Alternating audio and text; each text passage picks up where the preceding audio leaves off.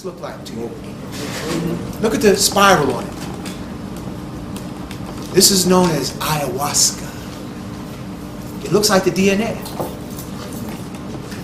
yeah. See the spiral? Yeah. In ancient Hemmitt and pre-Islamic so-called Middle East, there's an herb that was used to protect against the evil eye.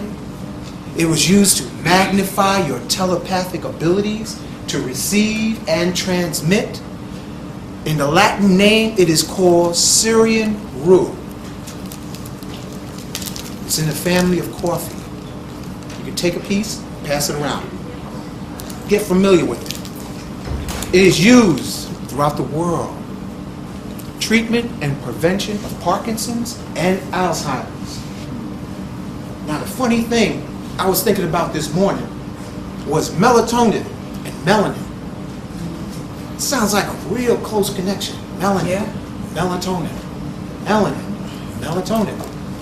This herb, when prepared correctly, amplifies the production of melatonin, which is the opening of the first eye. Your pineal gland needs certain herbs. This one is called Syrian rue. It is time, family. We got 2012 around the corner. It is time for you to start getting into certain sacred herbs that you don't have to worry about the police coming and putting handcuffs on you while you're cooking it over your pot. Because I know many of us are herbal shocked, concerned about that. This is legal. All right? You will find it in certain stores that are from Iran. It's called Esphand. E-S-P-H-A-N-D. So I'm going to pass this bag around. What's amazing about this herb is if you put a piece of it in your mouth and try lifting something of heavy weight, it'll feel lighter than it did before you put it in your mouth because it has concentrated light. The North African shamans, this particular herb was represented as a circle with the dot in the middle. Circle with the dot. What is that? In astrology, representing of the sun, the sunshine within. So with Esphand, African Ra, what the plant medicine told us years ago it prefers to be called, will also reduce bacteria and fungus production in the bloodstream. You can take this and place it, once it's prepared correctly, on the skin over your chakras for activation, to know without knowing. What happens with use of African Ra, or what is known as Syrian rue, or some people call African rue, is it puts you in a wavelength. Your mind becomes in sync with the pulse and the breath of Mother Earth. In other words, us thinking excessively, called beta state, we become stressed because we're not functioning from our first eye. We're functioning from our false eyes and false operating system. With 2012 around the corner and beyond, it's time to upgrade our operating systems. It's time for all of us everyone here is into computers, right? Raise your hand if you're into computers. Just about everybody. So you understand what I mean when I say operating systems? Yeah. In other words, the way we're thinking is quickly becoming obsolete. We have to become intuitively fluent. That is what will save us. Knowing without knowing, like many people who turn away from going to work the morning of 9/11 because their intuition said, go home. Yes. Don't come to work. Those who rationalize, use their analytical left brain saying, I got bills, my child's in school. They overridden their primal, superior knowledge. So they went and fulfilled their destiny, unfortunately. So each of us are able, with certain herbs. Now you can combine African raw, with tobacco. This is a nice intro. This is Sacred Herbs 101. All right, we're not going to get deep into ayahuasca. That's another chapter at another day. But it's known as the vine of the soul. It's a spirit herb. I'm going to pass this around so that you can feel it, sense it. And for those of us who are sensitive, connect with it. This is, again, African raw, or is known as Syrian root. It looks like small little beans.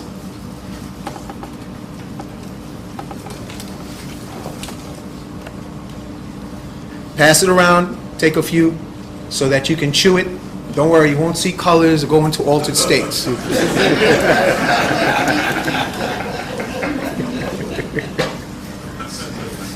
Tobacco has a history throughout the world. I'm holding on to this. You got some energy in here.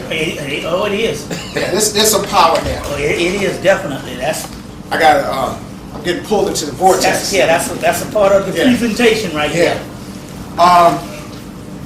Tobacco is used as the opening of your awareness to come into the awareness of your heart.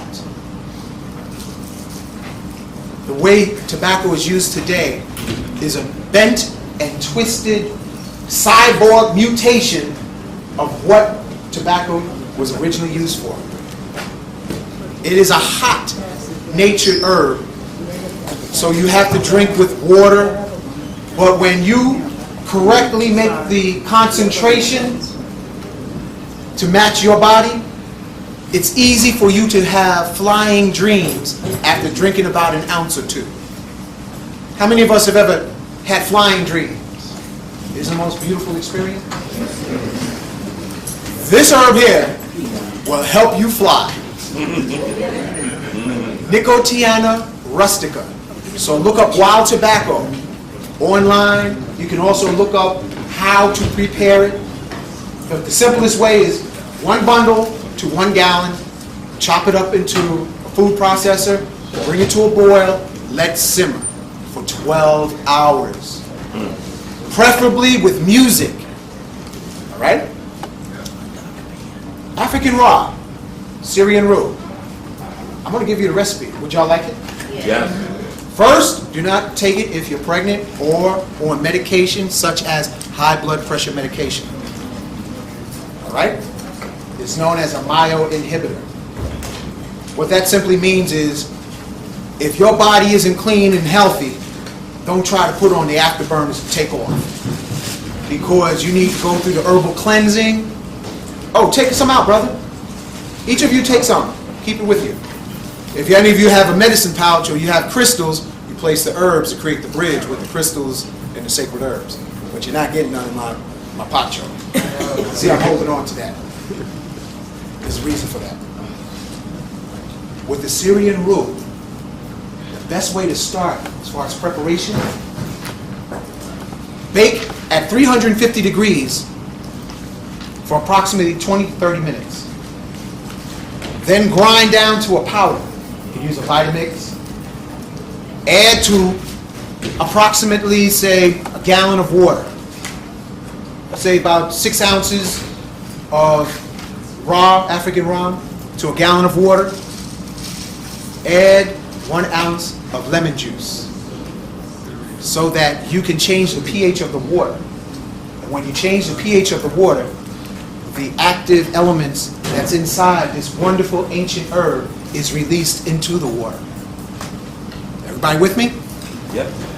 What this will do with regular use, and it was also used by Michelangelo, Leonardo da Vinci, the mystery schools of ancient Egypt, the shamans of North Africa, it allows you to extend your awareness. So I have available at my table some, not much of it, available in the pineal gland tea. The balance of the herbs are used by Shaolin monks to hear the one-hand clap, to quiet the mind, because often living in the concrete jungle, in the canyon city, our minds start to become overwhelmed with the snow of electronic pollution. Can I get ashe? Okay. The electronic pollution affects us to be randomly thinking thoughts, experiencing energies, because we are in touch with the low frequency vibrations. By drinking certain sacred herbs such as African raw, such as wild tobacco, you can allow yourself to be raised above the frequencies that are harmful, such as cell phones, such as the computers, such as being in the subway system. So, when I began my journey in self-discovery, the first herb that we used to have ceremony with, that was done for thousands of years throughout the world, is tobacco ceremonies, in the form of tea, not smoke. Some people throughout the world use smoke, but the majority of indigenous people have used wild tobacco in the form of tea. Following herb, again, take your time, get familiar with it. It is an amazingly wonderful herb that you can add a little bit of honey to sweeten, and some may even realize it tastes similar to coffee. But don't drink a whole lot, too much. When you're getting acquainted with herbs, family, you take a little bit, start with 2 or 3 ounces, stay indoors, don't go clubbing. Take the time, treat the herb as a sacred friend. Get acquainted in the quiet with gentle music. That's what I want to share tonight, this afternoon. Yes, I do have bottles. Oh, no, can I do that? Yeah. Alkaline like nature design. But before I jump to the quartz, is there any questions about the herb? African raw? Everybody took the notes they wanted? For 1 gallon, 1 ounce of lemon juice, no more than 2. Otherwise, you're going to have some African raw lemonade. And then you'll be sharing some of that, and people will be wondering why. See a trailer behind their hand. Why some people might feel, drop the inhibitions a little more. You don't want to go there like that. A lot of us are experiencing emotional stress. We are literally, some people are walking around a living time bomb. And when given certain sacred herbs in a high enough dose or concentration, it's like somebody opened up the trap door and all that stress, back pressure, from not being expressive, starts to rise. You don't want that. Start easy. Okay? We all have times that we have to go out and scream. So if you really want to hit it heavy, once you get familiar with it, go to the beach, to the park, so that you're not in your apartment and you feel so good that you start to scream and holler and somebody calls the cops thinking, there's problems in the house. I'm speaking from experience. Right? This is all experience. No smoke. We already smoke if we're living in New York City. You're smoking right now because the air coming through those filters is dirty. You look up at the air discharge ducts, you can almost see the soot. So you smoking right now while you're sitting in this lecture hall. Believe me, I'm real familiar with that air supply coming into this building. Right? Other city buildings. So, that is an overview, basics 101 of wild tobacco, African raw, known as Syrian rue. Okay? Now, moving to the blue quartz bottle. My motto for the bottles is called alkaline like nature design. Simply put, where's all glass from? Sand. When you look at a particle of sand, what do you see? Crystals. Every ocean is surrounded by what? Sand. On the bottom of the ocean is sand. On the sides are quartz, rocks, and the surface, along the edges of the beaches, sand. It's quartz. Every river is surrounded by what? River rocks. On the bottom, on the sides, you go to the Hudson River, you go to the East River, for us locals, you will find huge quartz boulders sitting along the river's edge. And if you, as a kid, you might have sat on there with your bicycle behind you, like I did. It's crystal. New York City is mostly crystal. They still don't understand how the air is ionized in New York City. It's ionized from the quartz in Manhattan, in Brooklyn, Queens, Bronx. Quartz ionizes not only the air, but it alkalizes the water. Quartz, activated quartz, activates water to become alkaline. So if the lights go out, and those of us who are fortunate enough to buy an alkaline machine instead of a car, used car, you can go back to your quartz alkaline bottle. Now, quartz activated glass is the material that I use in the bottle. What that simply means is I put it through an electrical process to awaken the dormant crystal molecules in each bottle. So that when you place water inside the bottle, it will immediately, at the speed of quartz, crystal technology, as you find in your computers, as you find in your wristwatches, as you will find in future transportation, as you will find in our brother Abdur's crystal jewelry. Raise your hand, brother. He does laser alkalinity with his quartz jewelry, activating the quartz with laser technology. That's cutting edge. So that's why I got to give him a shout out. Y'all give him a hand. Genius in our community. Laser is concentrated light. You have to feed crystals to activate them. Crystals used to be fed by a woman's sacred moon essence discharge. You don't take crystals and just use them and snatch them like a Borg off Star Trek. Y'all familiar with Borgs? Half machine, half man. We've come to take and not give. We will assimilate you. Resistance is futile. What you would be considered are the outlaws of the Borg society. Can you got that? Yeah. Got it.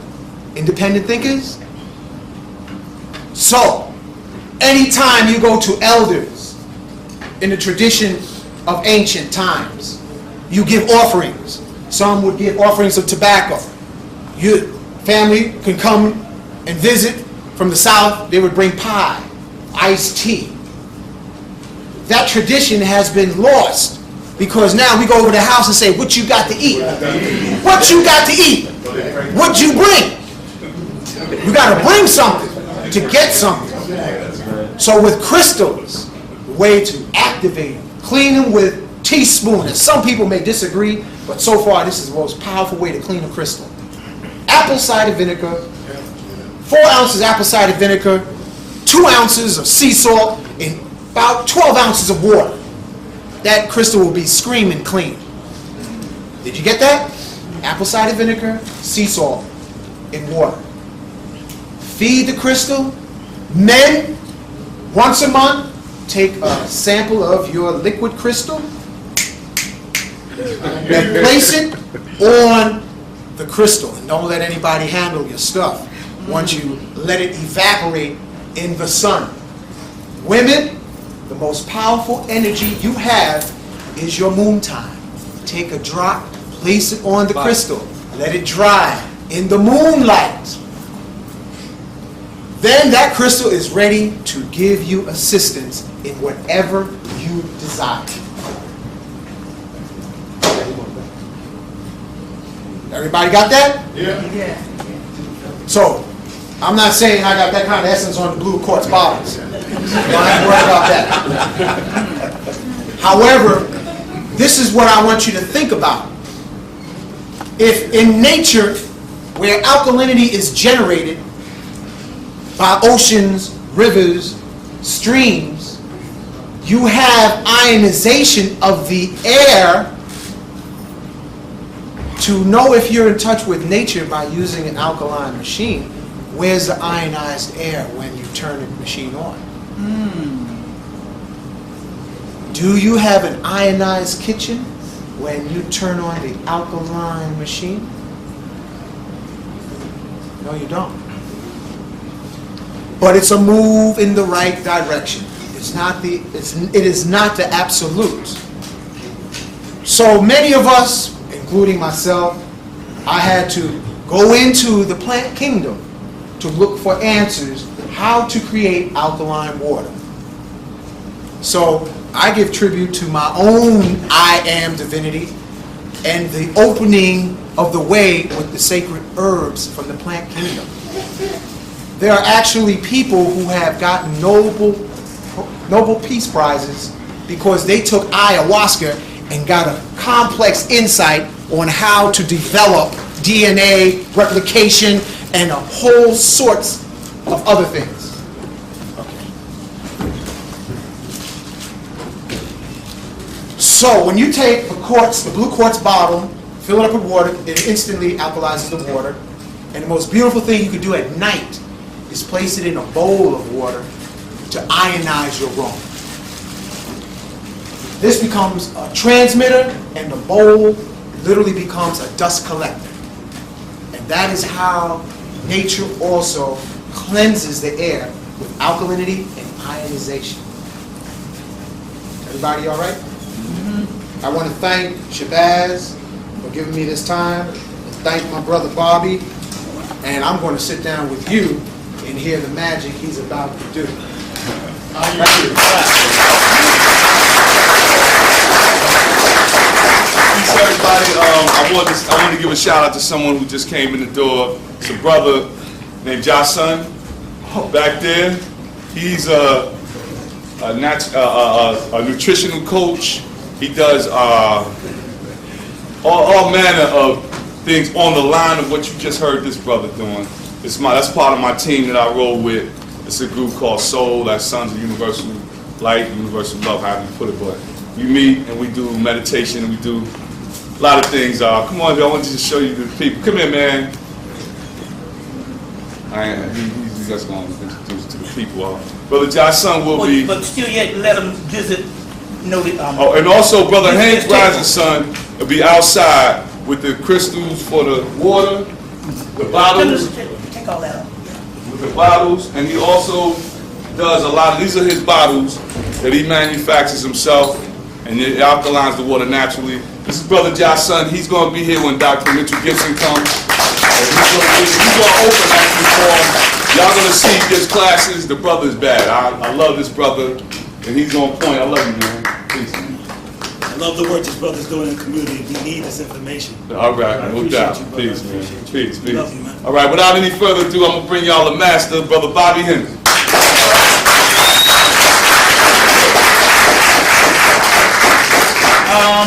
Since we're dealing with the pineal gland, this is what came about a month ago, like in a vision.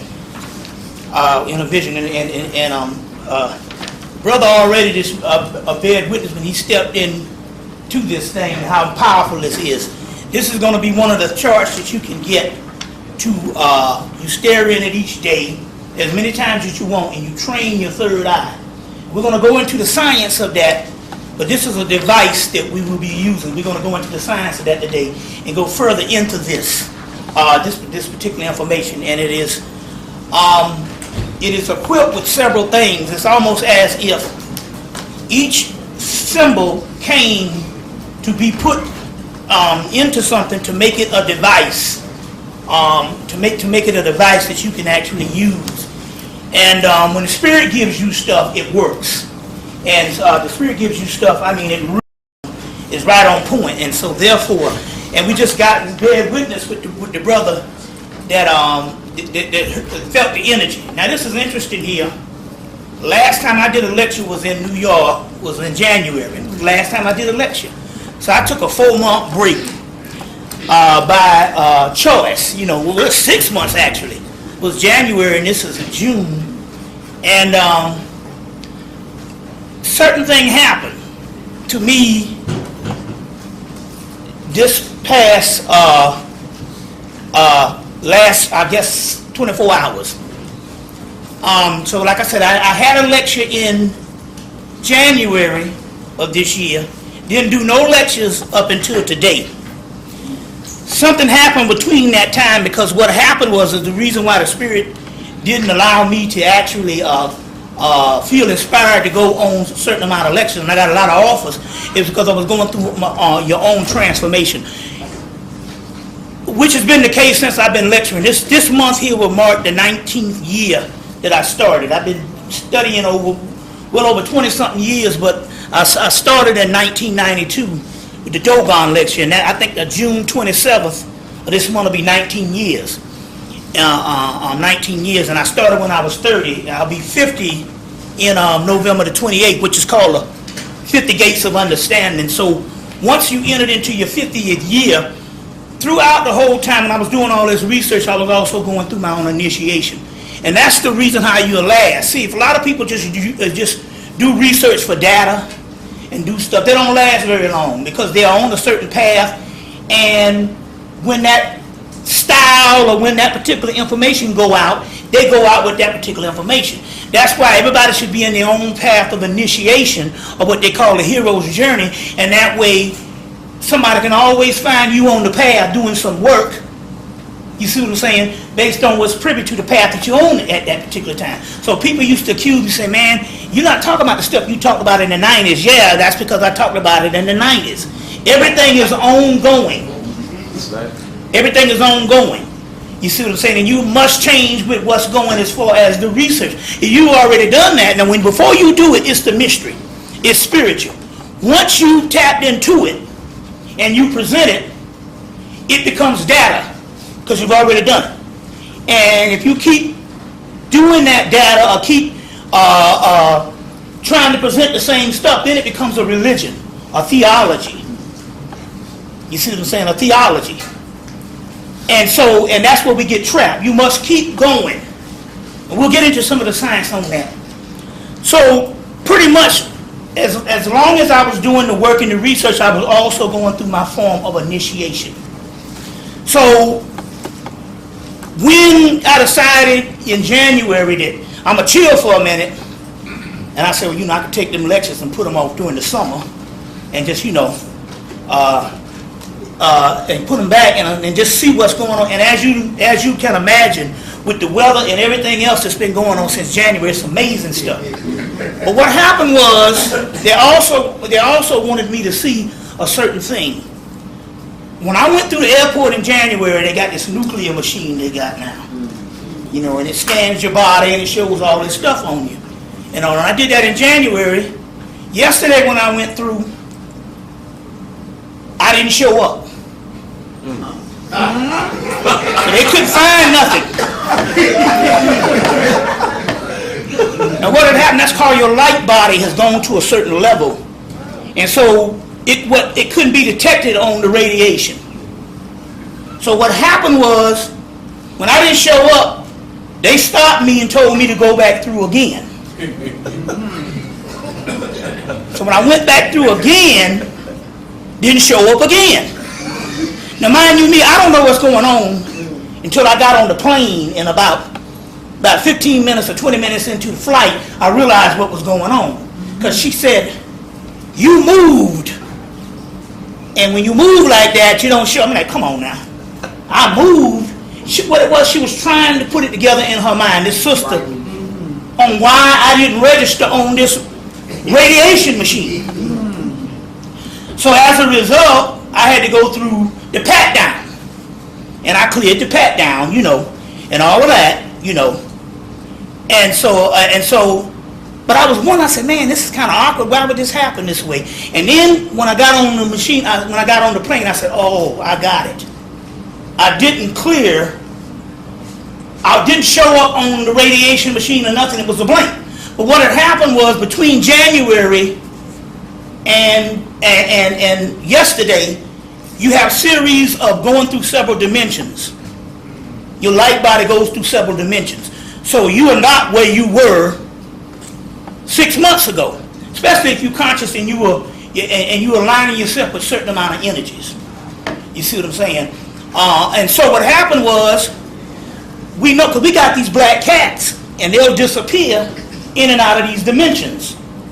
So what I didn't realize was when they was disappearing in and out of dimensions, me and my queen was disappearing in and out of dimensions, but for some reason, because we live such a physical life, a lot of times we are someplace and still thinking we someplace else. So when I went through the scanner, I was in another dimension, I was in another world. And so Linda was like, well, when you go through this time, you know, so these people don't put you on some checklist. So look out, Mr. Superman. Materialize yourself before you go through. Before you go through, materialize yourself. So the point I'm trying to make here is, this is in the same alignment with these tornadoes that come out of nowhere, and all of a sudden these tornadoes are looking like nuclear bombs. You see what I'm saying? And they're trying to make all these excuses about some warm weather and all this kind of stuff in the jet stream and all that bullshit, and they know what time it is. You see, because when the one hit Alabama, it went from Tuscaloosa to Birmingham. And they knew what time it is. When that hit, Barack Obama gave his birth certificate. That hit on a Tuesday or something. Barack Obama gave his birth certificate. And the next thing you know, they're taking down Bin Laden. You know, Bin Laden died in 2001. They wouldn't even have a villain and blow up a building and have somebody living that can get caught and tell the truth. You know what I'm saying? So these are programs that they put in for mind control. You see what I'm saying? For mind control. So there's things that's actually happening. You see, and the next thing you know, the whole Bin Laden thing comes out. If he had his birth certificate from the beginning and knew it, why didn't he present it from the beginning? Because you got to realize these things are a series of programs that's used to make news and used to distract people. And then when they get the distraction to a certain point, then he'll come out with the birth certificate, or they'll come out with Bin Laden. You see what I'm saying? After literally 11 years. You see what I'm saying? You see, or 10 years. So you got to look at things like that and understand the same forces that brought the tornadoes and brought the earthquake in Japan is the same things where we are changing dimensionally. We're going to get into some of that. We're going to get into some of that as we go on. But right now I want to we're dedicating this lecture to the Sister Hatshepsut or the Sister Bert Lockett or Alberta Lockett. Now she made the transition. Now I went to go get a transparency, but the machine was down, so I have the actual picture. But I'm gonna put this on. I'm gonna log this into the actual camera, so the people in TV land, when they get it, they can see. This is a picture of Alberta Lockett, or what they call Bert Lockett. This is her mother, and this is Dr. Ben. Now this was at Bert's 70th birthday back in 2003. I think she would have been, not 2003, 2007. She would have been 74 on her birthday this coming December. This coming December. This is her mother that died maybe about 2 years ago, and Bert grieved for like 2 years. Sometimes you gotta let stuff, she grieved for like 2 years. Sometimes they say the grieving process is supposed to last a year. She grieved for like 2 years and made the transition. Now, I don't know nothing about no water or nothing like that. I'm just going to tell you what she was saying in the hospital room as a coherent person. And so we're going to have to let the water experts hash that out. I'm not a water expert, you know what I'm saying? I fuck around and drink a Mountain Dew on your ass in a minute. Now, I am an expert on this stuff right here. Alcohol. But she claimed that the Kenyan water killed her. Nobody wasn't hearing it. So, like I said, but I did know she grieved for a while, and certain things came to a head. You see what I'm saying and all, and I did know that she really, grieved for a minute over her mother making the transition. So, you can't just make statements, but my point here is, we do have Hank Rising Sun, we do have 2 other water experts that's going to appear on the Raspberry Remix, or what they call a remix, which is the Sister Blues show. And so in the next couple of months, and they'll hash out what the deal is, you see, on this type of thing here. But what we do know, like he said, if the electricity shuts off and your machine, you can't get your machine, because there's several of these alkaline machines, you can pour water in this bottle. And I bear witness to that. You see what I'm saying? You can pour water in this bottle and stuff, and he has those bottles out there on the table. But what makes this woman so special is this woman is responsible. Number one, she's responsible because Valentine had been doing work in the community for years. But she was the one she was the one that actually brought Valentine out. Because it was 1994, she had Deborah Blair to come speak, and she had Valentine to open for Blair. And after that, you see what I'm saying? And then after that, there's Henry DiBernardo. She was the first to bring me here. I started in 92. She was the first to bring me here in the spring of 94.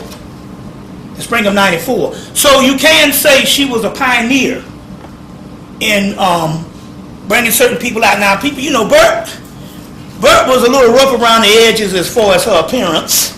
But then again, that's one of those goddess things, like a Sheena Master or a Kali or a Oya. You must try to understand and profile the process of different entities we have. And that's why we don't need to judge people, because the simple fact, everybody's not supposed to be the same way. You understand what I'm saying? And we need certain people to appear a certain way to deprogram you. Now it's interesting because this is the god Ganesha, what they call Gana Ishu. So Ishu is the god of the opening of the way, or the god of the crossroads. In India it's called Ganesha, but Ganesha is broken down in Sanskrit as Gana Ishu, which means that's African in origin. You see what I'm saying? African in origin, and you have an Indian elephant or Asian elephant, and you have an African elephant, which is bigger, but nevertheless there is this connection. One of the things they say is the first people to he's the most popular deity in India, and the first people to accept him as children. Children can look at things and be at awe with it, and they're the first to accept Ganesha. You see what I'm saying? Adults have a little problem with a big-bellied, elephant head man with several arms, because we are trapped into certain design to make us judge. You see, it takes a lot to break down an adult, you see what I'm saying, to use a certain definition of what they're experiencing, or to gain a certain definition of what they're experiencing. It's just like a brother. Like I said, I went to college for years, and not because I was so academically inclined. It's just that I used to take at least 12 hours so I could have a place to stay. 3 hearts in a cot. You see, so I was up in there about damn near 8 years up in that baby, just living, taking my classes and shit. So nobody can't tell me nothing about the world of college, but I did remember this thing. One of the brothers that loved my work, and he didn't reject it. You got some people just out reject it. He was trying to understand this metaphysical thing,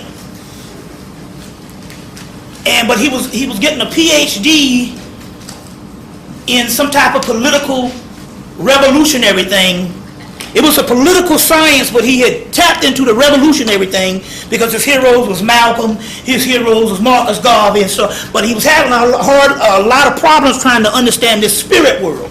And I told him what you have to do is you got to deprogram your mind. You've been trained to be a left brain prisoner, and you're going to have to deprogram your mind to the point whereas everything that sounds bizarre, everything that sounds weird, just accept it for a month, and everything that sounds logical, rational, and make common sense, look at that as the weird. Because what you're trying to do is deprogram or trying to shatter these different patterns that we make for ourselves. So the problem here, and it's just interesting when we talk about this Sister Burt. Now you will see this when you get the tape. Some people approached me. Burt brought me in the fall, at early winter of 1994. She then again brought me in the summer of 1994, and a group of people from First World approached me and said, you know, we like your work, we know you're doing, we recognize the scholarship. We want to bring you to First World, but what we want to do is, in some kind of way, we want you to try to distance yourself from Sister Hatshepsut, because she is not socially accepted by a bunch of handkerchief head niggas. And I said, no, I'm not even going to play that game. You see what I'm saying? The Spirit puts in your path who's supposed to be in your path. It's up to you to accept it and deal with it. And as a result, she was able to bring all the metaphysical stuff. You see what I'm saying? She was able to bring a lot of the metaphysical people through, which the First World people at that particular time were still dealing with the historical thing. Now don't get me wrong, we're not saying one is different than the other. It's just that we got to understand there's different categories. But too often what we do is each person wants to level the other person's thing. So as a result of her being on the fringes and the outskirts, she would be a person that would be caught up into something that somebody was saying that was a little too liberal, and she don't want to alienate the people that's so-called conservative within which they deem to be reality. You understand what I'm saying? So by her being in the fringes, you see what I'm saying, and she was also in the life, if you know what I mean by that type thing, you know, on the you know what in the life is. We talk about sexual alternatives and stuff like that. By her living this type of lifestyle, sometimes it frees you. You understand what I'm saying? That you don't have to be on lockdown to please the status quo. You see what I'm saying? Which in all honesty might be hiding in front of themselves. You see what I'm saying? Like that. So that's one thing about her, but she made the transition, and we wanted to give a shout out to her. We also, I'm going to pour the libations, but we also want to give a shout out to a master by the name of Kenneth Grant. Now, Kenneth Grant, it is said, now let me give you the history on Kenneth Grant. Kenneth Grant is a British occultist, or a British scholar. He's probably known as the greatest British occultist to live. Why? Because they give a lot of praise to Aleister Crowley. What Kenneth Grant did is Aleister Crowley received these transmissions from this Egyptian, ancient, African deity called Aiwass, in his historical form, a deity called Ankh-Nakhonsu, which on his funerary tablet is a tall black man. You see what I'm saying? And dark-skinned man. Later on, he received these transmissions from this guy in 1904, and they did the book of, and basically he gave him the transmission of the Book of the Law, which is like the last chapter of the Egyptian Book of the Dead. Some people say, well, why would they give it to Crowley and give it to these white folk? Well, black people in 1904, you understand what I'm saying, was just coming off the farms. You see what I'm saying? Right. And the Africans, you see what I'm saying, was right in the grips of colonization. So sometimes things is given to people, you see, to carry on the work because we're not able to do it. And that's what we did. We did it as the Moors when we carried all the stuff up into Spain. So that give them the information, they can preserve the information, so when we come out of our sleep, we would have the information. So this is why in 1904, Aiwass, which came to Aleister Crowley and gave him this, but what Crowley and them did, Crowley was very in love with Masonic societies. So what they did is they coded a lot of stuff, other than the book of the law, by the stuff being coded, the teachings, it was lost because it was coded and hidden based on these Masonic societies. What Kenneth Grant did in the 1950s is he came in and what he did was he simplified it, and he released a whole lot of secrets, especially with the release of his book Magical Revival in 1972. The reason why you don't know about him and the reason why he's not as famous as a lot of occultists now is because Kenneth Grant did one of the things that was done in 1907 by Gerald Massey. He said it all was black. And when he did that, he became persona non grata to the occult world. Just like Gerald Massey became a social pariah to the academic world of the Egyptology world, which is still today one of the greatest Egyptologists to ever live, is Gerald Massey. Is Gerald Massey. Ancient Egypt, Light of the World, the last book, Book of the Beginnings, the second before the last, and Natural Genesis, the first. And believe me, you can look at these things to this day, and this stuff, and his last book it's been over 104 years since his death, because the last book came out the same year of his death. We're talking about Gerald Massey, Light of the World, and it is just as advanced as it was. You see what I'm saying? When he put it out in 1907. So Kenneth Grant was one of the other people by his. Well, the first book he dealt with Africa. The second book he dealt with Africa. By his third book, Cults of the Shadow, he went all African. And after that, and all this Egyptian stuff, and put it back into black. Now history is repeating itself as of the last 2 months. We're going to get in that in a few minutes. But after that, he became the persona non grata, and what that means is persona non grata means person ungrateful, social pariah, outcast of the occult world. Now, unfortunately, well, one thing is fortunate. Since he made the transition, on the last time I lectured, which was Martin Luther King's birthday. What's that, the 25th? The 15th. So he made the transition on January the 15th on Martin Luther King's birthday. I thought that kind of fitting for a man that became a social pariah because he said all of this stuff is black. So he was in his 80s when he made the transition. Now, one of the keys here with that is when he made the transition, the books was already high. So most of these books now is starting at $400 too. He's got nine what they call Typhonian trilogies. And from those 9 Typhonian trilogies, most of them are starting at $400 to $1,300, $1,200. Fortunately, his first book, Magical Revival, is out. He put it out about a year or two ago. What is it, about $50? 60 or 70. So fortunately, his first book, Magical Revival by Kenneth Grant, they put it back out, and you can get it available about $60 or $70. And believe me, that's cheap, because the other ones, $400, $500, $1,000. You see what I'm saying? A lot of other people, some of his students that was inspired by him is Peter Moon, Pyramids of Montauk, Black Sun. These are people that's inspired by Kenneth Grant. A new book out was one of his people that's inspired by him, and you could get your access to these. This is $16. This just came out.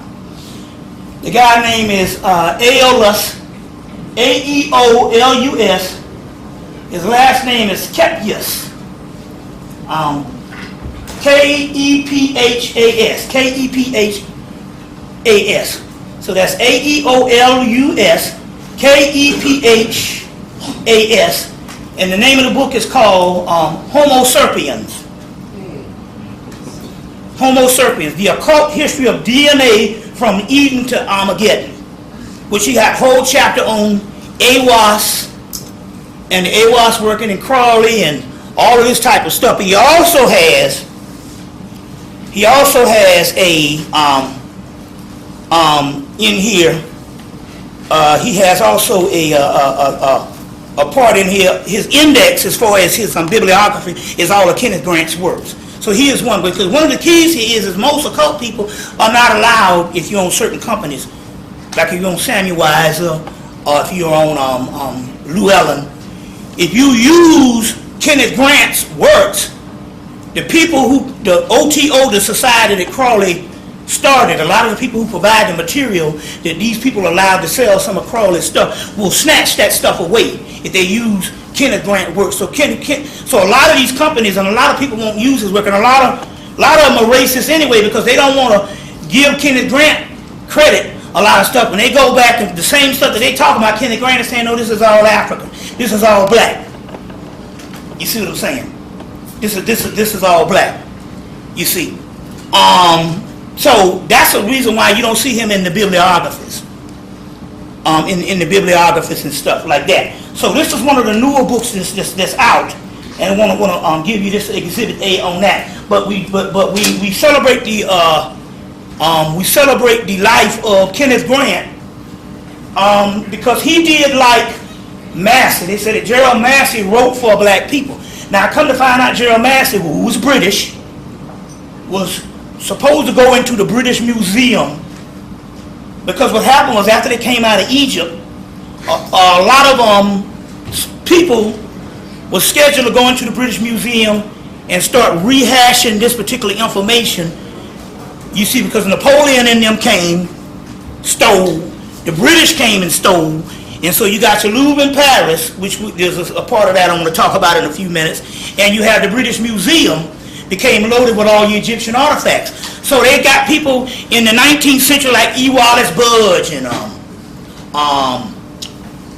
Adolf Ehrman, several people, there's a lot of them from the 19th century scholars, went in and basically just saw things that was white, saw things that was black, and just excluded the whole racial aspect of it. So all of a sudden the Egyptians come down, they don't have a culture. You see what I'm saying? Yeah, they say they're in Africa, but they omit the aspect of African people. So Gerald Massey was scheduled to go in. He was a visionary. He could look at stuff and it's called transvisionary, because he was a clairvoyant and all that, so he could actually not only he knew hieroglyphics, but he could also not only translate what he saw, but he also could get transmissions and put stuff back right. But before he went into the British Museum, the goddess Sekhmet came to him and said, number one, you are of the black race. And number two, do not flinch when you go in the British Museum and this stuff comes up African. Print what you know. And that's how Gerald Massey became the outcast. You see, same thing with Crawley. I got a transmission from one of the Sister Ty City. She said, you know he was black. I said, I had a little trouble with that. But then I started reading his last book he wrote, the Book of Thoth, and he talks about this obscure race I find myself trapped into, find myself among. And so, so what you'll find out here is not only because there's all kind of information coming out, but not only are these people here scheduled to do the work to make sure that this particular work is make sure this work is tell her to close the door, because that distracts me. Not only are these people put forth to relay this information to us, but these people are also of our bloodline a lot of times. You see, like, let me give you an example. Now, the sister Myra Moss did something in Baltimore where she's claiming, based on the mitochondrial DNA comes from the woman, that Barack Obama can't be black because his mother didn't come from the African line. Well, you can't really go by that no more because he's from Ireland. And that's your Druids. And this thing is muddled now. You can't go by just because the appearance of a person anymore. There's all kind of bloodlines, and come to find out that the European part of their history for the last 500 years is to hide their African bloodline. You see, that's why the Queen and all of them are real pissed because of that whole Queen Charlotte aspect, which the Moor screwed some British woman or whatever of the royal line, and Queen Charlotte, or Charlotte, North Carolina, was born black. And as a result, the British had declared war on Islam and everything. You see what I mean?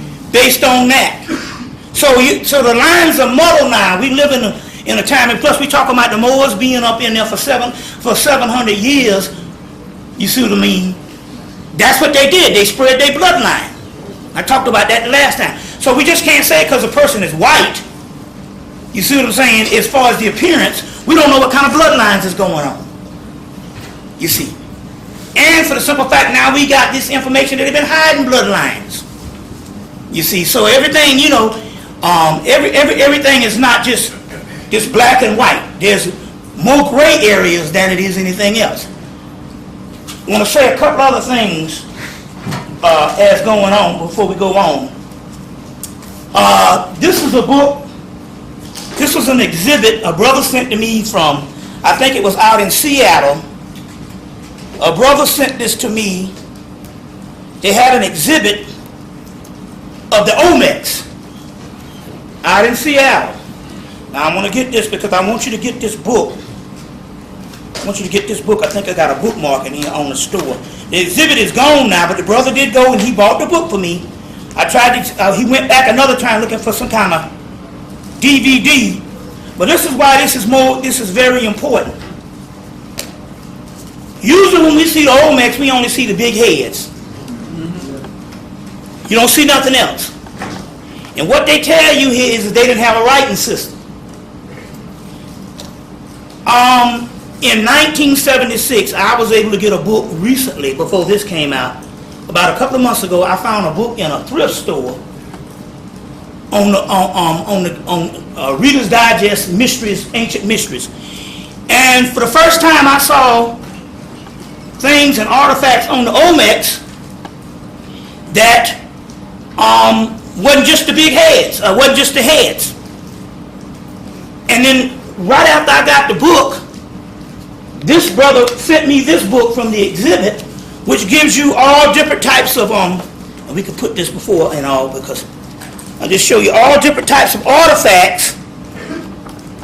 We could put these on there, all different types of artifacts of the Olmecs, you see, other than the heads. I'll pass this around after we get through. You see what I'm saying? So, be delicate to it. But what I want you to do here is it gives you all these different artifacts. But if you look real close, some of these artifacts got writings on them. They say they didn't have writings. And the reason why they can't really show you the writings is because when you see the Mayans, that's the Olmecs. It's another stolen legacy. You understand what I'm saying? When you see the Mayans, you see all of that, and you're thinking it's this culture. No, what they did was, for years, the people of that region, or the scholars of that region, they just basically separated the African heads from the writings and called it Mayan. There's no such thing. See, this is a big trick. So you got a whole civilization with the pyramids and all of that, but they decided, no, we can't change this like we did Egypt.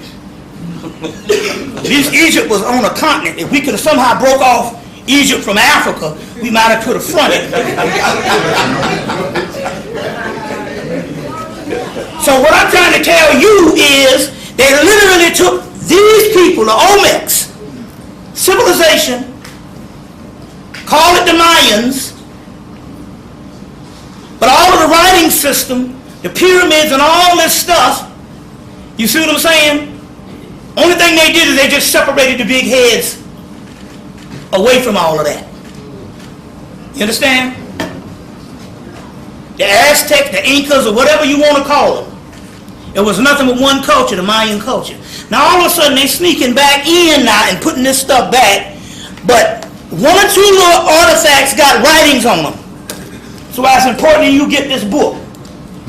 It's called Olmecs, Colossal Masterworks of Ancient Mexico. Now you're gonna go to the D Young D. It's a small D-E Young Y-O-U-N Legion of Honor museum stores. Let me see if I can find something else. Museum stores at, this is the way you can probably get the book. Museum stores, and it's that little ad, for the internet. FAMSF.org. FAMSF. So FAMSF.org. So museum stores at FAMSF.org. So you need to call and see, can you get this particular book called the Olmecs, the Colossal Masterworks of Ancient Mexico. You want to try to get this in, because the exhibit is gone. But it's ironic because after this left, it was followed by a Moorish exhibit. You see, so we need to reclaim, just like this is another form of stolen legacy, where they told you they didn't need no writing system. They did. It was called Mayan. You understand? So they systematically separated these things out to make a new culture. You know, to make a new culture. Another thing that the great brother C. Freeman L., the great master that passed back in 08, always said, when you see the pirates historically was none other than the Moors. Bottom line, no exceptions on any other thing. So we got to have a whole other history of the pirates, because what happened? The pirates was these renegades that lost their home. So like C. Primanel said, after they were ousted from Spain, they got on boats and stopped robbing and start taking stuff back. You see what I'm saying? Why is it that it had 3 pirates of the Caribbeans, actually 4, and there's a black presence in all of them? Last one, they was using voodoo. You see what I'm saying? You see, and a black presence in all of them. The point I'm trying to make here is, they know it. Why you think Johnny Depp has got dreads? You see, they're trying to tell this story that the pirates, why is it that the pirates were the Moors? You see, why Port Royal was the pirate capital in Jamaica that fell under the sea. You see what I'm saying? But yet Jamaica, to this day, is 98% inhabited by black people. So we have to go and try to understand this particular history and try to understand some things. Now I want to say this other thing, we're going to pull libation, but I want to get this out of the way right now. Now I don't want to try to spread no fear. I just want to give you fair warning so you know what you're up against and you can maneuver around it. One of our brothers that just that you know him, he appeared with me in Black Mental Illness 1, Black Mental Illness Predator Nation. Brother TJ, and he used to come here often, you know, and TJ was one of the most astute people in just filling out your paperwork, UCC, or whatever you want to call it. He was one of the best. As a matter of fact, he was so good to white boys would call him to Vegas to do their paperwork. And that's how he made a lot of his money. So some stuff happened. He did some paperwork, some questionable things that went down. And I'm not saying that he probably was some of the stuff was his fault, but one of the keys is They said he got a whole lot of time recently in January, right? But either before January or right after January, he got sent up the river. He got a whole lot of time. But my point here is, the amount of time they said he got, had there been a compounded thing based on an investigation of this. Now, TJ brought me to D.C. in January of '04, and that's when me and my queen decided to hook up. I had known her since I think I met her during the Million Woman March in Philly. I had done a lecture later on that night after the Million Woman March, so I've been knowing her for a minute. But after TJ brought me to D.C., and she was from D.C., we hooked up. That night, when I went back to TJ's house after the lecture, because the next day we did the black mental illness, he showed me these papers after the lecture where all of his stuff was signed off on by Colin Powell. You know, all this stuff here,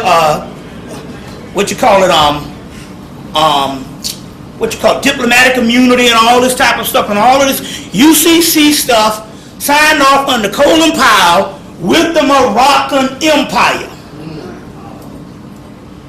Okay, so we're going to put it right in your ass. Because this brother was smart. This brother knew it. So some of you dumb ass niggas walking around with your little feathers on, half these niggas can't read and write, so you're going to be the first motherfucker go. If they got a smart person, he was so good at what he did that white boys used to call him out from around the country to come do their paperwork. And he sent up the real, I forgot how many years they say he got, close to 40 years. Huh? What? You said 8? I got damn near 40 years. It might have been the original 8, but what happened here is this other thing. Let me tell you something. So now, let me explain what's going on here.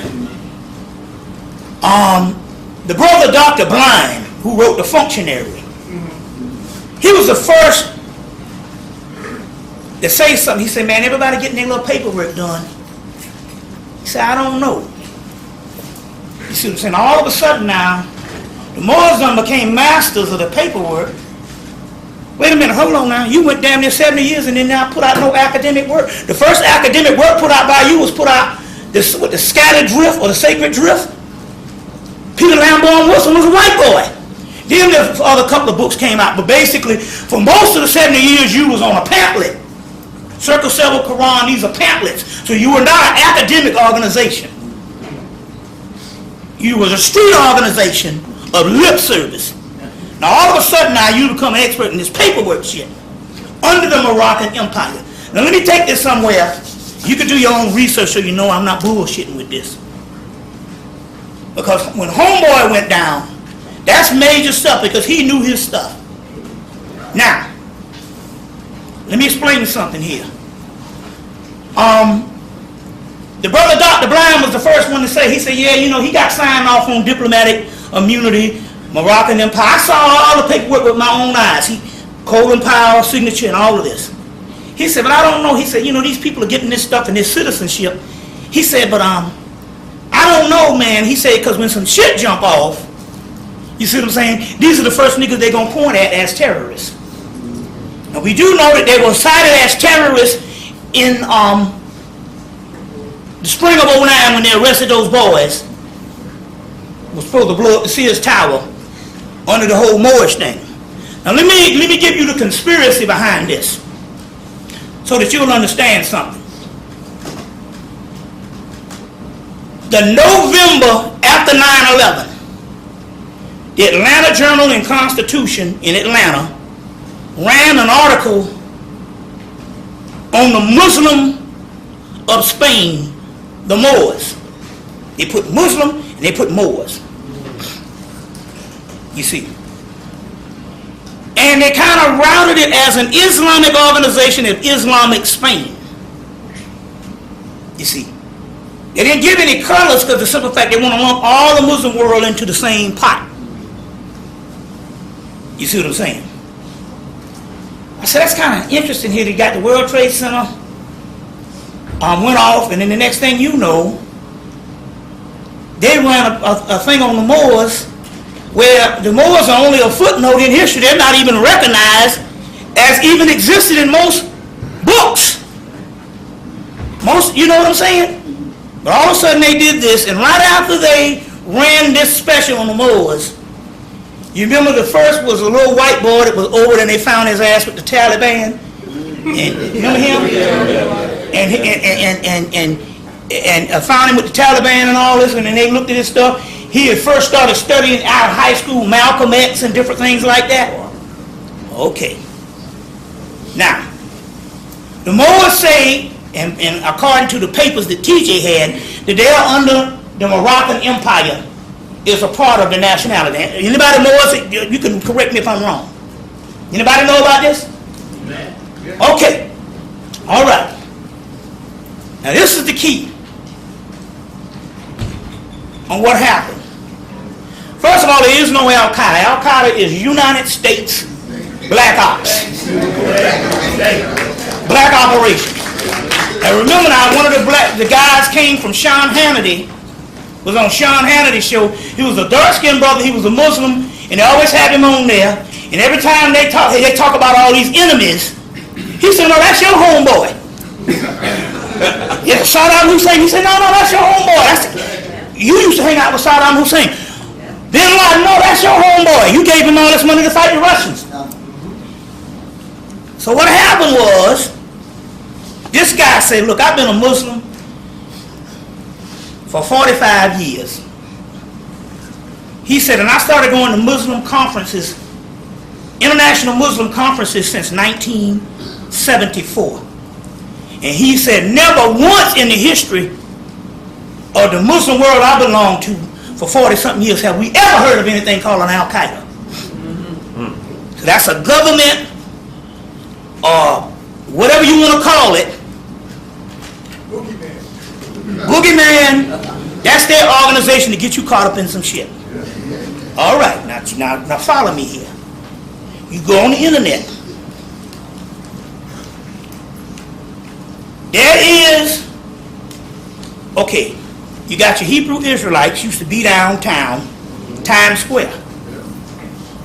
You go down there and spit on the ground, you get arrested. But these niggas used to go down there and talk shit about white people with the Bible and all that. And maybe the white man said, no, let them do it because we got to create this kind of thing so the people will know. You see, because distraction is a mother. Sometimes you think you working against them and you working for them. All right. All of a sudden, in the same place where the Hebrew Israelites used to be, the group of white Muslims, young white Muslims, call themselves Muslim Revolution. Write that down and go on the internet. Very key that you understand this, because this is a group that was started by the United States government. Muslim Revolution. And they talk junk. You know, Allah gonna kill you, kill this, and the hell with America. The great Satan America, to do the same stuff the so-called Bin Laden was supposed to blow up the buildings with. You must understand, nothing goes on the TV, not unless they want you to see it and direct you a certain way. They got white people, you never seen that Kenneth Grant, they even say anything about him. They got white people they don't even put on TV. So anything that's on the TV is there for a reason. So they got these white boys called Muslim Revolution. They went as far as to threaten the Southport people. You know the TV show Southport. They threatened them because they showed the Prophet Muhammad. And they said you're not supposed to show a picture of Prophet Muhammad. So they did a cartoon showing the Prophet Muhammad in their own way. And they got threatened. They got threatened so bad until the head of the Muslim Revolution had to flee this country. White boys, started by the government. Where did they go? Where's this guy that threatened the Southport people? He's in Morocco. Because the Muslim Revolution is under the same Moroccan treaty as the so-called Noble Ali Moors. Now you done had one form of terrorism that went down with these guys trying to blow up the Sears Tower. Okay? You had another form, and they got indicted and they got sentenced in I think March of 09. So now you got another part of this white group threatening South Park, and they got to flee the country, called Muslim Revolution, and all of these people under the same treaty. You understand what I'm saying? So be sure to note to be careful about some stuff, you see. And then you have TJ goes down from some stuff that might have went down or whatever, but they gave him enormous amount, not because of what he did, because of the Moroccan treaty. You see what I'm saying? So the point I'm trying to make here is between the white group, the black brothers that got sent down, and several other people, you see, you got to be very careful of some stuff that's going on right now. And lip service and being shown ain't necessary to deal the way things are going right now. And don't align yourself up no more than 2 or more people in God's name. So when it comes to organization, now you say what you want. Don't ask the question whether these niggas out here is criminals. They are. I don't give a damn if you Dr. York. I don't give a damn if you Nation of Islam. I don't give a damn if you Moors or whatever. Anything with an organization, and the organization might be tried and true, and it might have these ideals that's noble, but in that organization is criminals. You understand what I'm saying? And where there's criminals, you see what I'm saying, birds of a feather flock together. You see what I'm saying? Like Mama used to tell us, don't go downtown with some niggas stealing, because if they get caught, everybody going to jail. They don't sift nothing out. You see. You see. So that's what I'm trying to say here. This is what's going on. So I just wanted to do that because this whole thing that went down with with TJ. Now, a few things we're going to deal with right now. What I'm going to do is right now I'm going to spit. I'm going to spit this to the gods. We're going to call out the deities. We're going to call out the deities. One of the deities. Let's see if I got this right. One of the deities that we're seeing is reaping habit. Let's see if I got her overlay right quick. I got her overlay. Okay. This is another one of the books that we put this down right quick as an exhibit. Every now and then something happens. This is a book called Black Genesis by a white boy called Robert Bouval. He wrote a book called Orion Mysteries back in 1994. And as a result, a certain thing happened.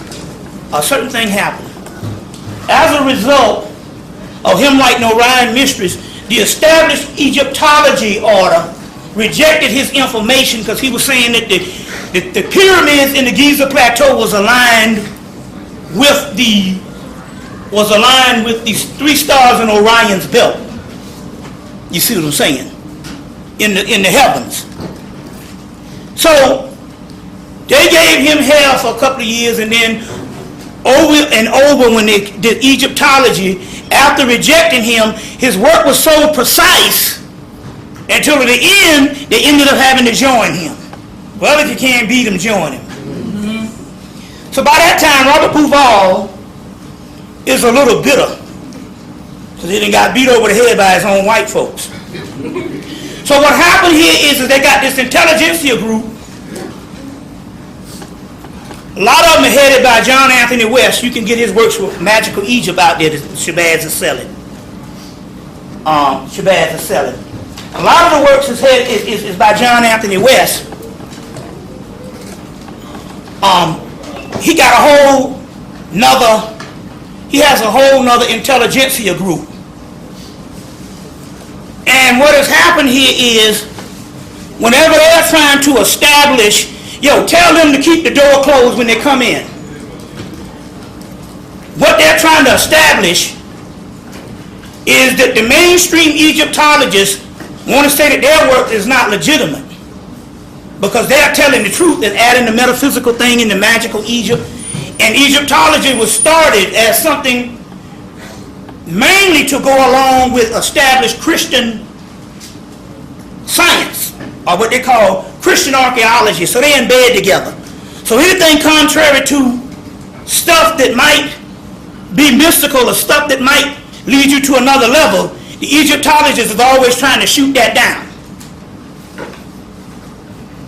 So they got, which led to another intelligentsia group to say, look, we're going to start telling the truth. So one of the guys by the name of, what's the guy? He wrote a book called Spiritual Technology of Ancient Egypt. Wachowski. Wachowski is his last name. Wrote a book called Spiritual Technology of Ancient Egypt. Edward Malkowski. Edward Malkowski. Well, he said, well, when we come out this time, see, despite the white boys, it's about like what happened with Prince Hall. Whereas, they had the Boston Tea Party. You see what I'm saying? And they was throwing out the bales, the tea. Prince Hall talk about this. And the white boys threw their charter to their Masonic order over in the Boston Harbor with the tea. So they had already inducted Prince Hall in England. So as a result, the British say, okay then, when you want to act funny, and they send Prince Hall's charter over, and Prince Hall, the Black Masonic charter, is the first charter in the United States. So every time they get a little fight, one person goes black despite the other. So Edward Malkowski, when his book Spiritual Technology in Ancient Egypt, they said, oh, okay then, when you all want to say that none of this stuff is this way and all the established one, they said, okay then. We remember a couple of years ago, the Afrocentric movement had already re-blackened all this stuff with the major scholars. So when he wrote his book, Spiritual Technology of Ancient Egypt, Malkowski put in there Stolen Legacy, Sheikh Anta Diop, Gerald Massey, who they hate. He loaded them all down. You see? Even put Martin Bernard and all them in there. So sometimes they do this stuff to spite the other people. It's a family fight going on amongst white people. So the other one go, okay then, we going to do something. This is what happened with Black Genesis.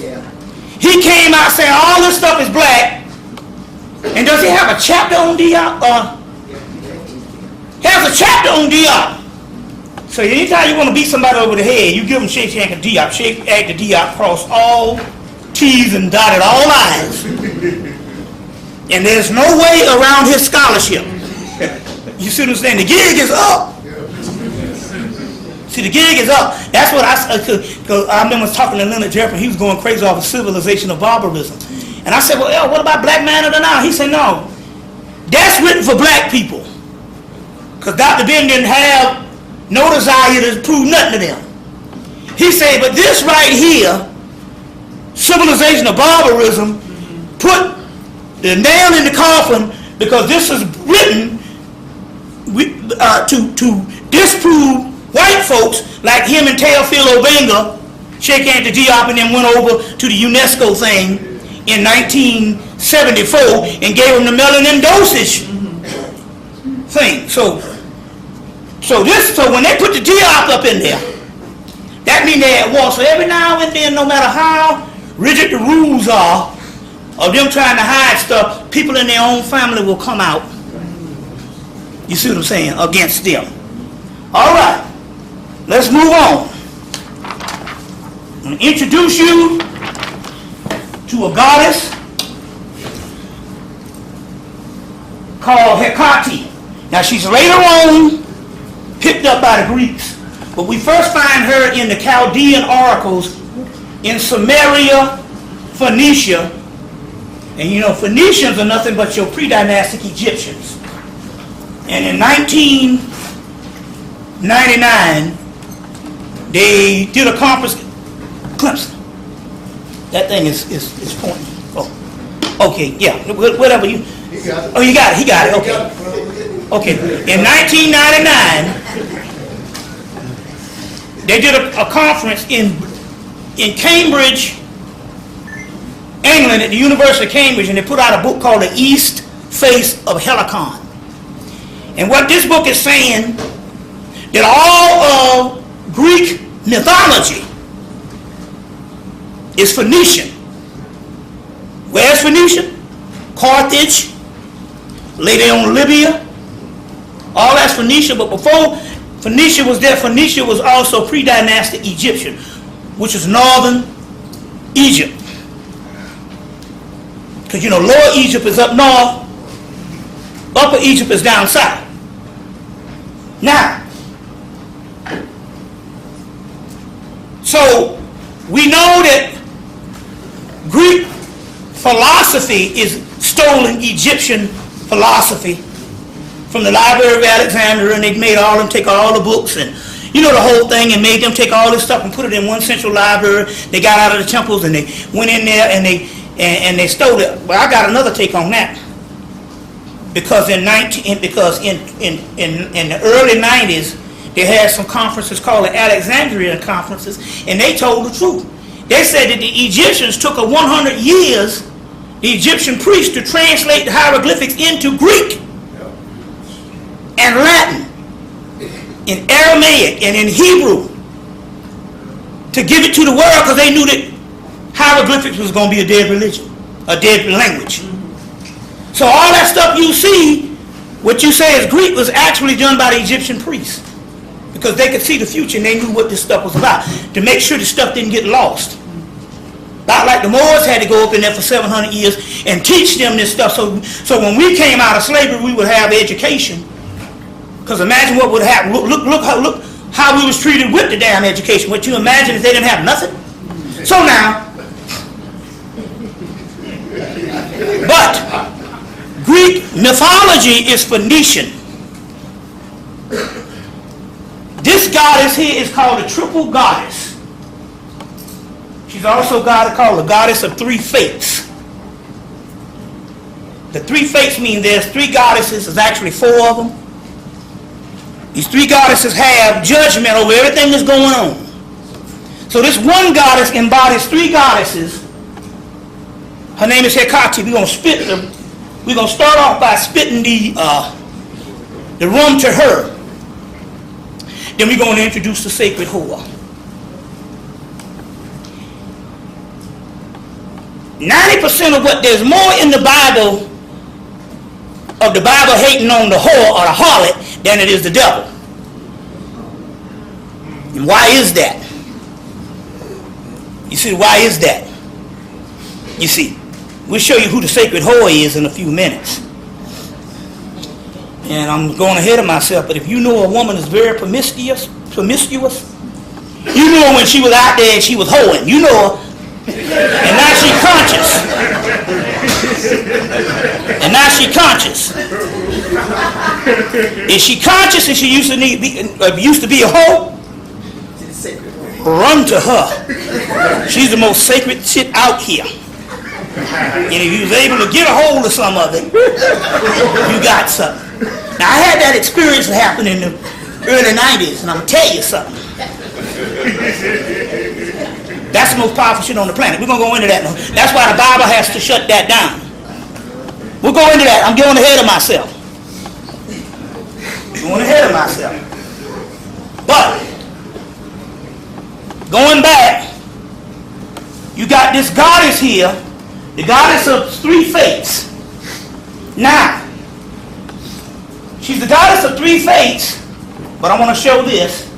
Then we're going to pour a libation to her. And we'll go back into this with her. This is the same goddess. She has a lion head, a cow head, and a goat head. She got a sword on. You can tell that she is not about she ain't about the bullshit. And I got a new book out. It's called, it's a new book out. You got to get it. I think it came out a couple of weeks ago. It's called See if I can find this thing. It's called Eternally Bad. Goddesses with an attitude, with attitude. And her name is Trina Robbins. Trina Robbins. It's called Eternally Bad, Goddesses with an Attitude. So now,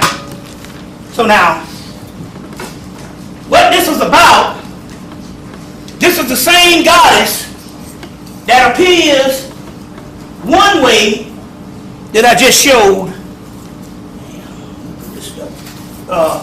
It showed you a few minutes ago as the triple goddess that I just took off and then lost that clip. Oh, here it is. As the triple goddess, this is the same goddess.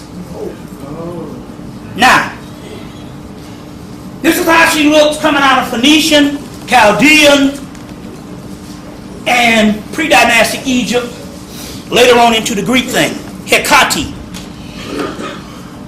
Hecate. These are two books that just came out on her. One is Hecate by Jade Saul Luna. Hecate 1, and then there's Hecate 2, Jade Saul Luna, The Awakening of the Hydra. That's the serpent. That's the Kundalini. You know, now let me explain what this is. Then we're gonna go into a libation. Now, this deity, amongst others, and we'll go in deep into this, is probably what you see when you see these tornadoes touch down and kill up everything. They say they've never seen anything like it. Now in West Africa, she would be Oya. You see, it's got the lion head, so in Egypt she would be Sekhmet. In India she would be Durga. What we're saying here is the badass goddess is amongst us. You see what I'm saying? And they know this stuff is happening. It's a centrifugal force of ultimate feminine energy, and we're going to get into that tonight because this has a lot to do with the third eye.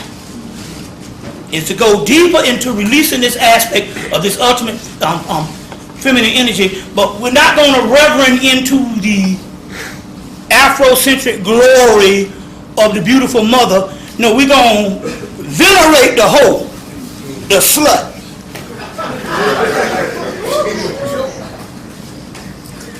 And something, if you're not taken over by religion, something that secretly every woman wanted to be, because every man want to be it. Right now, if you say, man, would you like to have a lot of women? Now they might say, well, you know, historically, they might say, well, literally, practically that would not work. But there ain't no man up in here right now that said if they had the opportunity, you see what I'm saying? They wouldn't want to be no Hugh Hefner. See what I'm saying? But what about if you're a woman and you didn't have the training to say that this was wrong? And somebody said, would you like to have a cadre of men? You might go, yeah. So you got to break all, what we're trying to do here is deprogram the mind for you to break all your training. Since you was a child, they told you, you shouldn't do this and you shouldn't do that. There's a book called Sexy Witch. Sexy Witch. Can't think of the woman's name, but write it down because you only need the thing. In the whole first chapter, they go into how men and the church shut down the women by telling them that their virtue, you see what I'm saying, is to be obedient to them and to be discreet. You see what I'm saying? Based on these virtues, that's the highest level. You see what I'm saying? And it's a whole system that's put down to put women in slavery. And it's put down to stop the most powerful and only force there is for transformation. That feminine, raw energy. I'm going ahead of myself. So we're going to spit the rum. We're going to spit the rum out. So to the goddess Hecate, and then we're going to go into different ones. There's one now that's being celebrated. I introduced her before in Brazil. Her name is Pombagira. I was saying Pombagira, but it's Pombagira. And here's a book that just came out called The Holy Harlots. The Holy Harlots. Let me get this right. It's called The Holy Harlots, but the name didn't come out when we did the overlay. It's called The Holy Harlots, and it says by Kelly F. Hayes. It also comes with a DVD, but it's in Spanish. This is coming out of Brazil, the Candomblé. Holy Harlots, and it says feminine sexuality and black magic in Brazil. And they worship a goddess. Now I got a picture of her too. I'm going ahead of myself, but I got a picture of her too, called Pombagira. And when we get into this stuff, when I find the picture, I will show the picture of her as this promiscuous deity. But anyway, all this stuff is coming out now because in order for you to gain true access to knowledge, you have to uncover every aspect of life that's done on this planet. So you can't just sweep stuff under the rug and take what you want. So if there's a sacred prostitute, you need to know about it. There's a book called The Sacred Prostitute. And what is this stuff about? I'm going to explain what this stuff is about, because it's going to leave the aspect of the slut, promiscuous aspect, and it's going to come into raw energy and science and formulas. You understand what I'm saying? And formulas, and how you can use them formulas. You see. And all this has to do with the pineal gland. But certain areas that's been suppressed for years, since the Judeo-Christian paradigm. So we're talking roughly maybe 2,000 years. You see what I'm saying? Maybe because the Hebrew thing, what it did do is what used to have a balance around in the ancient world of both male and female, they suppressed it, took the goddess out of the equation. You see what I'm saying? And that ancient primordial mother became Lilith, the enemy. You see. So they tell you in the most Hebraic scholars that they don't fear Satan, the accursor, because they know that you can't have God without Satan. These are talking about polarities. Their most feared deity is Lilith. You see. That the rabbi fears more. And here go again, because you're talking about the feminine principle. You see. You're talking about the feminine principle. But we have to uncover all of that at a particular time. So right now, we're going to put Hecate back up. We're going to put Hecate back up. We're going to start off with her. I'm going to start off with her. We're going to spit this rum and do the libations. And then we can finally start the lecture. All right. Ashe.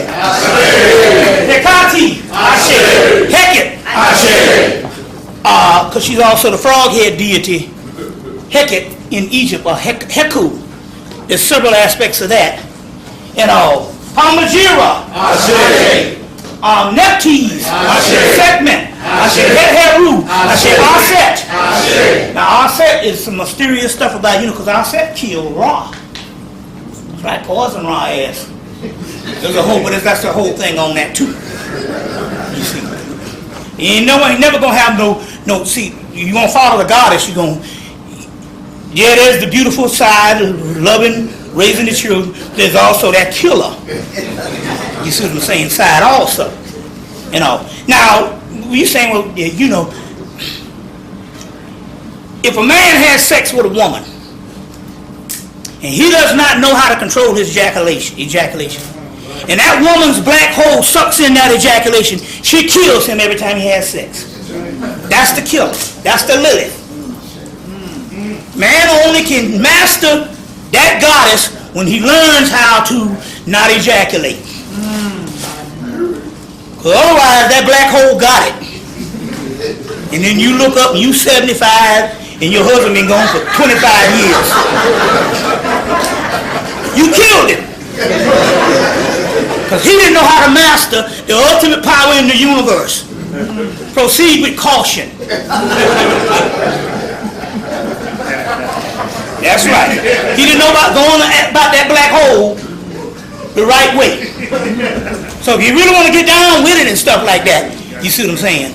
Whenever that's why, you know, the Bible and the different things after, you know, they wanted to shut down all that stuff, they made all that in the evil. See what I'm saying? She's the giver of life, but she can also take life too. You see what I'm saying? That's right. Anytime you bust a nut, she's just killed you. Huh? You see what I'm saying? In any kind of, in a certain way. We talking energy here. So you have to learn how to respect the energy. You see? So, Zarabanda, Alego, Oshun, Ogun, Yeminya, Oyo, Abatala, Aduwa, Oshoshi, Kali, Pan, Lakshmi, Urzulu, the fairy kingdom. You want to get in? That's your ancestors. That's your ancestors. And also check on these laws. Every morning we getting up, we hearing this damn rooster in the middle of Atlanta, downtown Atlanta. You know, we live in the city. We hearing rooster crowing. First we thought it was spiritual. I said maybe that's Zarabanda, one of them things. They got the rooster. Check on these laws because they might have them up here in you have to check and try to study. They might have them in Philly. They might have them in they got it in Atlanta, but they don't let you know about it. You can have in your yard so many livestock. Chickens. Guy had a rooster, he had a goat. You see what I'm saying? You can have so much livestock. Now I know some of you live in certain areas or whatever, but if you can find some dirt or whatever type, I don't know how it goes. If you so much live in a house, like Clinton Brown live in a house and stuff, so he could have some chickens, some goats. And they got these laws on the book, but that's the thing. Ignorance of the law is no excuse. They don't let you know about it. You see what I'm saying? And these laws are there so whenever the shit gets sick, you know, you can go out there and wring some chicken neck and keep on rolling. So we were out there, been hearing this rooster the last couple of months, and the guy cut our yard. We say, you heard the rooster? Yeah, we hear. He said, oh, that's Bob over on the next street he got chickens, he got goats, he got a rooster. He said that he get ready to kill that rooster. He ain't gonna be around long, so don't worry about him waking you up. He gonna be in the pot soon. The point I'm trying to make here is, when it comes to gardening, you know about that. Say you can get your garden and you can get all that. They tell you about that on TV, but they don't tell you that you can have so many chickens, so much livestock. You see? So I'm just trying to say, I don't know what the laws is up there, but do your homework and check on that, because I'm just saying anything is an option. Now you might live in an apartment, you might not, but what you can do is you can co-op with some nigga with a house, you know, and bring a few chickens over there and say, you know, hey, put a band around his foot saying, I don't eat my shit.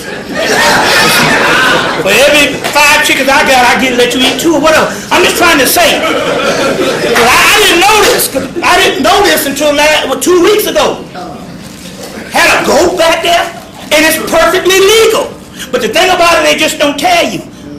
I guarantee you go out on Long Island, in them Hamptons or what have you. You see what I'm saying? It's that way. You see. Plus they use all that for that magic too. Okay. Lamb, Awas, Owas, Idos, Garabanda, El Cristo Negro, El Cristo Rey, San Simon, Los Spiritus and Tranquilis, Madre de Agua, Madre de la Luna, Mama Sholin, Ashe, Francisco C.H. Reyes, so La Santissima Peter Eamon, La Santissima Muete, Bass, Butchers, Ledoux, Soot, Setesh, Heru, Raheru Bahuti, Hamaku, Maya, Metatron, Metronet, Gabriel, Michael, Raphael, Daniel, Uriel. We want to give a shout out to one goddess. This goddess here, this same one, came back to the earth on March the 3rd. I got this information from Sister Marilyn here. Her name is Ariel, the Lion of God. And probably we're going to go into her science. All of this stuff that's been happening with this weather is this one goddess which embodies several other goddesses. So what this is, it's like the grand finale of all these goddesses coming together, but they're coming together under this Ariel, the Lion of God, which if you trace it back to Egypt, it would be Sekhmet. This is Sekhmet's wrath. You see, so we're going to give a shout out to Ariel, Serket, Niece, Nebabet, Uwajet, the three sisters, Nut, the great mother, Devi, Vishnu, Radha, Krishna, Hanuman, Ganesha, Dana Ishu, Simbi, Agwai, Dambalawedo, Adawedo, to all gods known and unknown. 1, 2, 3, start calling out your family members. One is passed on. Hemmitt family, Cheryl family, Davis family, Sister Berg. Call them out. Don't act like you shame of them and stuff.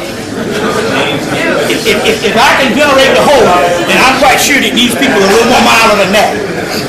Okay. So all ancestors known and unknown. Ashe. All right. Giving a few things right now. I'm going to talk about this. Like I said, this is a very powerful tool. Make sure you leave here with one of these today, because this is another one that was given by the Spirit World. Very powerful tool right now. It was given by the Spirit World. But for those people, I want to put my information up. For those people also that's in TV land, you can also catch me at 678-358-1055 for these stimulus packages and rare picture packages. I couldn't bring the picture packages, but I do have the purple disc, the stimulus packages. I also have the Ganesha CD that whenever you put it on, prosperity starts, because Ganesha is the opener of the way. Prosperity starts. And I also have a Sacred Cosmic Womb CD. Now, two things happened. The brother Jeff back here sent me some cosmic sounds that was recorded from NASA. But what I didn't know, about 2 months earlier, I received this Cosmic Womb CD. And I realized, because I thought that the Cosmic Womb CD, that they was making this stuff out of synthesizers, until I heard it and I realized that the Cosmic Womb CD, they actually use the same recorded sounds of space as NASA. So now what this thing is because we got the purple disc, we got this black dot, which we're going to explain, the magic mirror, and we have the Cosmic Womb CD.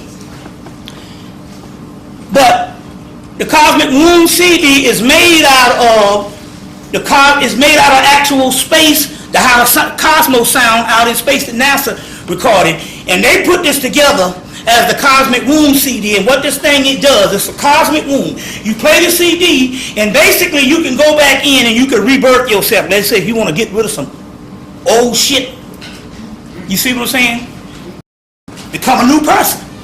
Well, if you go back into the cosmic womb, you can reverse yourself, you can heal yourself, and you can do a multiplicity of things with this. But the simple fact we're talking about the origin in the beginning. So we do have this cosmic womb CD. So we got the cosmic womb CD, we got the Ganesha CD, and we also have the stimulus package with the purple energy disc, or Tachyon energy, and we also have this, which we're going to get into as this magical mirror. Now, the brother already felt the power when he stood in front of it. That's the person. You saw that happen yourself.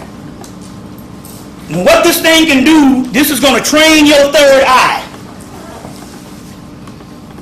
Now, when looking in your third eye, don't look for a Hollywood version of these visions. A lot of times, your third eye is open and it's going to come as transmissions and thoughts. And then the visions will come. But I do believe with this one here, if you get this, you're going to see the actual visions in this black dot, or this magic mirror, in a matter of weeks. And don't mess around and go get it laminated. You see what I'm saying? But right now you don't have to. But just take this and stuff, because the spirit world sent it. The spirit world sent it. And at the time, when the spirit world was sending it, brother called from Chicago, talking about a magic mirror. A couple of people called from all over saying, there's a magic mirror. This magic is called scrying, and all. About the magic mirror and stuff like that. So so the New Age people, you can buy a magic mirror, it might cost you $70.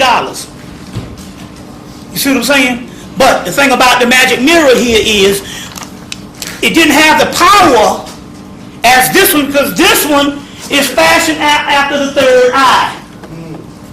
So let's get into some of the science right now. Y'all all right? Yeah. We're going to take a break soon, but let's get into some of the science right now on a couple of things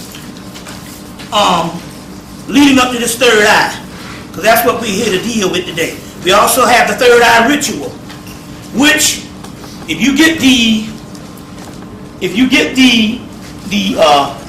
magic mirror, you also get the third eye. They, also coming down with that too, the third eye ritual. Some of you got it last time. Y'all all right? No. Yeah. Bobby. All right. Bobby. Now, Let me change the tape. change the tape. Okay. Things is happening. Let me give you a couple of things that's going on right now. Let me see if I covered some of these things. Like I said, I'll go into this later, or we can go into it now. That the Lion of God, which is his, me, and my queen in the British Museum, and right here we are with a whole family of segments. There was about 6 of them. I think by the time you came, there was only like a few of them. It was only like they took down about 4. They took down 2 of them. But a lot of times they just put them on exhibits around. This is one of the god Ganesha also. But we also, there's a family of segments up there. So now this Lion of God Ariel,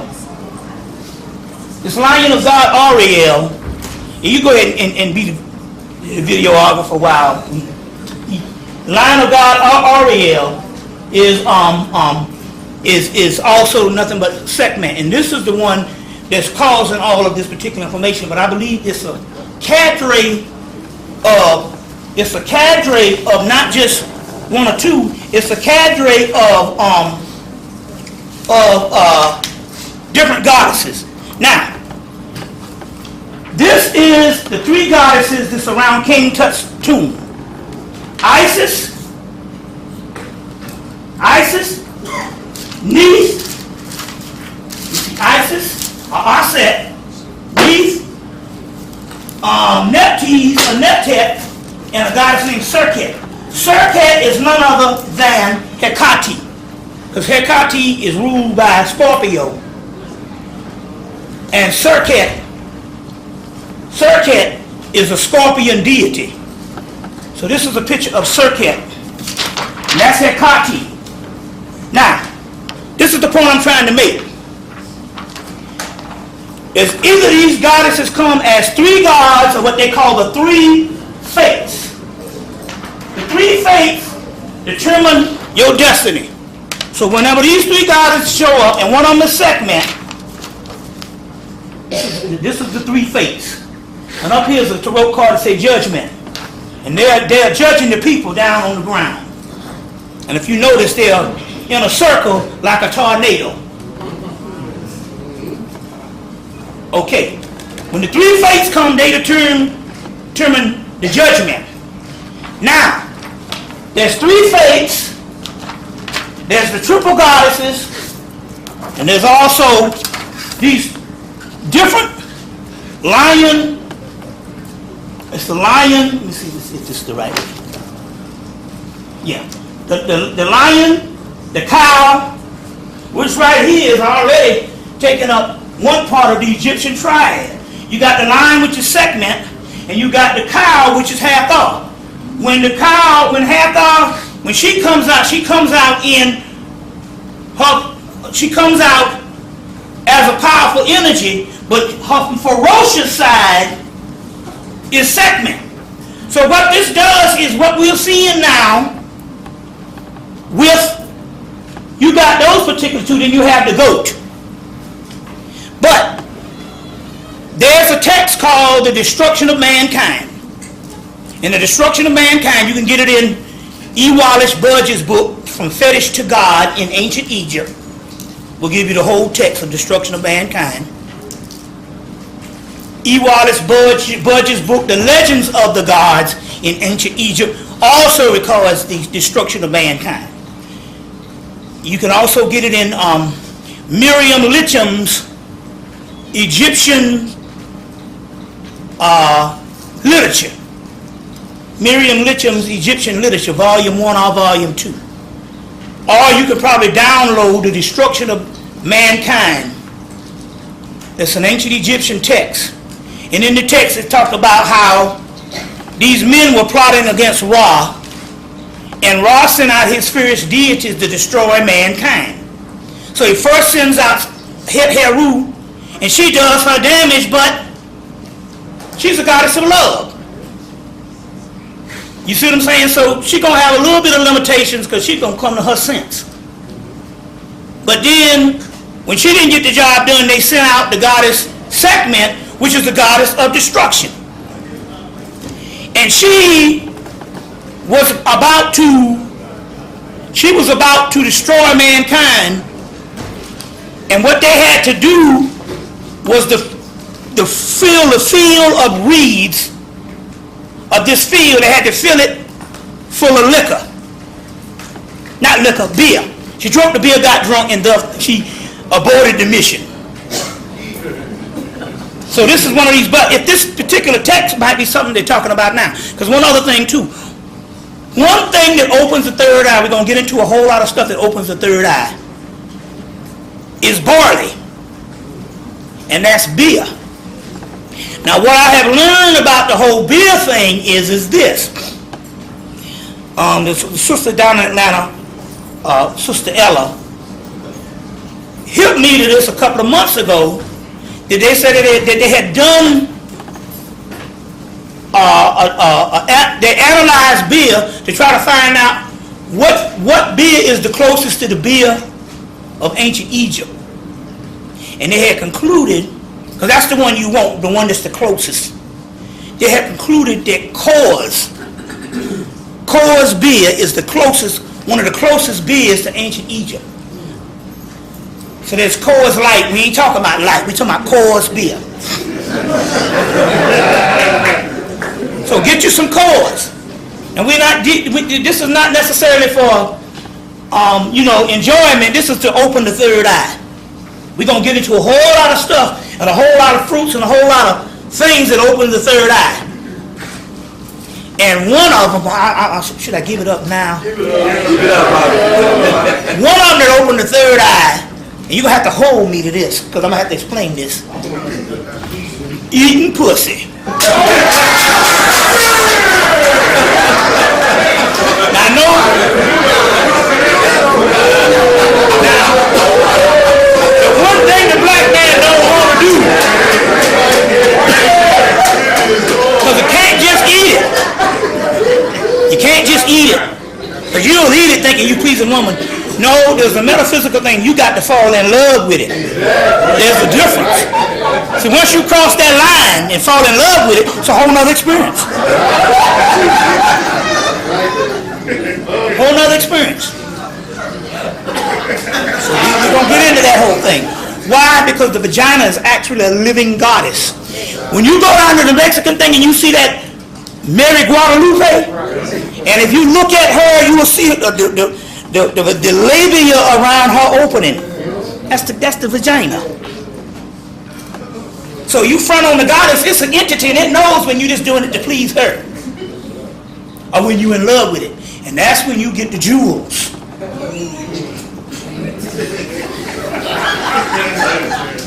Now I'm going to the science of this. But I tapped into it, and I went to another dimension, and I was in my house, and I didn't know where the fuck I was. We're going to go into this, so hold on now.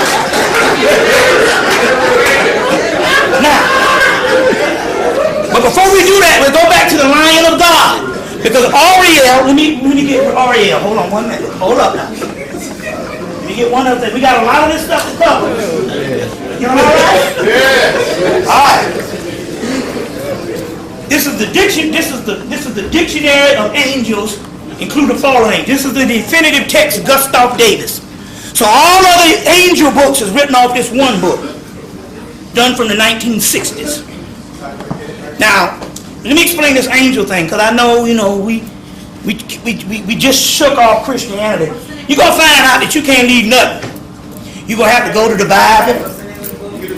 I'm going to get ready to give it to you in a minute. I got to get my gum. You're going to find out that you can't leave off nothing. Because there's stuff, like I say, you're going to have to go to the Bible for some stuff. The Quran, the Bhagavad Gita, whatever holy book. Don't throw a holy book out. The book ain't got nothing to do on how the religion fucked you up and treated you. Because there's other translations up in there. Okay? So don't throw the Bible out. There's got some stuff up in there if knowing how to read. It's like teaching you the secret of walking on water if knowing where the rocks are.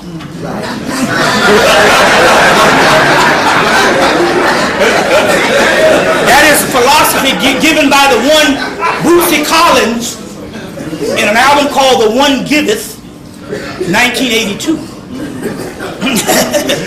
All right. Teach you the secret of walking on water if knowing where the rocks are. Do yourself a favor and watch the best TV show out. They run it back to back, Tuesday through Sunday. About 4 or 5 shows or 7 shows. Everybody Loves Raymond has got to be the best damn TV show. Anybody ever seen Everybody Loves Raymond? Trust me, get into this shit. Because this family thing here transcends race. You know people like this. Just trust me on this. Go to TV Land starting at 9 o'clock, sometime 10, and watch Everybody Loves Raymond. Because them Italians now, which ain't nothing but niggas. And watch the shit that go on in... How many people ever saw Everybody Loves Raymond? You hadn't seen it. And get into it. This show is so powerful until they took it and they made a version in Russia and all parts of Europe and stuff. You see what I'm saying? So that's the best show on TV right now. I'm talking about if you want to get into some serious pathologies, narcissism, idiosyncrasies, psychosis, watch Everybody Loves Raymond. Everybody got somebody like that in their damn families. You see, so you're going to find one of them. See, my grandmama was Marie to the 25th power. So my Marie is married to my grandmama. You see what I'm saying? You know, and I grew up rich. You see what I'm saying? Didn't know the luxury of not having. You see what I'm saying? You know, and I grew up real wealthy in a town of 6,000, and pathology didn't escape us at all. You see. Now, let me go in. I want to read this RL to show you the wrath that's upon us. Y'all all right? Yes. Ariel, meaning Lion of God. That's segment. Lion of God. The name of an angel in the Apocrypha, Ezra. So there you got your Apocrypha text. Those are some texts that. There's text that was taken out of the Bible, Conference of Nicaea, and then they got a whole Apocrypha that wasn't even added. That in the book of Enoch. Mr. Black Dot in the house. All right. Yes, sir. Yeah. No. We good. All right. We good. Yeah. We good. Yeah. Okay. Yeah. So it's also in the Apocrypha. It's also in a book called The Greater Key of Solomon by McGregor Mathers and the Graham Grimoire. The tracks of magic, they talk about the magic, where it's pictured a lion-headed goddess. Ariel is the name of an angel that is sometimes also a demon. Sometimes also a demon of the city, whence is called Areopolis. The demon of the city, which is called Areopolis. Now what they're saying about this here is not only, when they say, now you got to look at these in science, when they say not only is it an angel, but it's a demon, they're talking about different levels of its power. You see, a lot of this stuff that we think of spookism is these ancient priests put down as formulas. You see, to try to explain certain forces and elements. And you're looking at it as literal demons, and that stuff don't exist. There's only forces and intelligences. Some of them more powerful than others. So when you get the demon, you're just talking about it's like bleach compared to water. So when they say she's also an angel, but she's also a demon, but they say she is the God that sets over nature. So if she sets over nature, and she's the God that sets over nature as it flows on a natural path, she's also the God, or the goddess, that sets over destruction in the demon form. Just like the segment and Heru. Heru is the goddess of love, the cow goddess. So she's also, that's cosmic, that's that womb. Segment is the goddess of destruction, and obviously this goat right here is also goddess of natural forces.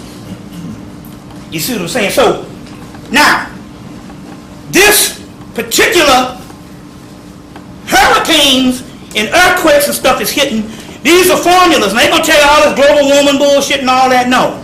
This thing touched down, and this thing looked like 15 atomic bombs hit. What's the name of that?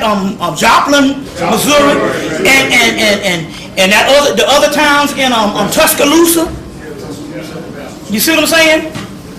These are the wrath of the goddess. Now, what happened in Alabama?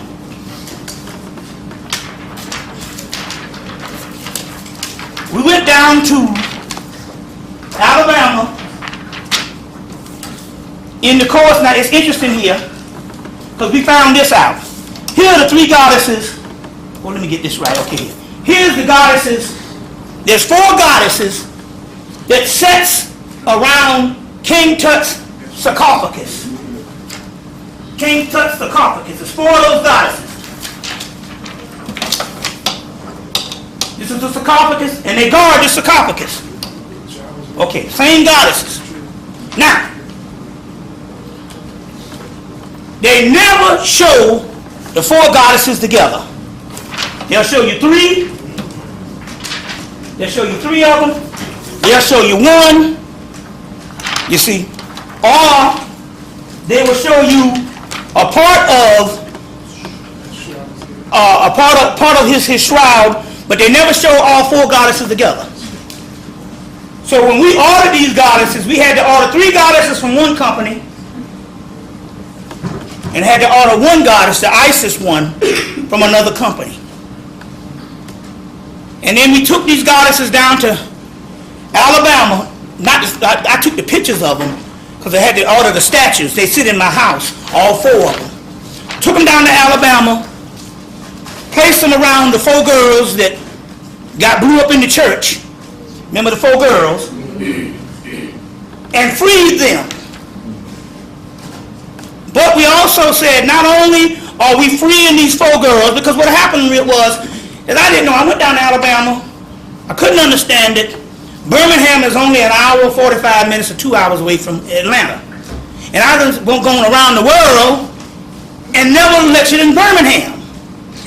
And so the day before I was supposed to go, they said, you never lectured in Birmingham because you had to wait from all of the 90s up until 2007 when we ordered the 4 statues to understand that the 4 statues was going to have to work as the magic to free the girls that got blew up in the church. Well, I didn't know until I got down there that everybody in Birmingham, Alabama said, well, it's known that you could ride by the church and the 3 girls are sitting, is looking out the window. And this is 40-something years. I think it was 48 years, 46 years since, I think it was 1963. And I did this ritual in 2000, the end of 2009. December of 2009. So, these girls was trapped in this church. It's like anything else, like you. C3 Manel say, you can go out in the street and get hit by a car, and it snatches you from your astral body so powerful until you don't know you're dead. You go home and try to get in your house, and ain't nobody home, and you can't get in there because you don't know how to cross through the barriers. And you don't know you're dead. Well, the same thing happened with these girls. The explosion was so powerful until it knocked them from their astral bodies. And all those years, they didn't know they were dead. They might have went to the funeral, they might have done something, but they still thought that they were alive entities. And they were, because the spirit is real. More real than the physical. So they was trapped in this church for 40-something years. So we went down. When I got to Alabama, I was going to do a lecture. When I got down to Birmingham, everybody said, well, it's known. Everybody drive out of church and see the girl standing up in the church. I said, well, I know that Christianity speaks against anything spiritual. So I can understand how Christians say, you believe in Jesus, you don't even supposed to believe in ghosts. You ain't never seen Jesus, but you seen a ghost. So I said, I can see how they could be hoodwinked. But you mean to tell me after 60-something years, nobody thought about getting these girls out of this church spiritually? And I go down one day and learn that the girls was trapped in the church, and everybody go, yeah, we see them all the time. So we go down before the lecture, and I put the 4 goddesses out, because like I say, they don't never show these pictures, all 4 goddesses together. We put them out, told them, release these goddesses. We call them Isis, Neith, Nephthys, and Serket. Release these goddesses, or release these girls. I say they are in turn going to raise you up, these ancient goddesses. You use your power to release them, and thus they energize you. 2 years later, this tornado hits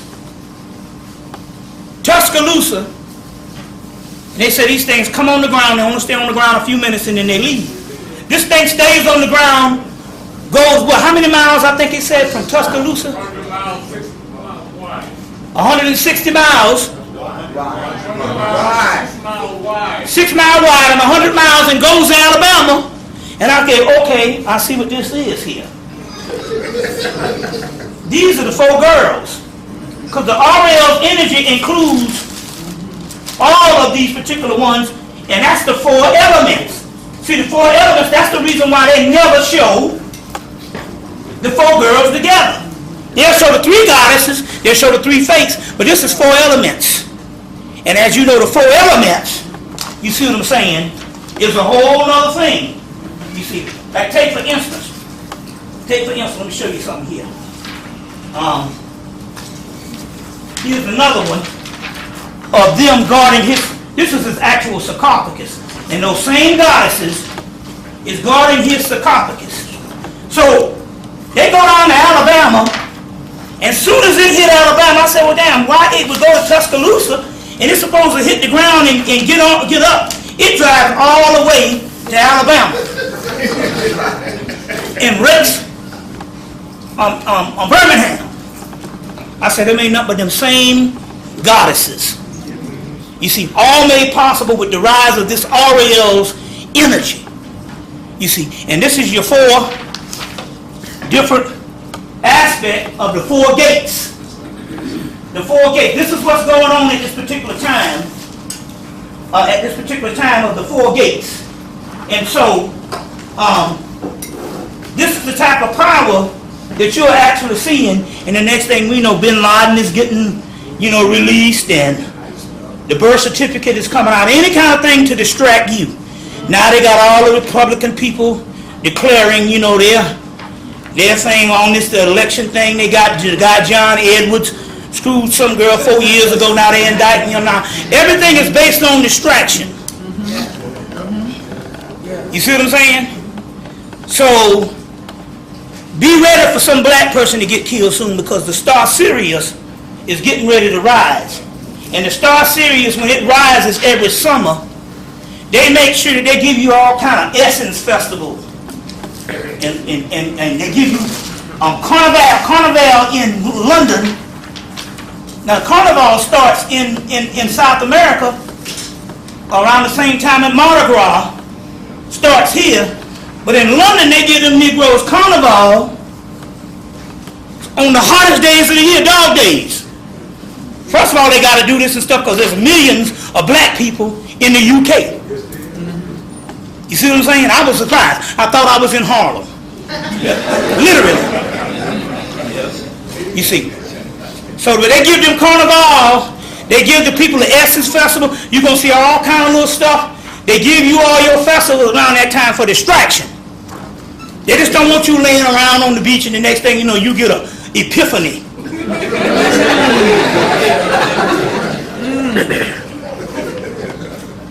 You see?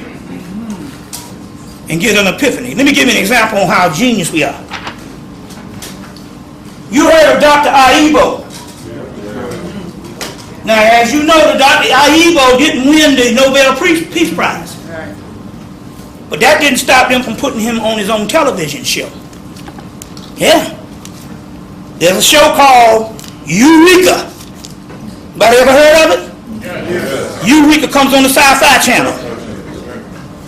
The first show, they tapped into tachyon energy. That's the purple disc that I'm wearing, which is also one that opens the third eye. You see, we got these for sale here too for the people who want the purple disc. So they tap into the Nikola Tesla's tachyon energy on the first show. But the guy who was messing with the tachyon energy created a wormhole that was getting ready to suck all of the earth into it. So this little disc that I got around my neck, they showing you on how powerful this thing is if it can destroy the earth. So the first thing they do, they got a little autistic black boy. And they got the best scientists in the world, and they trying to close this gate to save the earth, and they lose him because the guy who opened up the wormhole, part of the equations, got blown up when he got blown into another dimension and opened his wormhole with the tachyon energy. So what they had to do, there was a little black autistic boy that writes equations on the ground, and they brought him into the lab, and I think he's 11 at the time. They brought him into the lab, and he's trying to figure it out, and he can't get it, and somebody said, oh, lay the black boy down on the ground because he does his equations on the sidewalk. They laid it down on the ground of the lab, and he figured out the equation to stop the doggone black hole from killing the whole Earth, or the tachyon energy from sucking the whole Earth up. You see, little black boy 11. Then on one of the shows, the 11-year-old boy figures out the unified field theory, which is Dr. Aibo's thing. So what they did, they had used the same little artistic boy. He figures out the unified field theory. Thus, they tell the story of Aibo in the Eureka, and you can get all of the Eurekas on box sets. That's how you have to do now, so you can get all the stuff. But the top scientist there is played by Joe Martin. He's the grown person, and he's also black. Also, Sally Richardson is a and everything else. You see, you know her when you see her. So, what I'm trying to make here is that they tell the story of Dr. Aibo in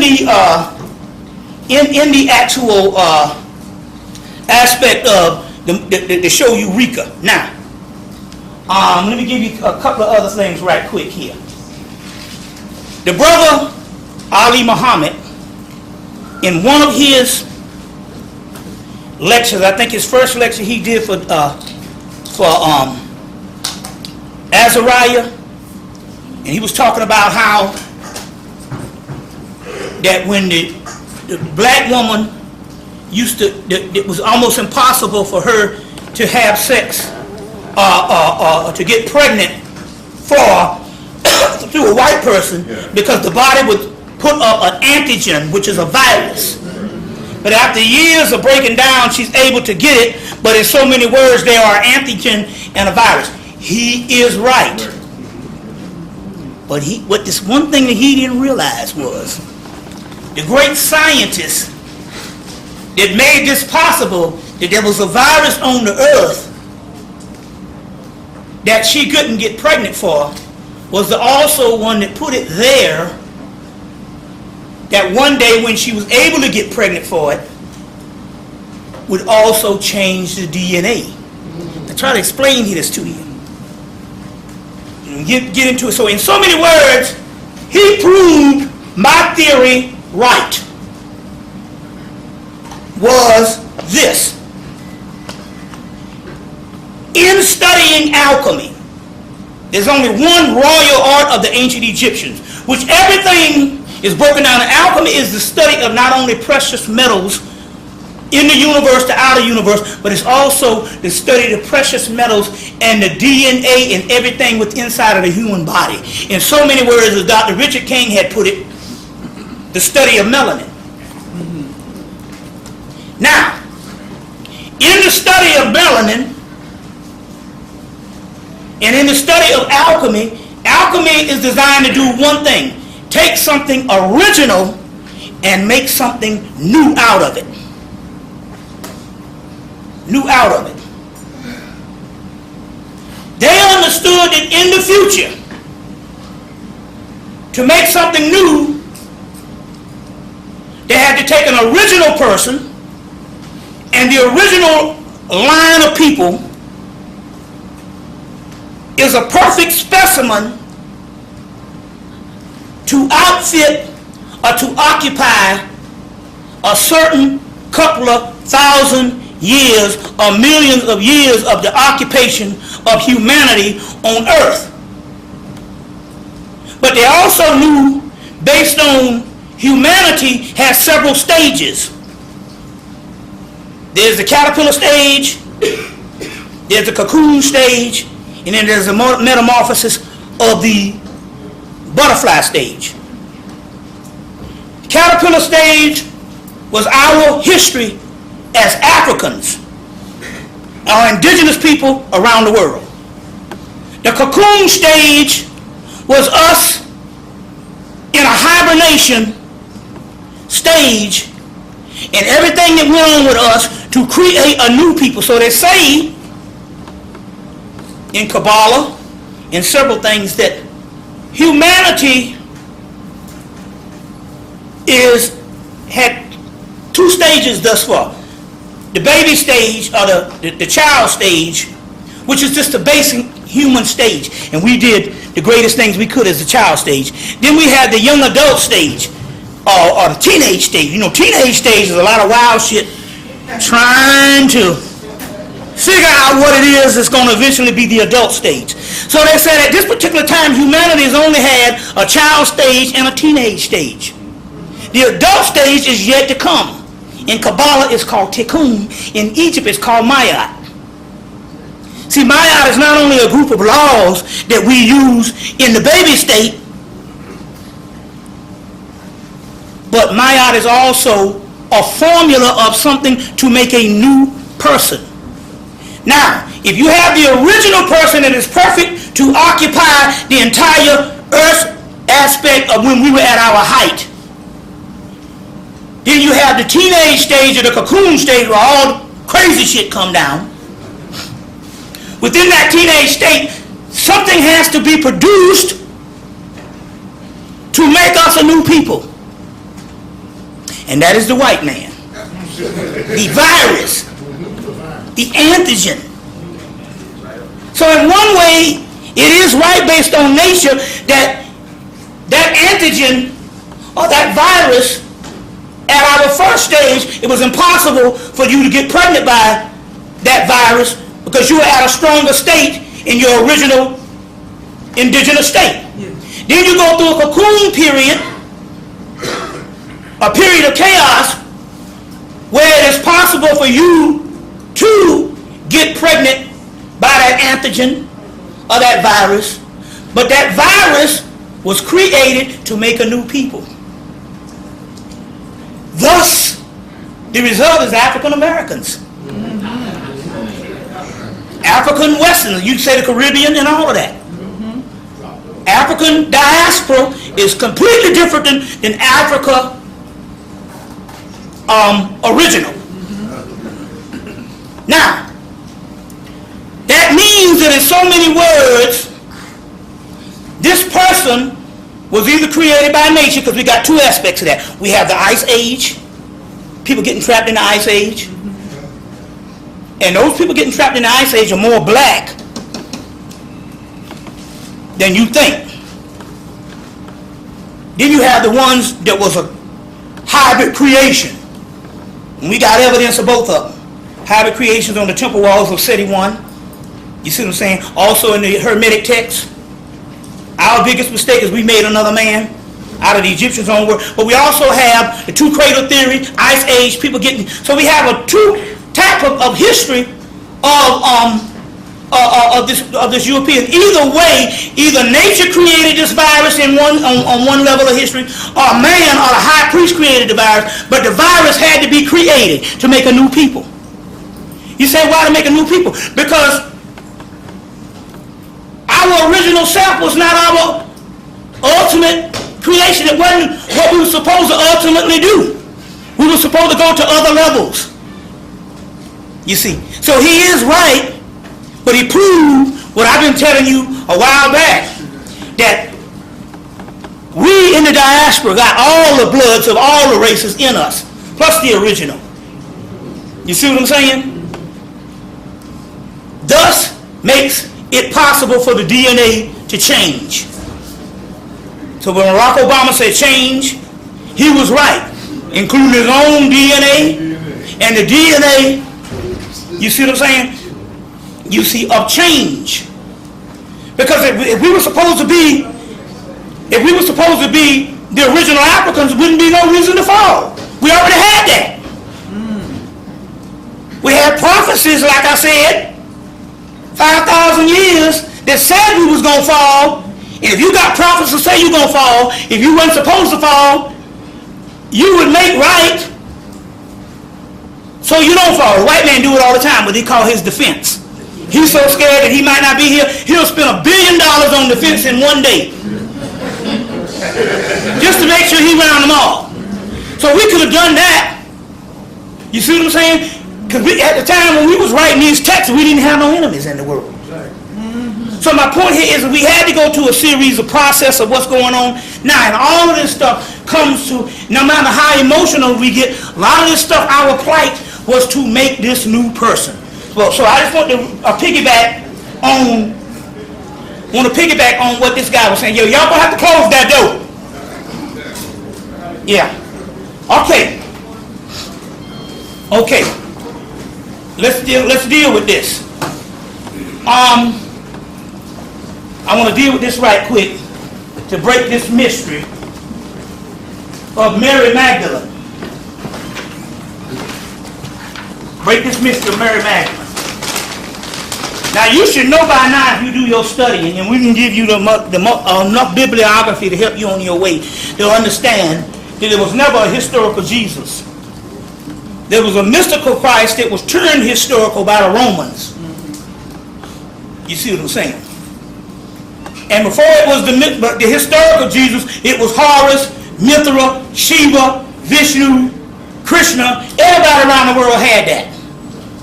Okay, so one is a usurping of that. I tell you, we're going to finish this and we're going to go to a break. How you want to do it? Yeah. Okay, one is a usurping, then we're going to come back because I got a lot to get into. A lot to get into now. So if there's no historical Jesus, who is Mary Magdalene?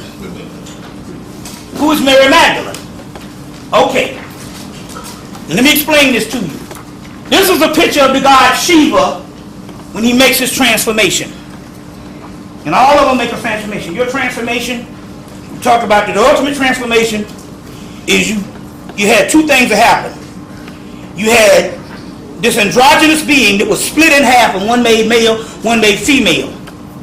You get the whole one in the Bible about the rib and Adam and made Eve, but remember now, the word rabbi is another word for ribeye. So Eve was Adam's master. When you get the word rabbi, which is master, but it's also ribeye. Rib. You see what I'm saying? Now, in this, we talked about this before. If there was no Mary Magdalene,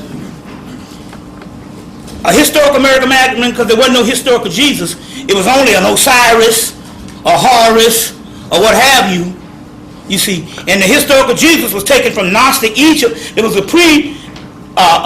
Jesus that existed before it was historicalized. That goes all the way back to later day Coptic Egypt created this Jesus, you see, before it was historicalized into a human figure. So, if you get a Mary Magdalene that washed the feet of Jesus and does all these things, that's at Bethany, which is Bethany is when when the tomb is rolled away. She's the first person to see him. What are they talking about in this? And in order to try to understand this, you got to go to Shiva. Shiva has a consort named Parvati. Parvati is one of the most beautiful women in India, or in the world at this time, because this ain't nothing but Dravidian, Indus Kush, black mythology. So she has this consort, and he has this consort, and they become so together in the union of sex until he turns into what is called Shiva Adravadna or Shiva Hermaphrodite. So what this means here is to go to the highest level of spirituality, we all must access either our masculine half that was torn apart from us or our feminine half. And we'll say, well, how do we know the masculine half ain't just you becoming gay? Because when you access this masculine half, a man, if you are a man, the man is still repugnant to you. So to me, the male is still a harsh, unattractive, an ugly person. I have no desire for the male. But you access your feminine half, which we all have those traits. So Mary Magdalene is a story of the same Jesus accessing back his feminine half. Is called Mary Magdalene. You see, it's called Mary Magdalene. She anoints his feet which means this is the god Vishnu. Vishnu is laying, he's called a sleeping god or the sleeping Buddha of Vishnu. And right here, this is the god Lakshmi, the goddess of prosperity. She's anointing his feet. She's anointing his feet. Now, Mary Magdalene does all of this, and this is nothing but a story of the Christ figure regaining his feminine half back. But remember now, we are in the crux now of masculine theology. So they had to separate the rise of this feminine aspect of Christ becoming both male and female in one entity, one essence, like all of the gods. But in this particular time, this particular realm is a patriarchal realm, so they have to give you one historical figure of Mary Magdalene and another historical figure of Jesus. Now, the anointing of the feet, because she washes her feet with her hair. The anointing of the feet, remember the last time I was here, and I told you, we'll read this again. We'll read this again. This is coming from foot patches. Coming from foot patches.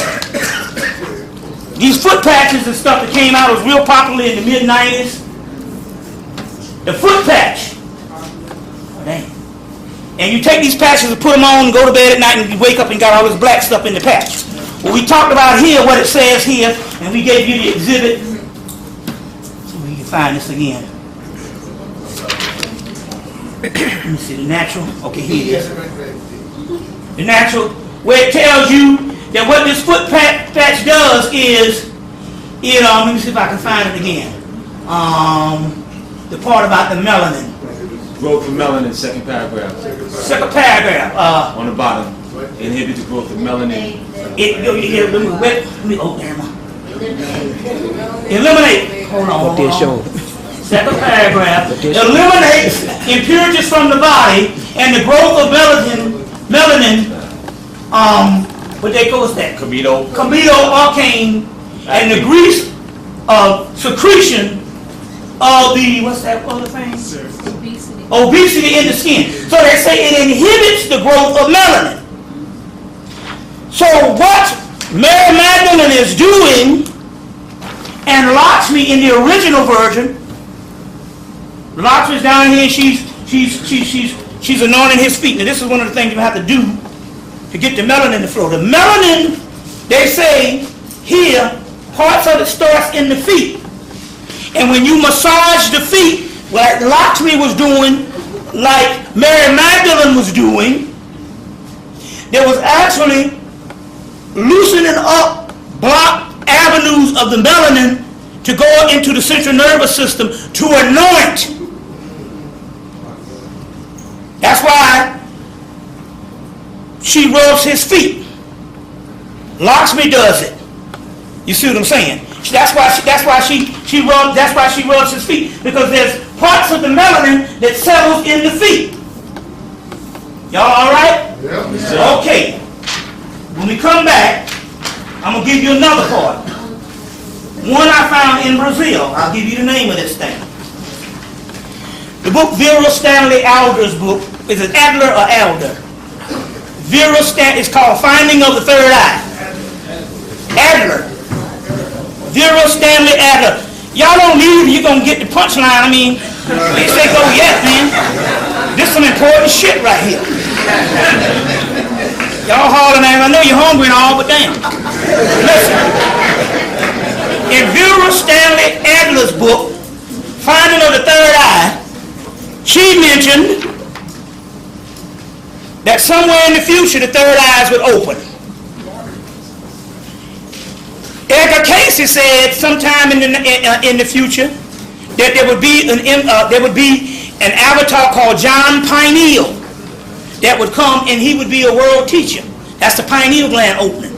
And Nostradamus, in some of the texts that's still in France, said that in the 1990s black people in America would come into their own. Now, we do see a result of consciousness of the last 20 years, but the masses are still dead. All right. I'm going to say something here and show you what was one of the deterrents. There's been plenty of deterrents, but I went to school with a brother named Maddox Moore, and in the 1980s, he used to have a semi-fro. And I said, well, you know, you got a fro now. This is the fucking 80s now. We wear high top fades and shit, you know. But he used to travel around the world with Jesse Jackson. Now, whatever Jesse was, him being on the inside, he knew some shit. He said, Jesse said in the 70s, in the mid-70s, there was a conspiracy. The United States government said the Afro has to go. He said, and from about 5 or 6 years, they worked diligently to destroy the Afro. And we must ask ourselves this question. Who invented the no-lie relaxer? Was it black scientists or was it white scientists? We must ask these questions. Now, if you got a relaxer and you conscious, you here obviously you was more advanced. You came to the planet and wasn't nothing gonna stop your consciousness. So don't worry about you. But we all come at different levels of consciousness. And then all of a sudden the answer came, just like this thing that I showed you, the foot patch in Hemmitt. Everything comes, but sometimes stuff got to come out of the country. There's a henna in the hair. The henna is called, get the name of the henna. People put henna to dye their hair. See if I can get the name of this henna. And I'm going to paraphrase what this on the box is called Surya henna, S-U-R-Y-A. Henna, Brazil. And in this henna, it says all what it does, the different natural coloring and stuff. And then it says something just on the color of hair. Hair coloring. So you know the relaxer got to be the real deal shit. It says this henna does not damage the natural melanin follicles. Now this is printed in Brazil because they couldn't print this in America. All these years they couldn't tell you that the relaxer and all of that stuff damages the melanin follicles, thus retards the consciousness. So here's evidence. You see what I'm saying? Now if you got a relaxer, like I said before, some of you came back to the planet, you was already conscious when you got here. So relax or whatever wasn't going to impede you at all. But then again, I remember when the Afrocentric thing started, and there's reports that most of the people in the Afrocentric movement across the country was mostly men. They said, where were the sisters? Although they had leading sisters, most of the speakers, other than Frances Cress was stuck in the middle of about 10 different people. And she had an afro. You see, the point I'm trying to make here is there was a delay on the consciousness, and it could have very well been, we must ask this question, did they convene like Jesse Jackson said? He said, no, they fought about 6 or 7 years to get rid of that afro. First they threw that Jerry curl shit. But they said that wasn't doing, because I'm going to tell you something, the Jerry curl fucked them up. Bald-headed women, when they start putting that with that shit activator, their hair grew down their fucking back. Thus, we gotta get rid of that shit. That shit is working. See, the Jerry curl, I know women ain't had nothing but a damn shadow on their damn head. They come back and them motherfuckers were looking like Michael Jackson, a group called Ready for the World. Anybody know what the motherfucking Jerry curl niggas? Ready for the World. All of them had them scary curls. So that Jerry curl shit was working. We used to laugh at it, but I know people that didn't have no hair. They put that activator in there. Some people say, fuck it, I just buy the activator.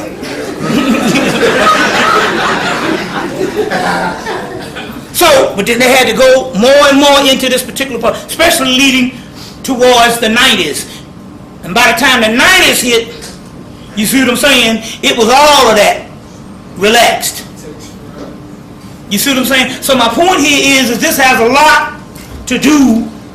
This has a lot to do with the consciousness and how they had to fight hard. Now Jesse Jackson was right about that. He was like, no, man. He said, no, they had a whole campaign, a whole government campaign. Get rid of the Afro.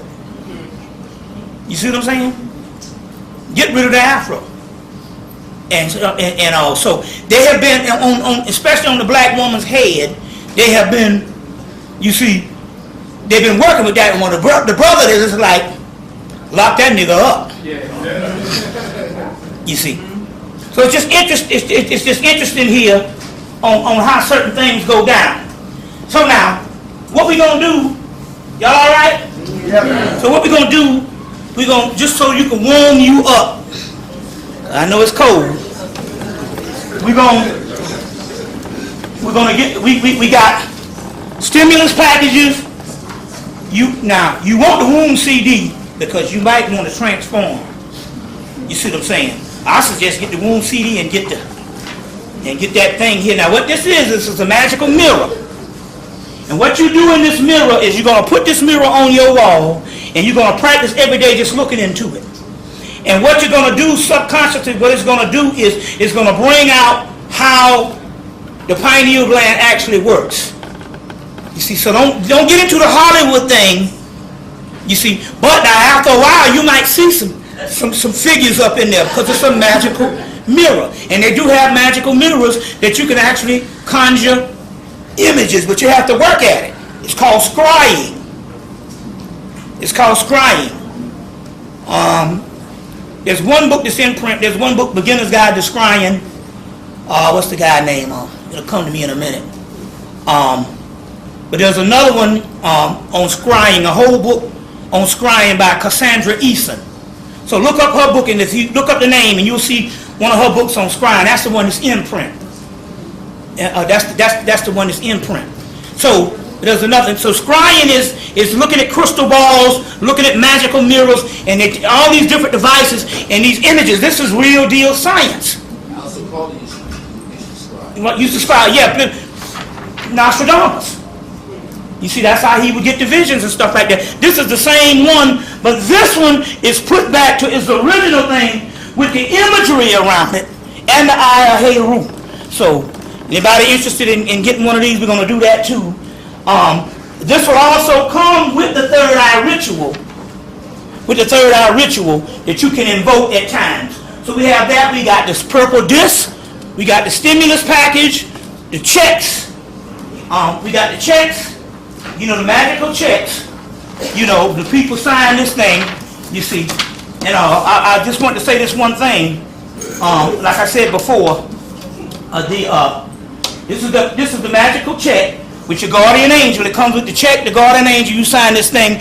This thing is working. And as they said, as of Friday, this economy is getting worse. Now just remember, when you deal with the checks and you deal with these things, a lot of time prosperity might not come in monetary.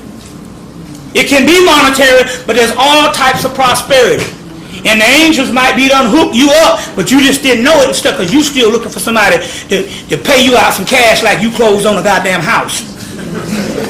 Or you got your income tax back.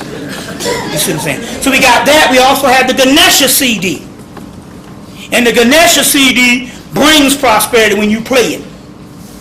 You see when you play it. You might play it and somebody might call and say, yo, come pick up this money. I just wired you some money. See what I'm saying? You know, somebody might say, yo, man, my EBT came in and you want to go down to the farmer's market? I'll break you off for 100 of this shit. Have you bought food lately? Shit, that's a blessing. You see what I'm saying? You see that's a blessing. So what we're gonna do is we're gonna go to a break. That's that 678-358-1055. We're gonna go to a break, and then you people that want to get this magic mirror, this stuff works. You know, people want to get the, I got something for you, whatever the deal here is, come on up and stuff. So now we're going to go to a break. What's that, brother? By Gustav Davison, The Dictionary of Angels by Gustav Davison. I got 3 things to announce first. I got my man King Simon. He's doing several events. He's going to have Queen of Four at the National Black Theater at 19. Also, we got the Matriarchal Nation Building Forum going to be July 3rd at Harriet Tubman Center. And also in the house tonight, we got my man Black Dot. He's going to have his album release party June 11th at the Poets Den Theater, 309 East 108th Street between 1st Avenue and 2nd Avenue. Y'all got to go there and show support, man. And another brother named Brother Matt, he has a forum every Thursday night for free at the Albany Housing Projects. He's going to have Brother Umar Johnson on June 16th. The seating is going to be limited for the people that's a part of the forum and also the part of the people in the Albany House. But give that brother some support. That's a good brother.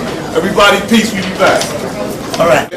Coney Island is something we do as a tradition here in New York. We have an annual tribute to the ancestors. And I'm encouraging anyone who can make it to go. It's something to give honor to the souls who transitioned during the Middle Passage and also to uplift us here right now. So that's going to be at Coney Island at West 16th Street. It says the instructions are to wear white or African clothing and bring an offering. So it starts at noon. I think it's noon until sunset. Starts at noon. So y'all come on through and support that. It's at Coney Island, West 16th Street. So with that, I'm going to bring y'all Brother Bobby Hemmitt. All right. What we get ready to do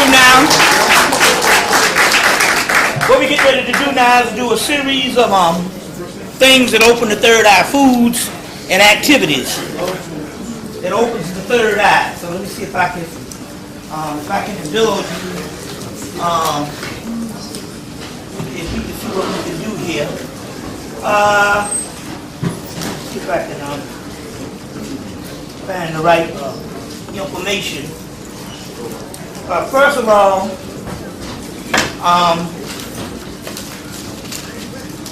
what you're seeing up there is a goddess by the name of goddess by the name of Pambajira. And so what Pambajira is she's a promiscuous deity that has been shut down for ages of the Judeo-Christian science, but survived in South America. She actually survived as Oshun, is actually who this really is a form of Oshun, but she's also in what is called Macumba and Candomblé in South America. And so they sell these dolls, and these dolls, they always show this naked black woman lifting up her dress. Lifting up her dress. Let's see if they got a better one in the new book. They'll show a series of them. So what I'm going to do is if I can find a picture in here, what I'll do is I will put it on the camera, and at least you could have it in the camera. But like I said, the name of this book is called Kelly E. Hayes is a woman. The name of the book is called Holy Harlots. So how could a harlot be holy? You know, so let me see if I can give a picture right here, and you can zoom in. These are different statues they sell in South America. And they are venerating the promiscuous, the whorish woman. I would like to say that other than to say prostitute, because that indicates just doing something for occupation. I'm not talking about that. I'm just talking about a woman in the neighborhood that just like to get her freak on. Now obviously, let me explain this to you. We're so separated from the original environment and the original world until when we hear of practices thousands of years later, it sounds alien to us because we have had organizations, and we've had whole governments to come in and to reverse the view of some of the most powerful energy on the planet. So in so many words, now Aleister Crowley in their OTO organization says, the scarlet woman, all power is hidden. And what this is saying here is, in the ancient world, the woman who had been with a lot of males and was a professional at the art of love was the most powerful in the society. You say, well, how does this, because see, our modern mind, based on going through years and years of being pious and years of virtue, a woman don't do this and a woman don't do that, how could this be? So if you take it like the ancient Egyptian priests or advanced societies and look at this as energy, it kind of makes sense. So in this particular way, let's look at this picture. Let me see if I got another one. Let's look at this picture of the sacred mirror, the third eye mirror. And we look at this here as literally a black hole. Anybody knows anything about black hole? The black hole sucks everything into it. It sucks. It can suck whole planets and everything into it and crush it until on the other side of it comes out particles of light. That's what this does. This tachyon energy, this tachyon energy, that's what it does. It's able to capture light and give particles of light the fastest traveling the fastest in the universe. This thing is able to trap these tachyon particles and stuff like that, and that's why it's a great disc for healing and all types of things. You want to get a book called Tachyon Energy by Gabriel Cousens. Gabriel Cousens is one of the authors. Don't ask me how to spell. What you mean, tachyon or the name? Spell tachyon. Yeah, T-A-C-H-Y-O-N. Now, as far as a person name, you can hang that up. Gabriel Cousens. C-O-U-S-E-N-S. Gabriel Cousens. Like your cousin, plural. All right. So if this is a black hole and it traps energy, the energy it traps in the black hole, that energy becomes a part of that black hole, and that black hole, as it traps more and more energy and more particles, get stronger. Thus is the same way a female vagina does. The more energies that she has, the more stronger she becomes. Anybody ever seen a movie called, remember a movie that came out about 15 years ago, Mortal Kombat? The first one, and the guy was trapping all the souls and stuff like that, and he would become stronger and stronger. Well, that's the same thing. That's the same way it is. So when the early church came and they were trying to suppress this female energy, the first thing they had to do was turn against all of these holy harlots, because all power was given to them. All power was given to them. And so we're talking about a tantric and a sexual energy. A tantric and sexual energy, and all the power was given to the scarlet woman.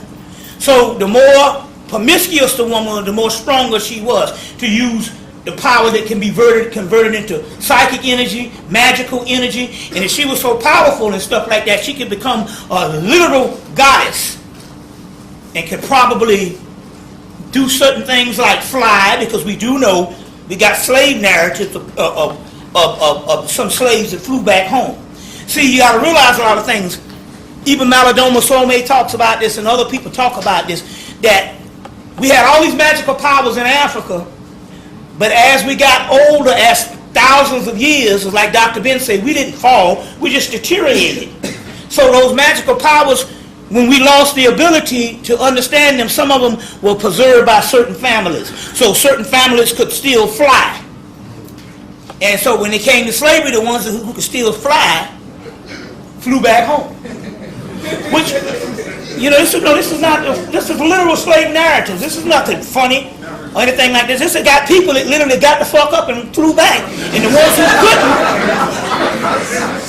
couldn't, this is documented. The ones who couldn't, you see what I'm saying, is because whatever the family, whatever the stuff, that region of that part of Africa, that knowledge was lost. You see what I'm saying? Which is one of the few things the sister that wrote the book Mark of Voodoo, Sharon Calder, did say when they was over in Benin. When they was over there and she was telling them about slavery, and they was like, we already know about slavery, we know everything. They knew more about slavery than we did. She said, how is this to be? She said, because when those slaves died, they just came back home in the spirit realm and channeled that, and gave the transmission, and they had narratives of what happened in slavery over here. You see, that's amazing, and I did, which meant this because I thought about this the other day. They had a conference back in 1991 down in Atlanta, and you might have heard of Dr. Edward Scobie. Yeah, the son was named Scobie too, right? There's Scobie Jr. or just one Scobie? One, all I know. Yeah, he made the transition, right? Yeah. He told a remarkable story, and sometimes the Spirit just told me to tell this story because he told the story, and this thing basically, boy, is probably one of the most remarkable stories. Just like the one where the people went back to Africa, and after they died, came home and told all of their experiences. So when she got over there, they told. This is what he said. He said that from 1865 to the early 1900s, all these laundering laws and vagrancy laws and laws on laundering was enacted throughout the United States, all over the United States. And he said that after 1865 and black people got out of slavery, they walked all over the United States. You ever heard him talk about this? Yeah. Looking for their ancestors that had been sold off in slavery. So they say, in the daytime, some nigga just appear in the middle of town. All over the United States, just black people just appearing like Night of the Living Dead. And what they would be doing is they would be looking for ancestors that were sold off in slavery. Yeah. And as a result, the white man put out these laundering laws and these vagrancy laws based on these people walking the damn earth all over America looking for their ancestors and looking for their not ancestors but their kinfolks, their husbands, their children. You see what I'm saying? Yeah. And so you talking about they don't need to make no horror movies in some kind of aspect or some shit you made up. We done went through all kind of hell. Now, going back to this holy harlot thing, to try to understand the power and energy. These women who would have multiple men could gain enough power, you see what I'm saying? So they were almost like superheroes on what they could do. So when the early church came up, and this is years after the mystery system, especially when we started going into the Judeo-Christian era, which led to Christianity and ultimately Islam, which is the ultimately suppression. But that's just an overt way, but Christianity was just suppressed it the same way. You got to realize that there's a book called A Harlot at the Side of the Road. Harlot at the Side of the Road. Came out in the late 90s. The Harlot at the Side of the Road. And basically this book just chronicles all of the stuff in the Bible. It talks more stuff about the female and the harlot than it does the devil. All these stories of Jezebel, all these particular stories. And so, in so many words, in this era, a certain time, the governments of the world are the latter day ones, not Egypt, especially not Greece and Rome, which were black cultures. Because you had the Roman vice, you see, but even going down to the Constantine and all thing, a lot of these xenophobic cultures, that became the number one preoccupation, was to enact in the scriptures the shutdown of this woman and her powers. So this And it's interesting because it's hard for us to imagine now how could a great whore be venerated, because we don't remember a world when that was. It was so long ago.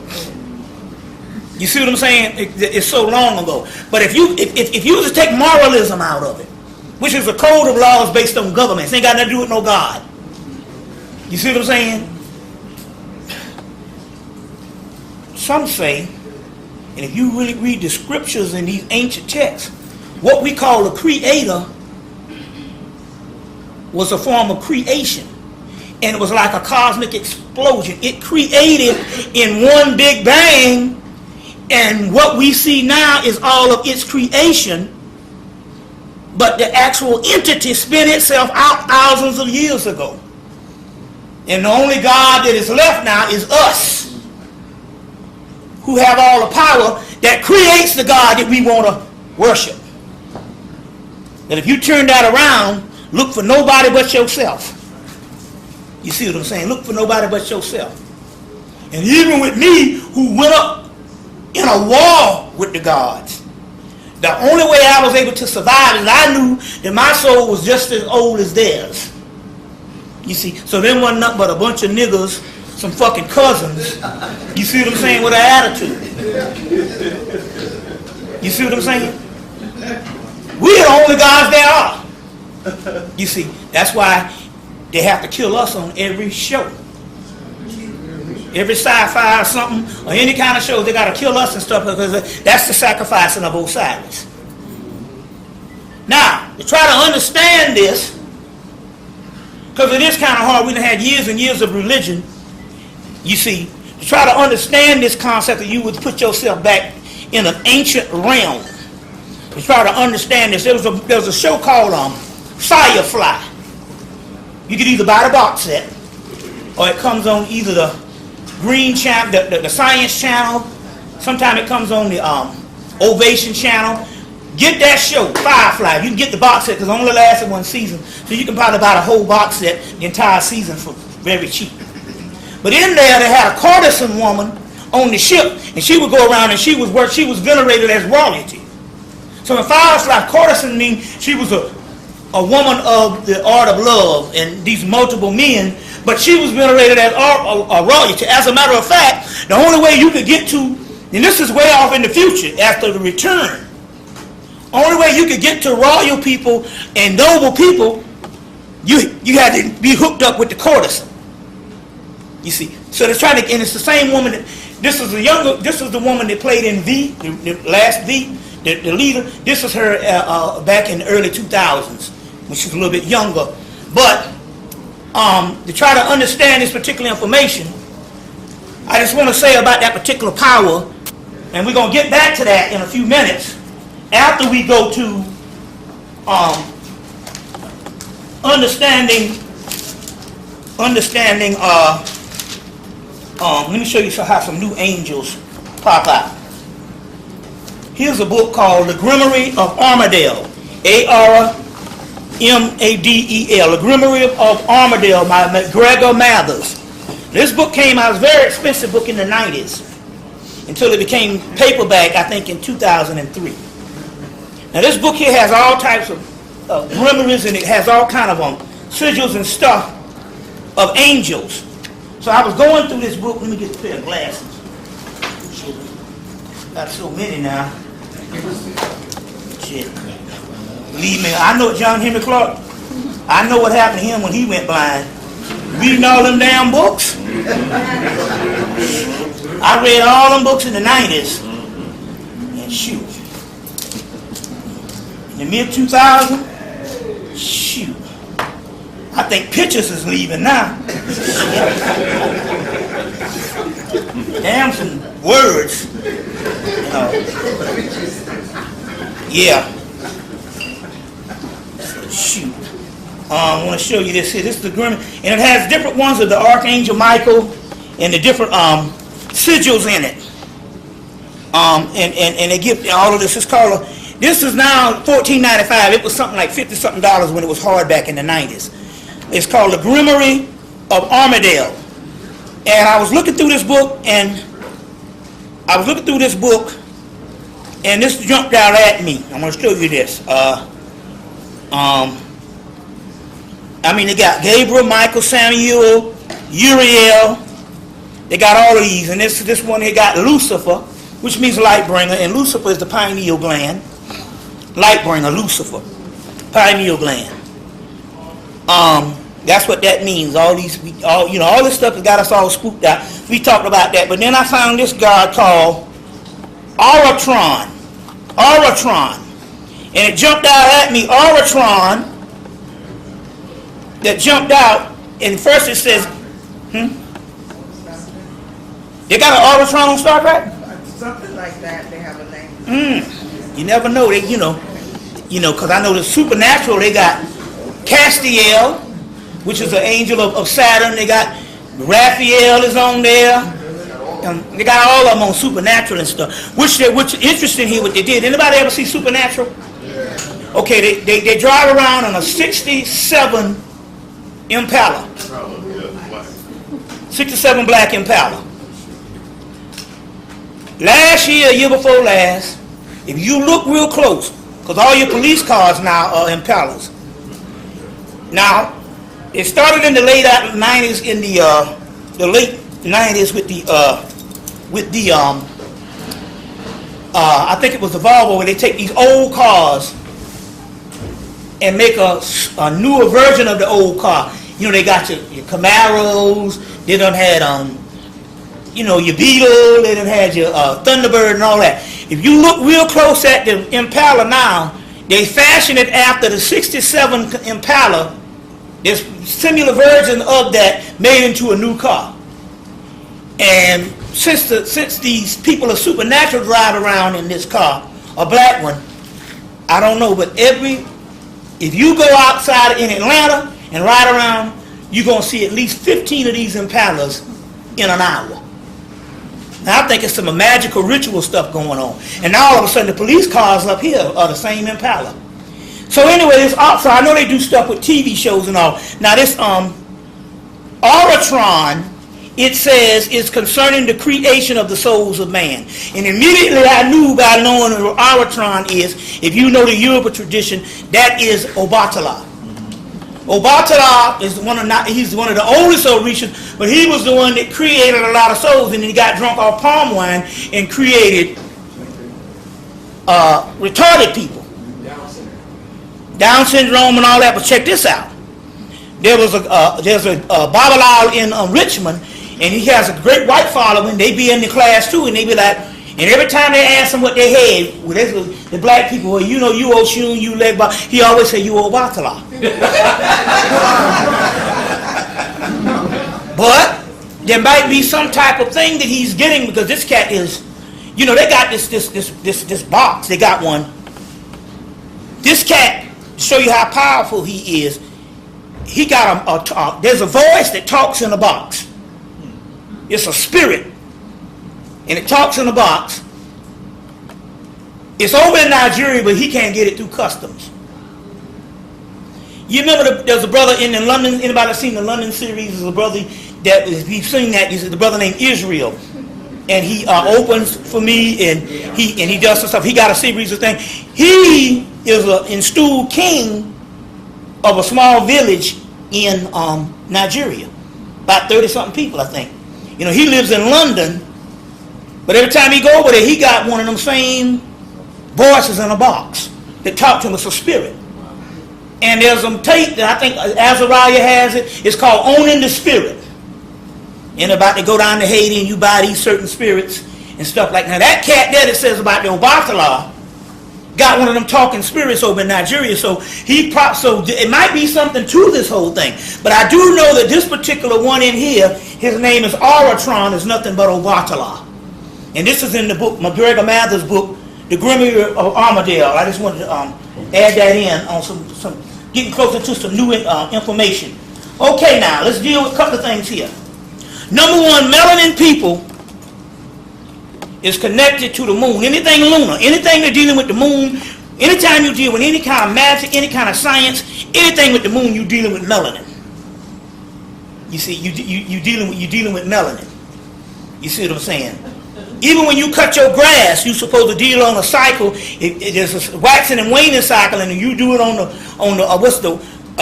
waxing cycle. It's gonna grow back in 2-3 days.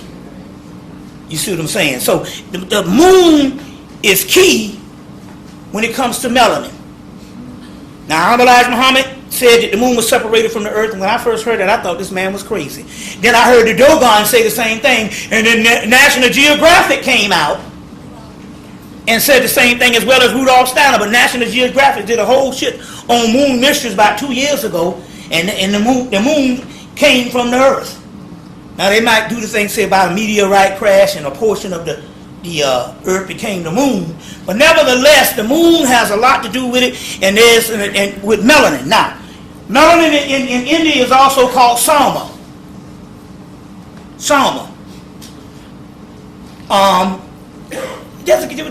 Boss, he said there's a book by Robert Cox. You know the name of it?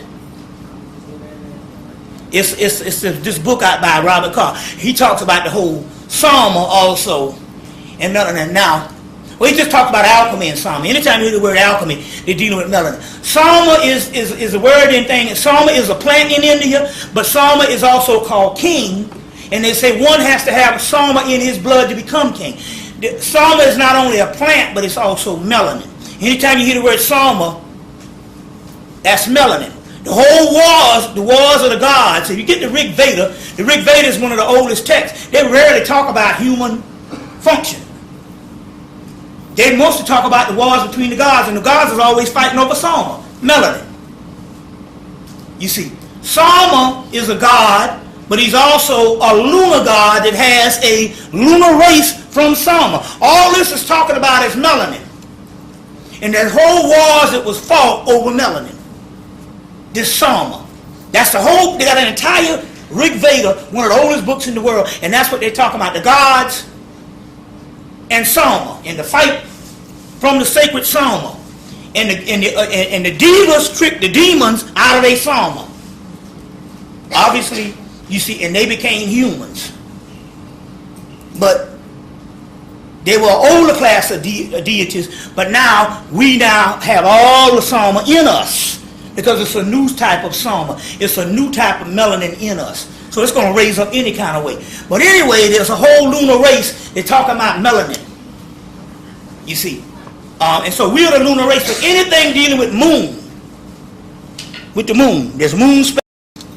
It's a book called Moon Spells. I can't think of the woman's name. Just remember, you can either author the name Moon Spells or a book called Moon Magic, DJ Conway. Now that's a masterwork. Moon Magic, DJ Conway. Remember on the Blog Talk I did a protection ritual of Sekhmet on the Blog Talk? It was a ritual on Sekhmet I did on Blog Talk. And so your magic Sekhmet behind you, protecting you and to tear out the eyes of. I got that out of the Moon Magic book, DJ Conway. Everything you want to know about the moon and the gods is in that book. DJ Conway's book. So they got just anytime dealing with the moon and dealing with activities around the moon. Madre della Luna is a moon goddess. Anytime you're dealing with that, you're dealing with melanin and stuff. So just remember that. You see that werewolf stuff, the moon, all of that, the lichens, that's all about melanin. You see what I'm saying? Vampires too. They call it the Dracula particle. Now, melanin foods. One is called lecithin. Lecithin. Lecithin. Lecithin. Write that down. Thin. Lecithin. Wheat germ is a melanin food. Barley, beer, cores. Get you some cores. Get you some cores. Remember now, I know some women don't like, this an acquired taste. You know, you go to the army or you go to college. My roommate, a beer was his breakfast. You see, I mean, he couldn't function until he had a Budweiser. You see, and it wake his ass up. Alcohol, period, has something to do with melanin. I'll explain that too in a few minutes. So, barley is vitamin E, alfalfa, connected with melanin, chamomile, connected with melanin, water, naturally, connected with melanin. Other melanin foods, cherries, blueberries, grapes, grape juice, no sugar. Get the kadim. That's the Jewish one, kadim. They sell it at Walmart. You know, tart cherry juice, black beans, pussy. Okay, now let's go back to we talking about eating pussy. Now, you can do two options. You can do it with your Johnson, your dipstick, your tallywhacker. You can do it with that. But a faster way to get it in the bloodstream is going to the Y. You see. Now, like I said, as long as I got a face, you got a place to sit. All right. Now let me explain the mysteries. The reason why they had to shut down the feminine energy, because they located and they knew where the goddess lived. Your vagina is literally a goddess. Now let me try to explain this to you. You as a person that you know don't exist.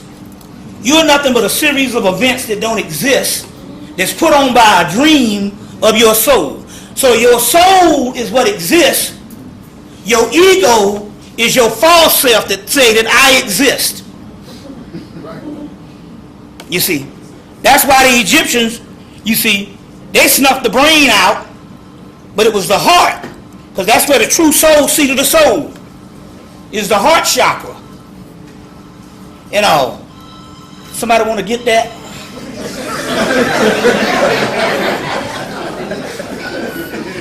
Is the heart chakra. So now, the soul is the real self, and it is connected more to the vagina, you see what I'm saying, than the false self. So they knew that the vagina was actually a goddess. Now, let me explain something, how advanced this thing is.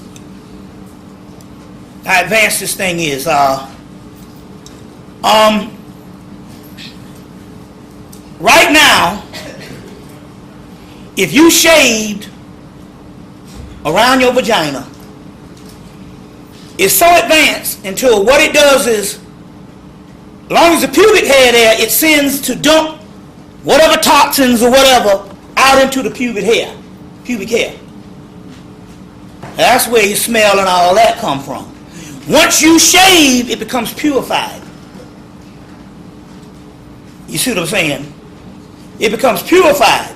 And what it stops sending the toxins, and it comes out in other systems, armpits, ears, urine, feces, or what have you. But the vagina becomes purified, and what it will do, it will not emit no smell whatsoever if you do that. Because what happens here is, the vagina is a living intelligence unto itself. You see. Now, it emits some stuff called collars within the vaginal fluids. This is the most powerful stuff on the planet. They're called lunar fluids, melanin fluids, collars. And these particular collars is stuff for healing and opening up the third eye. So two things you can do. If you can get her to emit collars, one of the fastest ways to emit her to emit the collars is going to the Y. But It's not, but it's an intelligent. They know if you down there and you are not doing, you're not enjoying it, you're only doing it to please her, but you are actually repulsed by the aspect, then it's you wasting your time, because this is an intelligent. It knows, you see what I'm saying, when you're not enjoying it. So the whole concept here is, but one of the best ways to do it is when you shave. It's called, she said, I am Isis. No one has lifted my veil. Lifting the veil is when you shave. When you shave. Now, you can leave your little patch of hair up here if you don't want to look like a, now, because now, hell, you see them pornos, man, they be looking like newborn babies and shit. But why did the porno industry start doing shaved hair? You see what I'm saying? Because they understood, it cuts down, because what happens here is the smell is coming from the veil, because the veil is the dumping ground of toxins. So if you eliminate that, it automatically shuts that pump off. And you become pure, and I'm telling you, there is absolutely no smell. It's absolutely no smell. You see, we don't know that now because we ain't on the cutting edge of sexuality, because we're not a free people. White people are a free people. You see what I'm saying? So therefore, they explore things, and they're exposed to more things than we are, and we're not free for the simple fact that we're still in fundamentalism, and we're still in all kind of idiosyncrasies based on slavery. You see, despite what they are and crazy what they are uninhibited and stuff like that, because they're the ones that rule the world, so therefore they define what freedom is. Whereas our freedom is defined by religion, defined by family, or defined by neighborhood. You see what I'm saying? But but as far as their freedom is something else. You see. So I'm on the plane.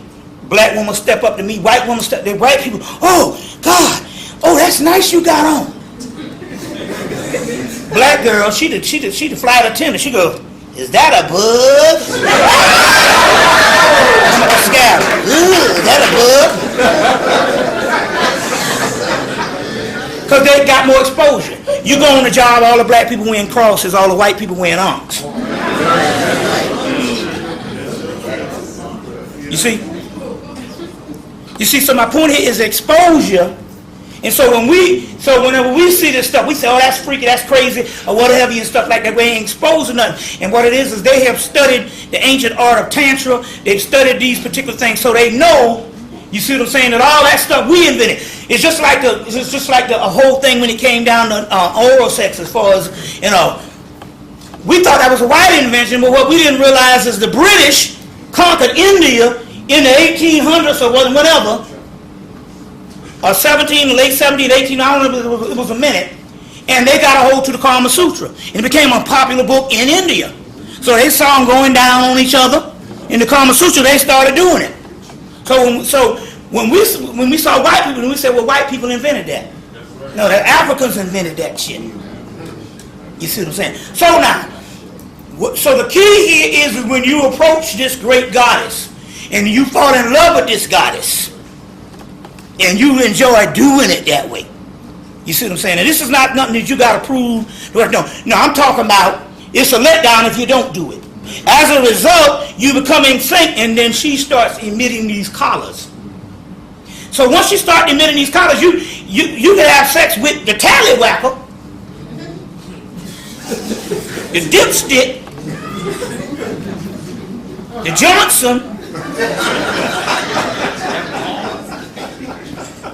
and if she's emitting these collars just flowing, the penis absorbs it.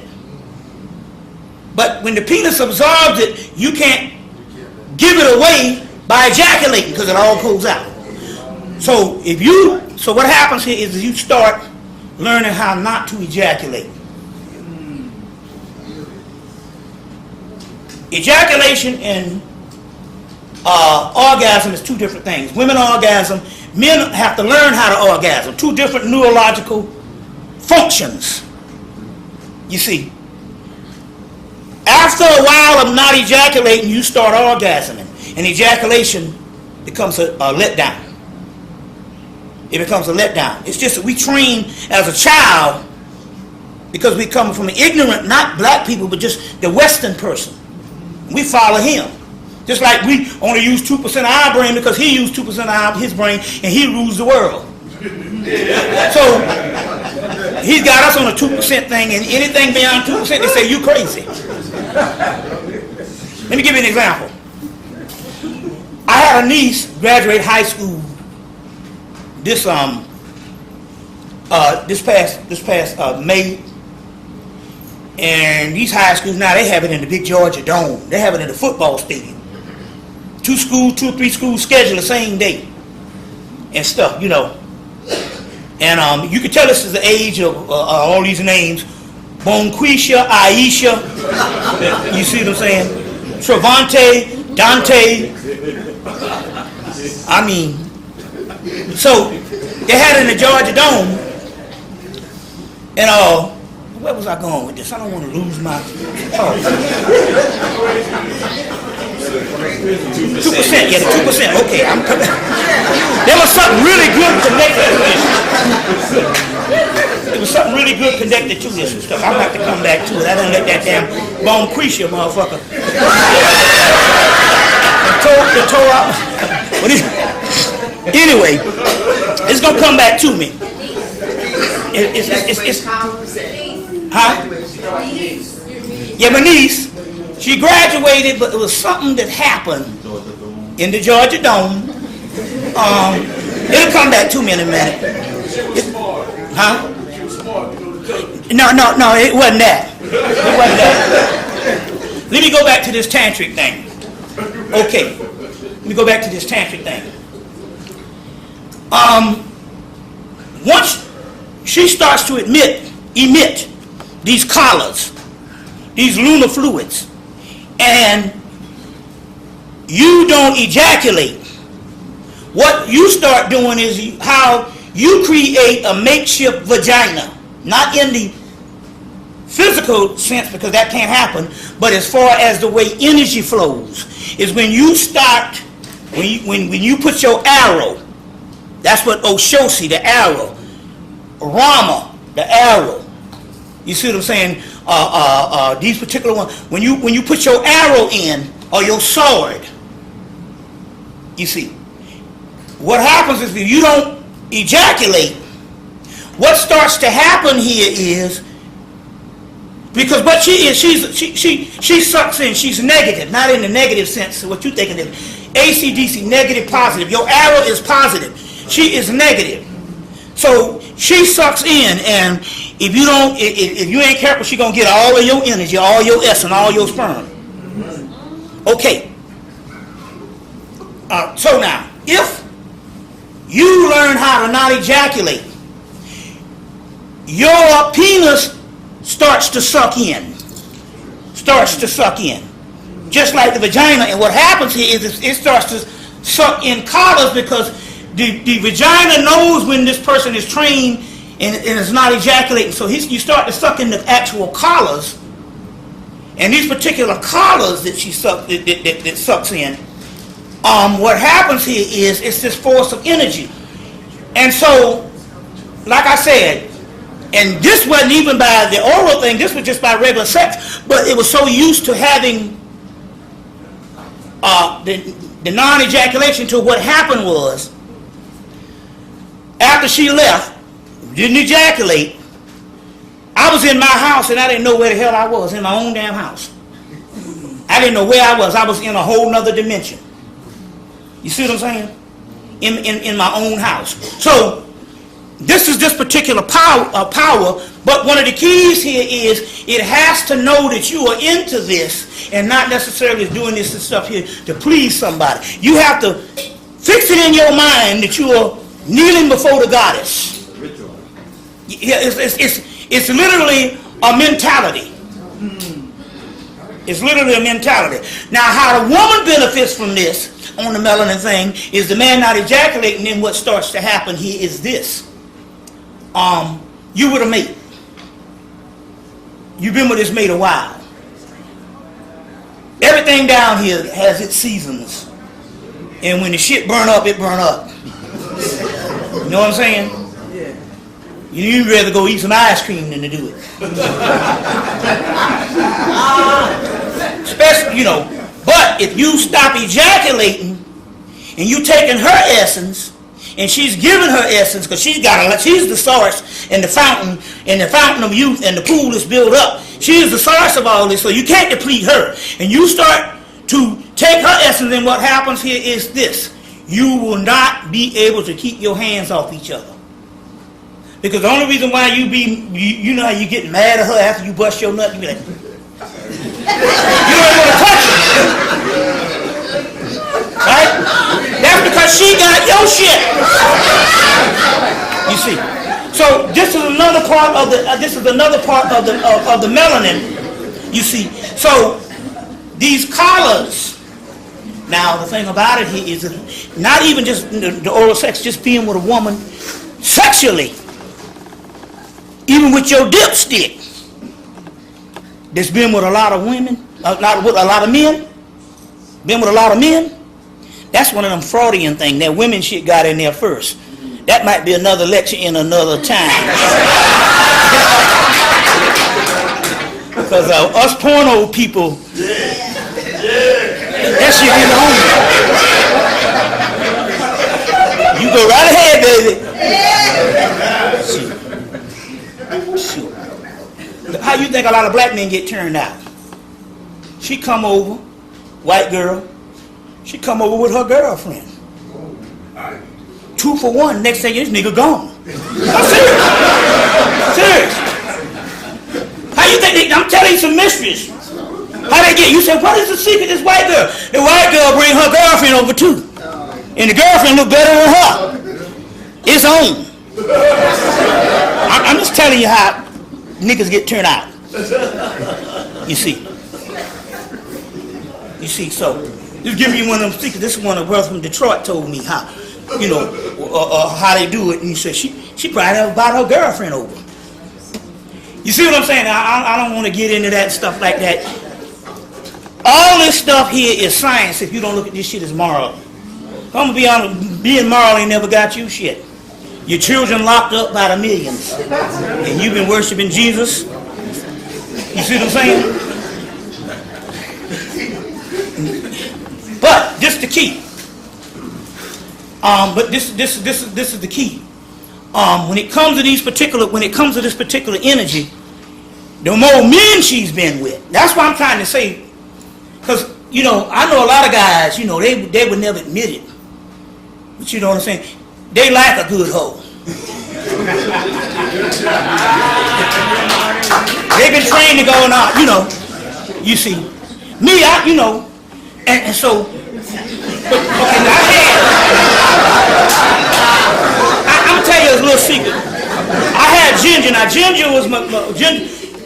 When I first started lecturing, I started lecturing at age 30. The Spirit said, look, you get ready to get caught up because the women are gonna come after you like crazy. Sure enough, the third lecture, 2 sisters came up and they said, we're ready to follow you to the Star Sirius. So what happened was, you see, I'm telling that Martin Luther King thing and all that stuff about that. Something about a man speaking. So what happened was, I was with Ginger for about 7 years because they sent her to block. She was 11 years younger than me. She didn't want no children. She was still in school. You see what I'm saying? So she was too young for what she was trying to do, and they sent her to block, and she was with me for 7 years. When she left, all the babes that it was in my line of sight was in their 40s. They had already had the children. You see what I'm saying? They had already had the children and stuff. So it shifted. You know, when I was in my early 30s, all of them was coming childbearing realm. I couldn't have no children. Hell, I lectured for fucking 9 years on damn $300 a lecture. You see what I'm saying? I was literally a pauper. But I had to get this, and I knew that if I had them children, that shit would be over. A little bit of child support, it was over. So, but I knew at 30, I wasn't supposed to have children.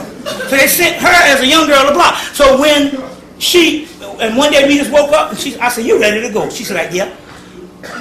I say, it's all good. And we sitting in the house laughing, and people all down the East Coast, oh, this is so bad, y'all break it up. We laughing and shit. I said, my mama told me when I first took, she said, that goddamn young ass girl gonna leave you, nigga. The year after we hooked up a psych and said, y'all just gonna be together for, so we already knew it. So the day she said, the day she said, and what happened was I was vegetarian for about 4 years. Then we got back on the meat. Oh, it was pleasure. Then she went back to vegetarianism, and my boy came down from South Carolina. He said, y'all ain't gonna be together long. He said, because soon as that eating shit break up, that's a social thing. He said, y'all ain't gonna be together long. And a week later, we knew that it was over. So, I was in that realm of the 40 plus. I was 38. Going Nick 40, I turned 40, so all of them was 40 and 50. Now, they was out of the childbearing thing. They was out of the childbearing thing, you see what I'm saying? So, we used to get together, and this was when I knew something. We'd be in bed, and the question was, because see, most men don't want to hear this. Like Chris Rock said, how many men you been with? She said, well, two. I guess that's how you raised. They don't want to hear that. My desire was, well, how many men you was with? And the higher the count, I was most fascinated. Then I met up with one that had been with over 50. I had met with one that had been with over 50. And she gained the most power. Let me tell you how powerful she is. She got access to the heaven realm. And so gods like Legbar, Baron Somdi, they come and screw her on a regular basis. She don't, you know what I'm saying? On a regular basis. And stuff like that. Why? Because she had raised herself. See, here it is that the Spirit telling you to be promiscuous, to be shut down, chastity. But yet the ones that has gone to that particular level of promiscuous is up there with the gods screwing. You see what I'm saying?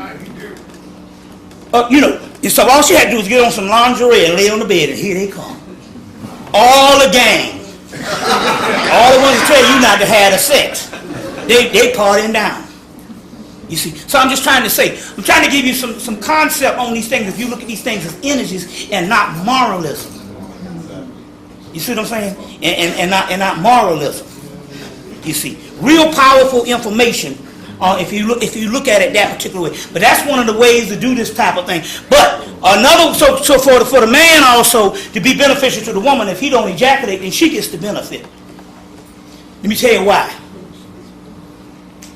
Once you enter into that and you become that vampire, like Dracula, and you suck in them energies,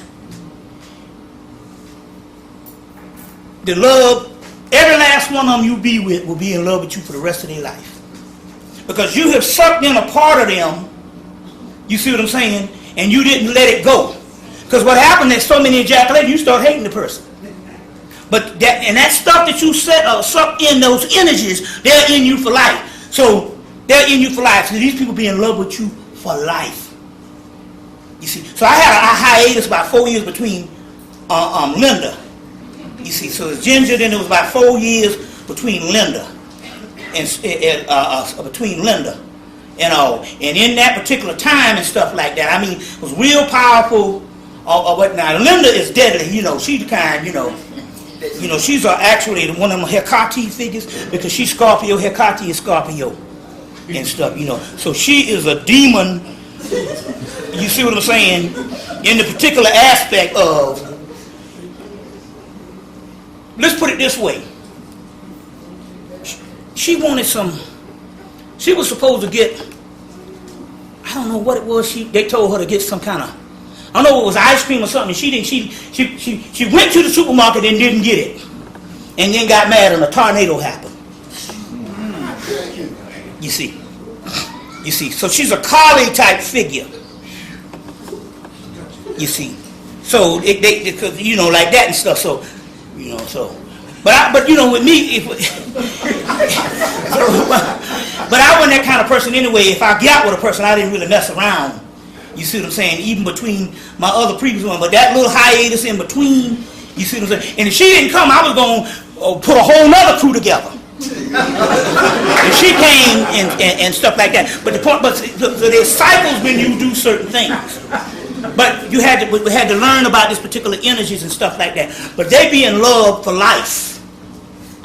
You see what I'm saying? Because you done pulled, you got a part of their essence in you for life, in the cells and stuff like this. So there's a whole sexual ecology going on. You see what I'm saying? And a lot of that has to do also with melanin. You see, it has to do with melanin. Let's go into a little quick question and answer. I'm going to say this here part 2. This book here, Embodying Osiris. Now, I came and I produced a book back in 99. It was a pamphlet on how to eat black people or how to get their energy. And they was explaining in here that the Native Americans, there was a movie called Ravenous came out. And basically, if you can get that person and eat a part of that person, you become superhuman. And it's called Pasquati in Native American. Come to find out, got texts that the shit was started by the Egyptians. Now, the white man used this text they used this text and flipped it around. It's on the Science Channel or the Green Channel or one of them on how Egypt fell. They were talking about the old kingdom. They said that the Egyptians started eating their children. See, they will take lies like that and they'll flip it around. This book tells the story on the document on what used to happen. That the pharaohs, at a certain time around Pharaoh Pepi, they had to outlaw this military practice. This book is called Embodying Osiris by Thom. That's T-H-O-M, Thom, T-H-O-M, F. Calvalli, C-A-V-A-L-L-I. Thom F. Calvalli, C-A-V-A-L-L-I. C-A-V-A-L-L-I, Ph.D. This is called Embodying Osiris, The Secrets of Alchemical Transformation. In here, let me see the page. Thom is called Embodying Osiris. Thom, T-H-O-R-M, F. Calvalli, C-A-V-A-L-L-I, Ph.D. I think it's on page 30 to 31 or something like that, cannibalism. And what they were talking about, the Egyptians weren't cannibals. The Egyptian, the high priest understood that they wanted to win a war. You would cut a piece of that person's body off and eat it. You become superhuman. Just like Dracula. Where all this shit come from.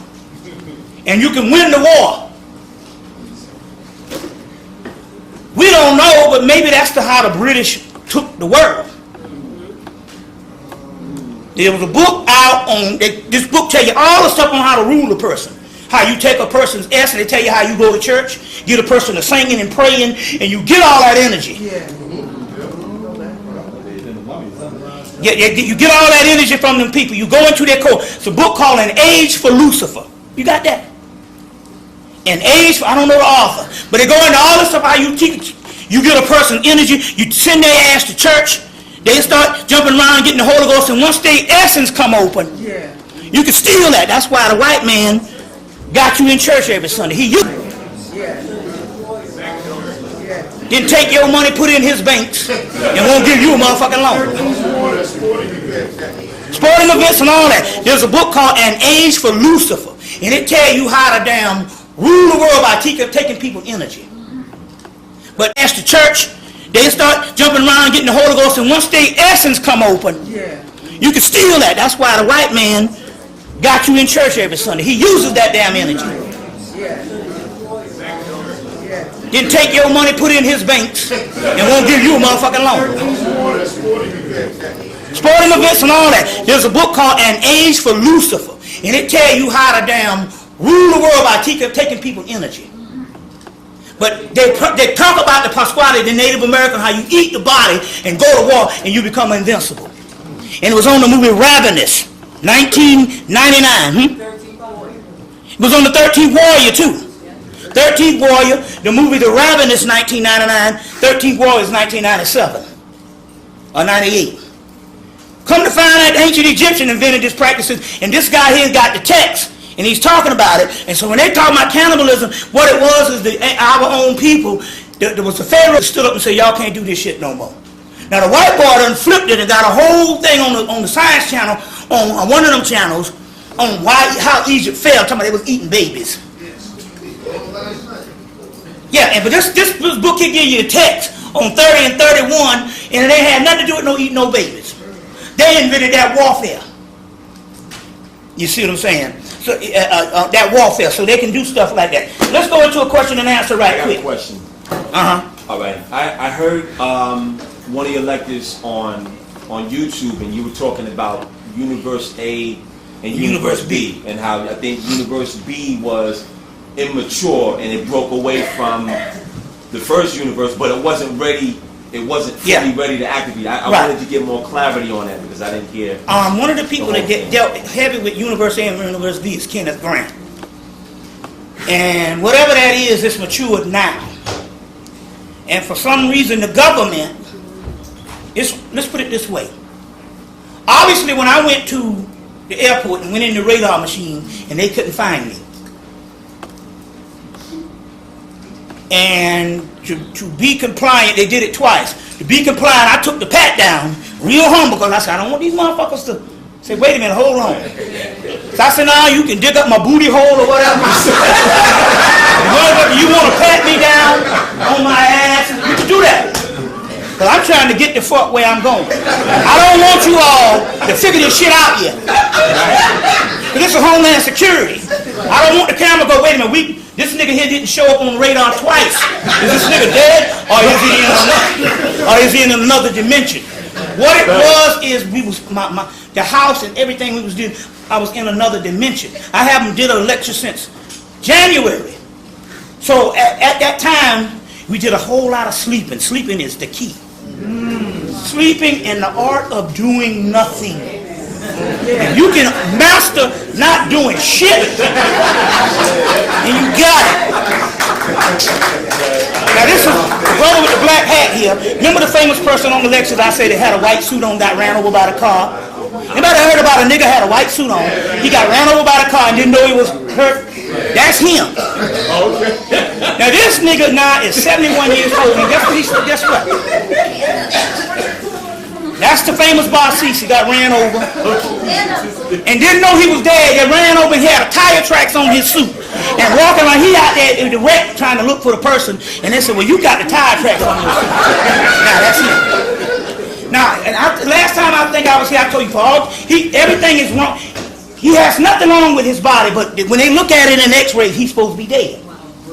Talk about that dead stuff. Okay. For some reason, this nigga wait till he turns 70, and this nigga now is partying weekly. Me and Linda sitting home like, goddamn, I ain't turned 50 yet. I don't turn 50 in November. This nigga is 71 now, and they be partying, and then they done fucked around and hooked up with them goddamn Jamaicans. That shit over. You ain't nobody party like the Jamaicans in the damn Africa. They got us out of that when they start shooting niggas at the clubs. But they done fucked around. I said, you done it now. You done it now, because you done hooked up with them Jamaicans. Them niggas and shit. That's. So, but I'm just trying to say, he's 71. And and stuff like that, but he's literally a dead man. So that's what the same thing happened when it came to this this universe B. And basically how you become that way, you got to do a whole lot of nothing. People are like, I know you're traveling, I know you're a very busy man, I don't be doing shit. But sleeping. I don't do nothing. Sleep, eat. And now the eating thing done became a problem because ever since last August, can't eat no more. I can eat 2 or 3 bites and I'll be like I'm about to kill myself. But I ain't lost no weight. I'm a little bit thinner, but I'm just trying to say for a person that's eating like, I had 2 little pieces of chicken. And that's the little pieces of chicken out of Chinese meal, a little cut up chicken and stuff like that. And got all this energy. You see, got all this energy. Now, let me show you what happens with this, because we're talking about this Kundalini energy. Once you get to a certain level, you go to sleep, you can't go to sleep past 4 o'clock. So with me, in order to get to sleep, anyway, the stove's closed up on her. So I said, well, I tell you what, let me go around here and maybe I can get a beer or something like that, because I can't get to sleep because there's so much Kundalini energy. In order to get to sleep, you know, I had to drink that whole 6-pack. Because I'm used to drinking 85% by volume alcohol just to get to sleep. And people don't understand, this ain't got nothing to do with no alcoholism. I can't drink at all during the day. If I drink a drop, I get sick as a dog. Now, that ain't an alcoholic. I can only drink it at a allotted time because it got something to do with the melanin. Something about the inner ear melanin and the alcohol. And what happens here is the alcohol secretes the melanin. What is melanin? Melanin is nothing but sleep. That's what it is. That's how they can take melanin out of you and put it into a white person and they fall asleep with the melatonin. You see what I'm saying? You know, and we say don't suggest that because I took the melanin pills and whatever boy they killed to do that, I experienced his death. Somebody hit him behind the head. So, yeah, you know, so you don't need to take the melatonin. You got enough of that. And so give me some questions right quick. Okay, then you go. All right. If you could break down the supposed Ellen is coming, that's supposed to be coming sometime in like November, October, if you know what I'm talking about. Well, let me tell you something. Remember the guy, the world was supposed to end about 2 weeks ago, 2-3 weeks ago? Well, first of all, the Christian gonna always calculate, because nigga calculating shit from Noah's Ark. Mythology. Never happened. You know what I'm saying? From Noah's Ark. You know what I'm saying? It never happened. So, he, like other Christians, was going to be off. But they sent something, because the world didn't end that day, but what happened the next day, that Sunday? The tornado. See, he was on to something. Now, he said October 31st. Now, 21st. The 21st. Well, there's a book called The Goddess Book of Days. I tell anybody, go on the internet. The Goddess Book of Days by Diane Stein. Anytime you at a loss or some shit, you can get them for $2 or $3. You can get hardbacks. This book here will never let you down. The Goddess Book of Days by Diane Stein. And on that day, he said, well, I had my calculations wrong. He said, but on the 21st, I looked in the Goddess Book of Days and every god known to man lines up on that day. You see what I'm saying? So even though the Goddess Book of Days, October 21st, he said, well, in my calculation, he said, but October 21st. You see what I'm saying? October 21st in another book is the black god El Cristo Negro's day in Puerto Rico too. Well, it's October 16th in Puerto Rico, but it's around the other parts of the Caribbean. El Cristo Negro crucified black Christ is on that day too. So that's a powerful day. So my point here is with the comet and all that kind of stuff, all that stuff is lined up. All that stuff is lined up. When it come to that, the brother had his hand. Yeah. Just make a comment. You talk about Universe A, Universe B. There's a movie coming out. The brother in Japan posted on YouTube last week about the second Earth. Another Earth. Well, I don't want to put the camera on. I don't want you to put the camera on this brother. I'm not gonna say his name. The brother who was just talking. Don't put the camera on him because we don't want to get him fucked up. But what he did was, they went up to the Louvre in Paris and went into the Louvre and they filmed, and they say you can't film. But they went up in there and nobody opposed them, and they filmed, 5 hours? And they got more stuff in the Louvre in Paris than they do in the British Museum. It was stuff that I have never seen in books at all.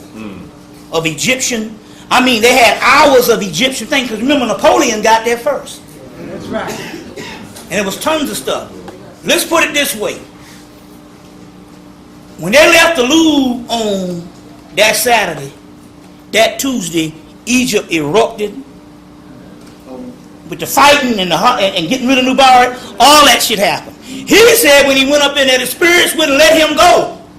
Told him, please get me and please get me. And what happened was they unleashed those. It was just like unleashing spirits. Unleashing spirits. So there's doorways that's opening. So now you're going to be visited by a guy by the name of coming on the second, Mitchell Gibson. Okay, by Mitchell Gibson. Mitchell Gibson got a mantra called the Anabakua. Now, Anabakua is an ancient prayer. You don't find it in no Jewish books. I only found one Jewish book that had it in there.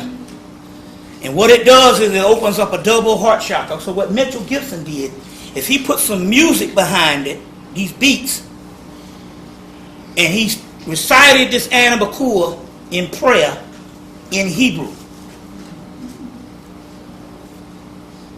We got the tape. Started play. All you got to do is go to what? www.tybro.com. Is that T-Y-B-R-O? T-Y-B-R-O, tybro.com. We got the Anabakua. We played it all day because we looped it, put it on repeat. Played it all day one day in this prayer. He said that he healed a dog that was getting ready to get put on. He said, don't kill it yet. And the dog got healed. This thing heals because it's an ancient healing prayer. So, these Jews won't give up. They won't never talk about this. I found in one book. I found it in one book, one Kabbalah book. And they talk about an ancient prayer that infuses the double heart chakra. It'll come to me what the Kabbalah book is. So we played this book a couple of days before Christmas. This Anabakua tape, looped it all day. Even left the house and kept it playing. Okay. The next day, my aunt, because she just turned 70, she's Barcece's age. She just turned. They turned 70 on the same time, so she's like 71 now. She had a stroke. She had 2 strokes. She had a blood clot on the brain, and she went into a coma the next day. The next day, it shipped her to Charleston, South Carolina. My brother went down. The next day, she coherent. The next day, she talking. By Christmas, the doctor come out and say, I don't know what it is, but there's a miracle. I don't know what it is. There's a miracle. There's a miracle. You got your Christmas present. Told my brother that. So I called on Christmas Day because she's supposed to be in a rehab place right outside of Mullins, where I'm from, in Florence, South Carolina. I called the place. They said she gone. She done checked out. I called her. She's talking and everything like that, and I'm like, and what it was is what this thing did. It went through time to heal her the next day because she fell out the next day. This prayer. Now,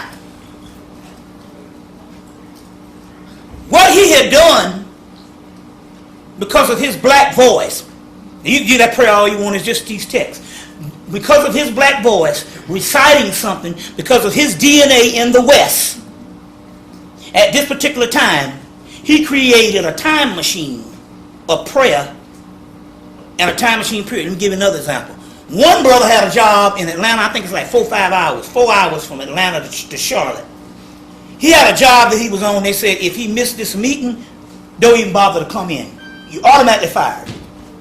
He told my brother, he said, man, he said, I got a meeting and I'm going to be at least 2 hours late to the meeting because it's 4 hours. And I ain't left Atlanta yet. And I got to be there at 10 o'clock. He said, my brother gave him a whole bunch of stuff to listen to. He put it in the Anabakua. Started riding 4 hours ended up in the parking lot with about an hour and a half to spare. And he was going to be 2 hours late. Now, under the cool, whatever it did, it shifted him through a dimension. And he was there. So this thing is multidimensional, but it's his voice. So when I told you about this, and this was given, we have the power now to do things and stuff, but it has to have our energy. You see, just like they got a brother, University of Connecticut, created a time machine. Yeah. What's the brother name? Oh, man. University of Connecticut, this done created a time machine through lasers. He ain't got the real one, but he done transferred light and all that stuff. Yeah. You see, so, huh? Mallet. Mallet. Yeah, Mallet, yeah. That's What's his name? Dr. Mallet, yeah. Dr. Mallet. University of Connecticut. University of Connecticut. So we got the science, but some of this science is it's the only stuff that we can do now. We on the cutting edge because we're some of the people that's been there from the beginning, and we're here now with all the new stuff. So it takes a certain kind of DNA to do this stuff and all like that. But the brother's coming on the second.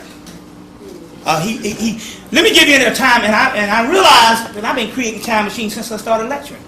All my lectures in the 90s used to be 8 hours long. Somebody said, "How can you go to?" I went out to California, my birthplace, City of Angels, Los Angeles. I did 10 hours. You see, how do you do it? Pouring them libations create time machines. You see, so now I guarantee you right now, you in here, it seems like a few minutes. Well, if you get to tape, you're like, damn, this shit here be long as hell.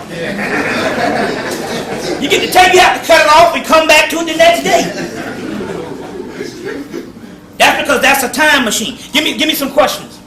Now, what you're speaking on the time machine, I purchased one of the purple discs, and I do a lot of walking through here, and it's like, I live in Brownsville. I can leave from here and get to Brownsville under 20 minutes. Right, because it traps particles of light at the speed of like tachyon energy and stuff. Yeah, exactly. Mm-hmm. What's that?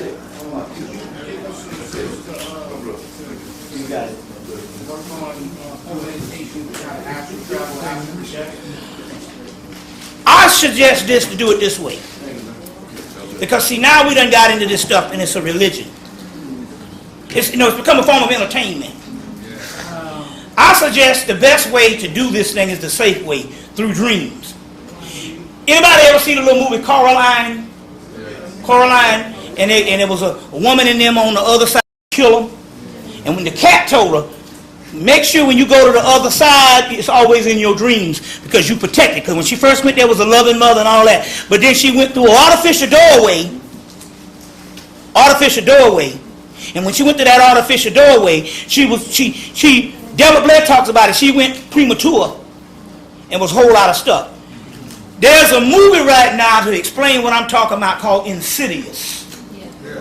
And in that movie, so my point here is the best way to do it is through dreams. Because if you do it premature, you're not going to know what you see no way. You see what I'm saying? You're not going to know what you see no way. So we don't have to do a lot of magic just to see does it work and stuff like that. You need to do things. And I know when I first started, there was all these gadgets and these tools, and I just wanted access. And C. Freeman L. said you should want spiritual quickness or spiritual. You should be enthused about doing stuff spiritual. But when it comes to stuff, some things need to be natural. And when you dream, you are on the astral plane. So if you're going to do it, get the type of stuff they talk about dreaming, magical dreaming. And that's the best and safe way to do it. And in that particular way, you can learn stuff than to go up there premature and somebody going, what the fuck you doing up here? Because remember now, some things that some of the same old niggas out in the street that stole your car is some of the same niggas bouncing around them astral planes as negative thought forms. You see, so my point here is I'm not trying to scare you. You should be enthusiastic, but the safest way is through dream consciousness. Read anything you can on dream magic and dream travel. You see what I'm saying on that level, yeah. What's that? I want to ask about the dream. If spirits is having sex with you in the astral realm, can you get pregnant there, or can you just interact with the menstrual cycle in this realm? I don't think so, because they are not. It has to be very high angels to do some stuff like that, to give them immaculate conception. And most very high angels is not going to be that fickle to just want to just get you pregnant just for the sake of it. You see, it's got to be a certain thing like that. So the majority of the stuff up there, it ain't happening. You see what I'm saying like that. You said the other thing was about can having sex with spirits in the astral realm mess up your menstrual cycle in this realm? I think it's two different. I think it's two different systems and stuff like. I think it's two different systems. The menstrual cycle was literally, actually, it was literally one of the devices that the women used to have when they was in control of their menses to ward off unwanted pregnancies. So you know, Lilith is supposed to be the child killer. But when you study the science of what those ancients were talking about Lilith, they was talking about your Lilith, your menstrual. So what happened was the menstrual cycle was put there, and the women could bring on their menstrual cycle. Let's say they got raped, or they got these wars where people come in and pillage and stuff and rape a few people and stuff, and they could actually bring on their menstrual cycle. Now we've lost that ability now because we just don't know we have it. I have met a girl say, yeah, she said, I think I'm pregnant. She said, I know what I do. I'll get in the dark and sit in the closet and send that mug back. And she said, as soon as I do that, my menstrual cycle come on. So we do have the ability to do that. That's also in the book Mysteries of the Dark Moon by it'll come to me in Mysteries of the Dark Moon. They talk about that Lilith and the menstrual cycle thing. It'll come Diatra Meeks or something like that. Yeah, what's that, brother? Mm-hmm. Yeah, Bobby, you was talking about the feet.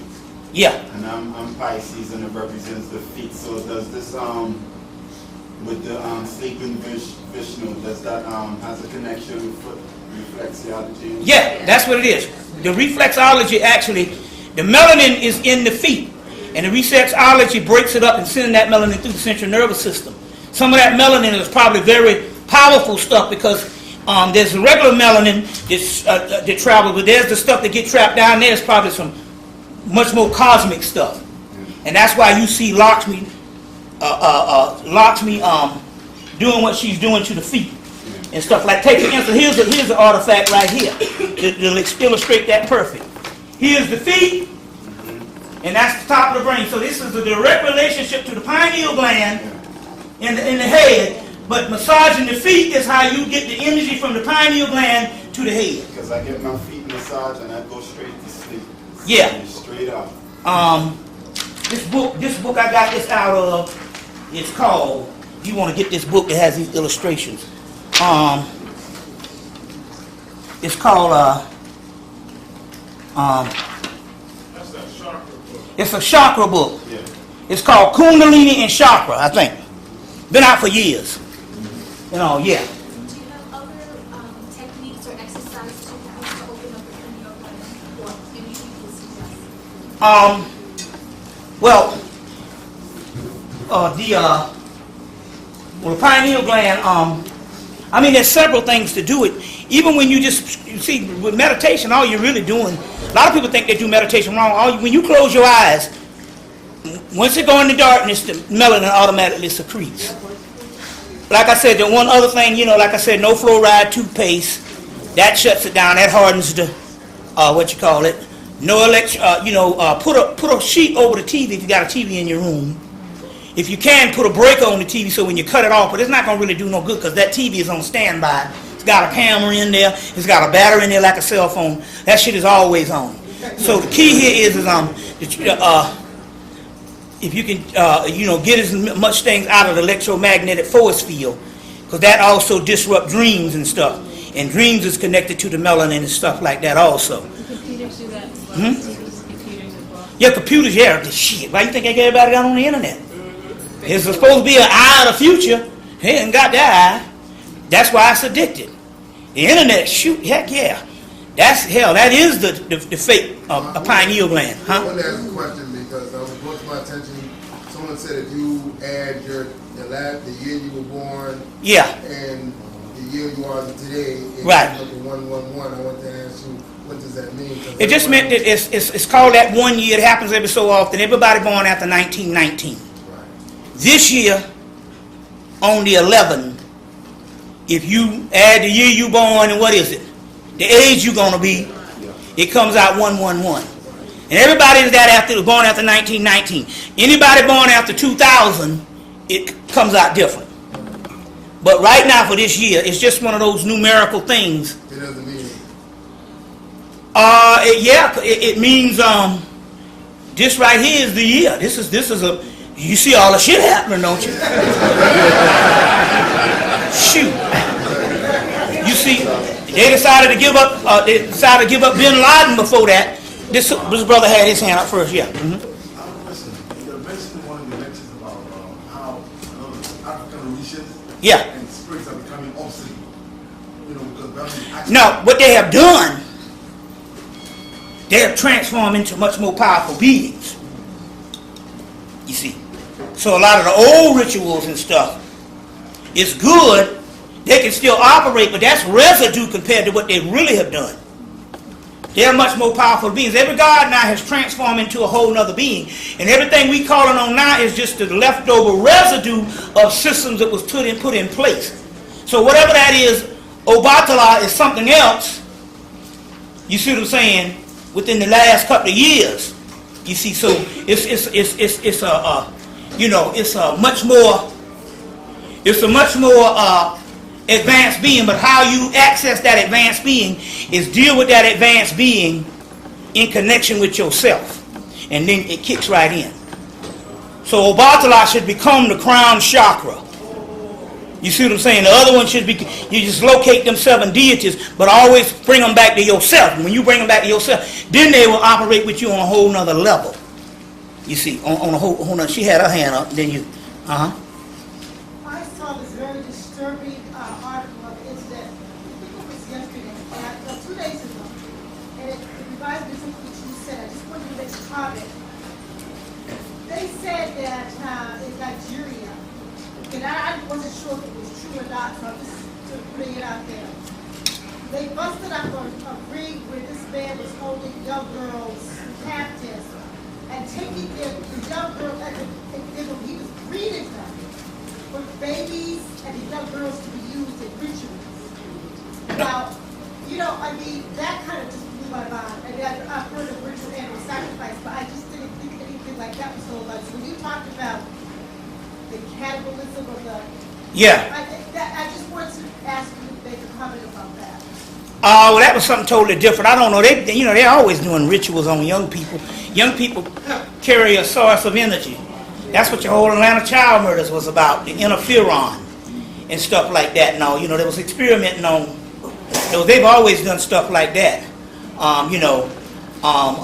Young people carry a certain amount of energy that's not contaminated based on a certain age. So they got innocent energy. I don't know about now, because hell, a nigga hip-hop at night at fucking 2. You know what I'm saying? When you develop that ego and stuff, you don't even get a chance to develop. That's why you're supposed to be innocent, and a child's supposed to play on an innocent level to a certain level, because they emit certain hormones. And these people that do those rituals, if they realize that they can get those hormones, those sinister things, they do it. That's totally different from the ancient world of what I was talking about on why they did that type of thing. That's just, they do stuff like that, but they've been doing stuff like that. Yeah. Yeah, Bobby, in line of what she's saying, last year, Ebony had an article in May Ebony said that 300,000 black people. Okay, I'm glad you said that, because missing last year. I'm glad you said that. This is the article. This is the Ebony. 300,000 black people. Now, this is my thing. This is my take on it. Let me change this thing. By the way, these tapes are ready. Y'all can get them. It's 300,000 black people went missing in the year 2010 and stuff. That's the article. It's called Without a Trace. Yeah, Missing Without a Trace. Yeah, Missing Without a Trace, and it's in this article. It's this article in Ebony magazine of 300,000 people. And so went missing. I think of 2 things that's happening. If this was been going on in the 90s, I could directly trace it to the shutting down of the projects and all that. This now, here is two things. Yeah, there might be sinister stuff with people still snatching people, but 300,000 people going unaccounted for is what me and Linda noticed recently. That we go to supermarkets and we go to shopping centers and ain't nobody in the stores. And I'm saying that there's some type of ascension going on. I say I can't say, but I can pinpoint as far as people snatching bodies more in the 90s when they was closing down all the projects all over the country. You see, with the last gentrification was that Katrina. I got a boy that just moved down there. He said, ain't no black people down there. He said, it's the greatest gentrification, whereas they got them people out of there. A lot of those people that was renters was never able to come back. So you go down there, it's lily white. You see, so that's one of the last thing. But I say two things in this particular thing. Just like I went through that airport and wasn't there, I think some of these people are just disappearing out of thin air. I would say that. Now, I can't say there might be some, I never rule out the government doing stuff. You see, because when he talking here, it's interesting. He got the numbers of 300,000 people in the book, but he can only talk about one girl damn near in the article. You see what I'm saying? So my point here is how can 300,000 people disappear without a trace and nobody talk about it in the whole year? I'm going to be honest with you. I think it's a dimension. I think it's a dimension. Because one brother called the house and said he saw a dog walk through the wall and our cats be disappearing. I think some of the people be riding down the street and fall off in the wrong dimension. There's some Twilight Zone shit here. But it's an ascension thing. I will say that type of thing. That came through from Mario, but every 18 days now I get a transmission from him. And part of it is that for those of us who were supposed to make that other second Earth and for Sirius C, we are going to be the ones who help the rest of those. So we're pushing. And guess what? A lot of them is going now as the workers. Because like I said, we the teachers. We are learning. Yeah. You see what I'm saying? And some of these things, nigga just standing around the liquor store, he might walk down a corner and the next thing you know, he be in a celestial bar, drinking with Yoda and them shit. He's like, oh yeah. He got on some sparkling shit too. So I'm just trying to say, you all got to start thinking that way, because you don't rule that out. What's that, brother? There's a movie out called The Vanishing. Vanishing on 7th Street is the same thing. Now, isn't it interesting here that they able to put this movie out? They play all this black music, black woman music, because they said right before the Beatles hit, the Beatles was they said that was a government shit where they take the black music and make the shit all all corny. Right before the Beatles hit, they said that the number one shit. They said that God was on earth was the voice of the black woman. The Marvelettes. All Mary Wells, all this type of thing and stuff. And if you listen to the music at the period that they was playing shit around the 1960s in that movie. And that blackness was overtaking them. That's the womb. Right. So the book he was reading, when he was the projectionist, he was talking about what happened in Carolina or Virginia. Roanoke. Yeah. Croatoan. Right. Yeah, they had a thing on Supernatural on that. Roanoke, Virginia, they had a whole colony disappear. Right. The queen came back in, not the queen, their queen came back in 2007 to visit that Roanoke colony that disappeared. You see what I'm saying? So my point here is there's a whole Mayan colony that just disappeared. So the point I'm trying to make here is some of this disappearance here is these zones bumping into each other. You see what I'm saying? Because I damn sure disappeared off the radar yesterday. So I'm going to have to materialize myself. Cause, you know, I just ain't going to go with no more hands up the crack of the ass shit. You know. So you know, at that time I like, yo, feel these balls. I don't want nobody to know what's going on. Now, come on now, you clear to go, okay, good. But see, now I know what's going on. I'm going to materialize myself and shit like that. You see, nigga might feel a nigga up the wrong way. Okay, what's that?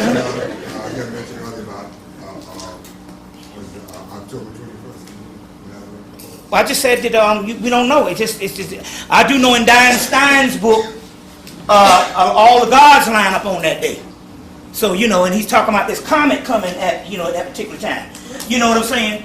I mean, you know. And Bobby Calvin's book, Calvin's book for October 28th really starts to open, cross out the light because it's still equating. Yeah. That's it, and it goes all the way into December. And that's Yeah. Yeah. So what's that, brother?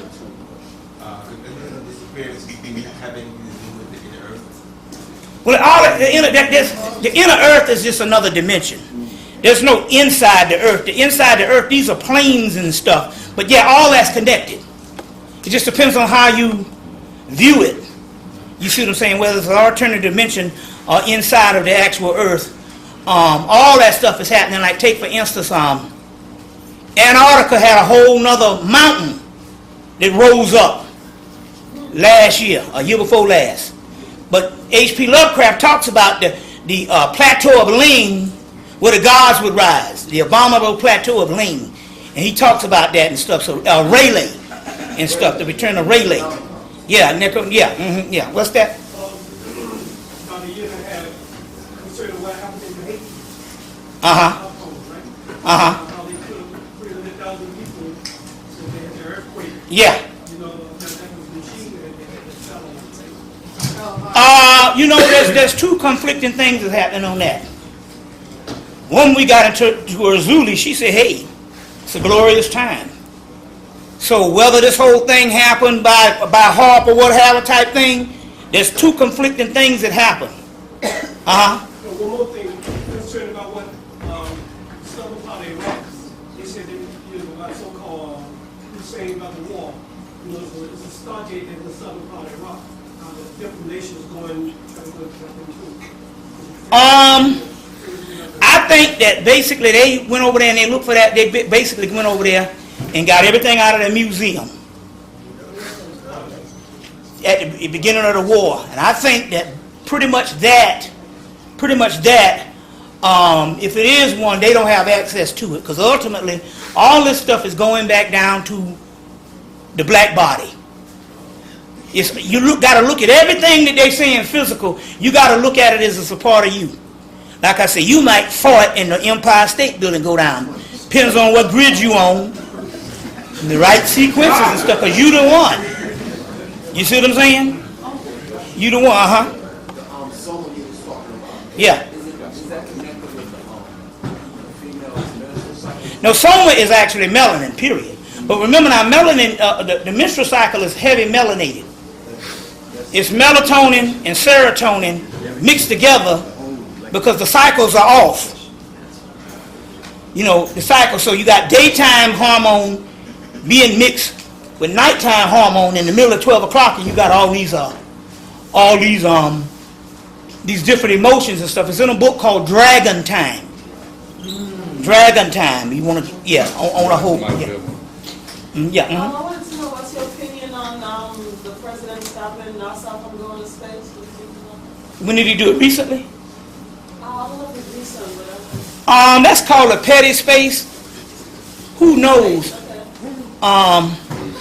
That's called a petty universe, and they walk riding around in just a little space airplane, because they never really went to the moon. You see what I'm saying? Motherfucker fake that shit. You see what I'm saying? Just like they fake Saddam Hussein and all of that stuff. So, you know, whatever it is, it's for distraction. They ain't really no power like that, you know. Believe me, if the white boy would have had his shit to jump off the pot, he would have done it by now. He wouldn't have to resort to blowing up his own buildings and stuff if he had some real deal stuff. You know what I'm saying? And then lying on, your boy, Bin Laden and stuff, and dropping his body off at sea and all this kind of thing here, and you didn't see it and stuff like that. If they had some real deal stuff, why even mess around with tricks? Right. That's true. You see, as the Nation of Islam call it, tricknology. Yeah, what's you and then you? Huh? Does it destroy the hair product? Yeah. How about the perm that they have for the Brazilian? That's what we talking about. All that shit is made for that. All that. All of that stuff. You see? Yeah. That was just talking about the dye. Yeah, they had the Brazilian blacks on the news saying it's dangerous and this and that. And my girlfriend had gotten it, so she liked it. Well, if it's natural, then it's something, you know. You know, they used to have natural products in the ancient world that did that. We didn't have one phenotype, a prototype of hair. They had natural products that did that. They had a certain way they could roll their hair, and then when they unroll it, it would be straightened and stuff. Yeah, what's that? Yeah, I'm reading this book, dealing with the Masons, but people talking about Nimrod as rock. Yeah, most of that is, that Nimrod stuff, that's all that is mythology that they done tried to historicalize. Nimrod is also sometime Orion, Osiris, and it depends on how you swing the mythology. You see, but the Masonic thing, you know what I'm saying? Yeah. I can see that they are worshiping us. Yeah, no doubt about it. No doubt about it, they're worshiping us. That's why I figured they went into Iraq anyway, because people don't know that is Babylon. Yeah. I mean, you know, but all of that stuff ain't up in Northeast Africa. All that stuff was connected, yeah. What's that, sister? Bobby, what's the best way you could tell if someone is a clone? I don't think there is a best way and stuff, because we on such a low level until shit. It's doubtful. You know what I'm saying? We can't just go that nigga acting funny. Well, shit. So that's everybody. You see what I'm saying? You see what I'm saying? You know, so I think it's a waste of energy, because everything down here is on. That's why I don't even compare us to the white man no more, because the simple fact here is, you on such a savage level and stuff like that, hell, he a little better than you. If he's supposed to be less than you and he doing all what he got with what he got.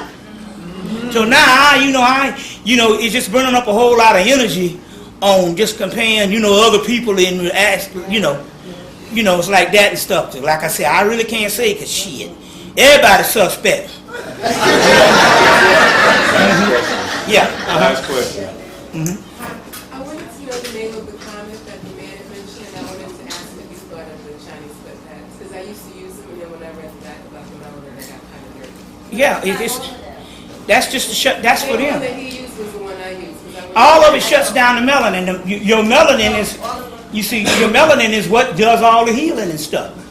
That melanin is settled in the foot for you to do dancing, foot massage, running, jogging and stuff, so the melanin can transform. If they shutting it down, you see what I'm saying, and all, that's something, that ain't nothing healthy about that shit. If it's literally inhibit melanin, but the comment, I don't know, that brother knows about the comment, What's the name of the comment? They call it Elenin's comment. Elenin's? Elenin, like melanin. Oh, Elenin's comment. So just look up that. Look it up on the internet. Yeah. Ain't that some shit? Brother Red. Yeah. Brother Red. Who, me? Oh, yeah. Shit. Huh? It just depends, it just depends. You can see them out the corner of your eye. You can invoke them. I tell you what, my queen went to a party on Halloween, which that's when those things bump in together. She went to a party in the 90s, or maybe the 80s, I think it might have been in the 90s, in Halloween, and the place was packed with people. And she went outside to talk to one of her friends, and when they got back in, wasn't no more than 10 or 15 people in the place, and she didn't see none of them come out. That means those were spirits. Yeah. that came together at that particular time. Do they appear as anything else? Like for instance, for about 10 times over the last 2 years, when waking up, I've noticed some. Yeah, those are spirits. They appear in all kind of light particles. Huh? Well, the beings with tentacles is just basically how you perceive a certain amount of energy. You see what I'm saying? It comes out of a certain thing, but it's based on your perception of it. It can be the beings of tentacles, you see what I'm saying?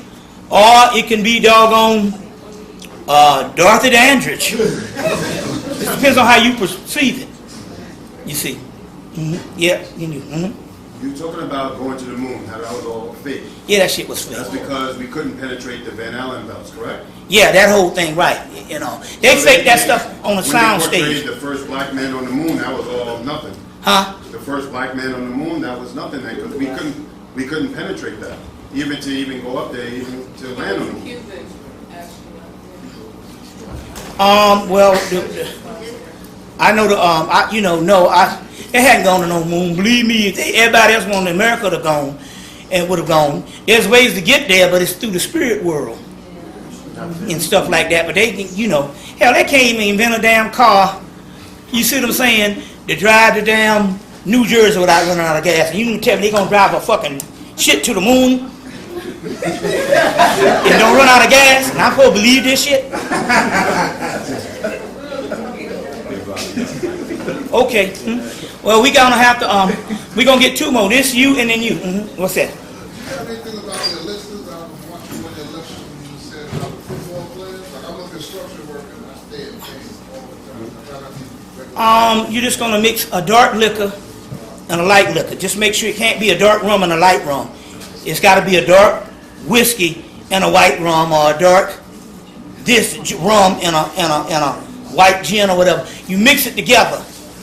You see what I'm saying? And just call on the three sisters. You don't even have to know their name to help you. In this particular case, just call on the four elements. That way, Isis, Nephthys, Serket, and Neith.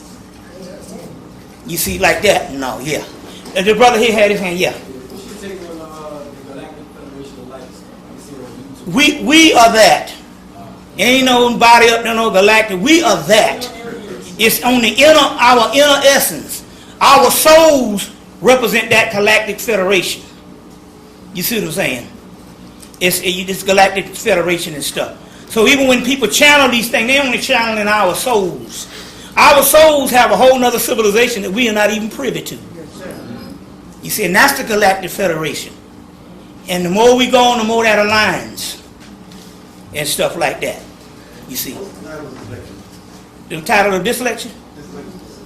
What's the title of this lecture?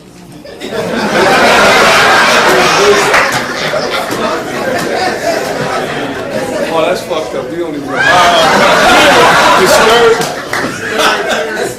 Rapid, miraculous third eye acceleration. Rapid, miraculous third eye acceleration.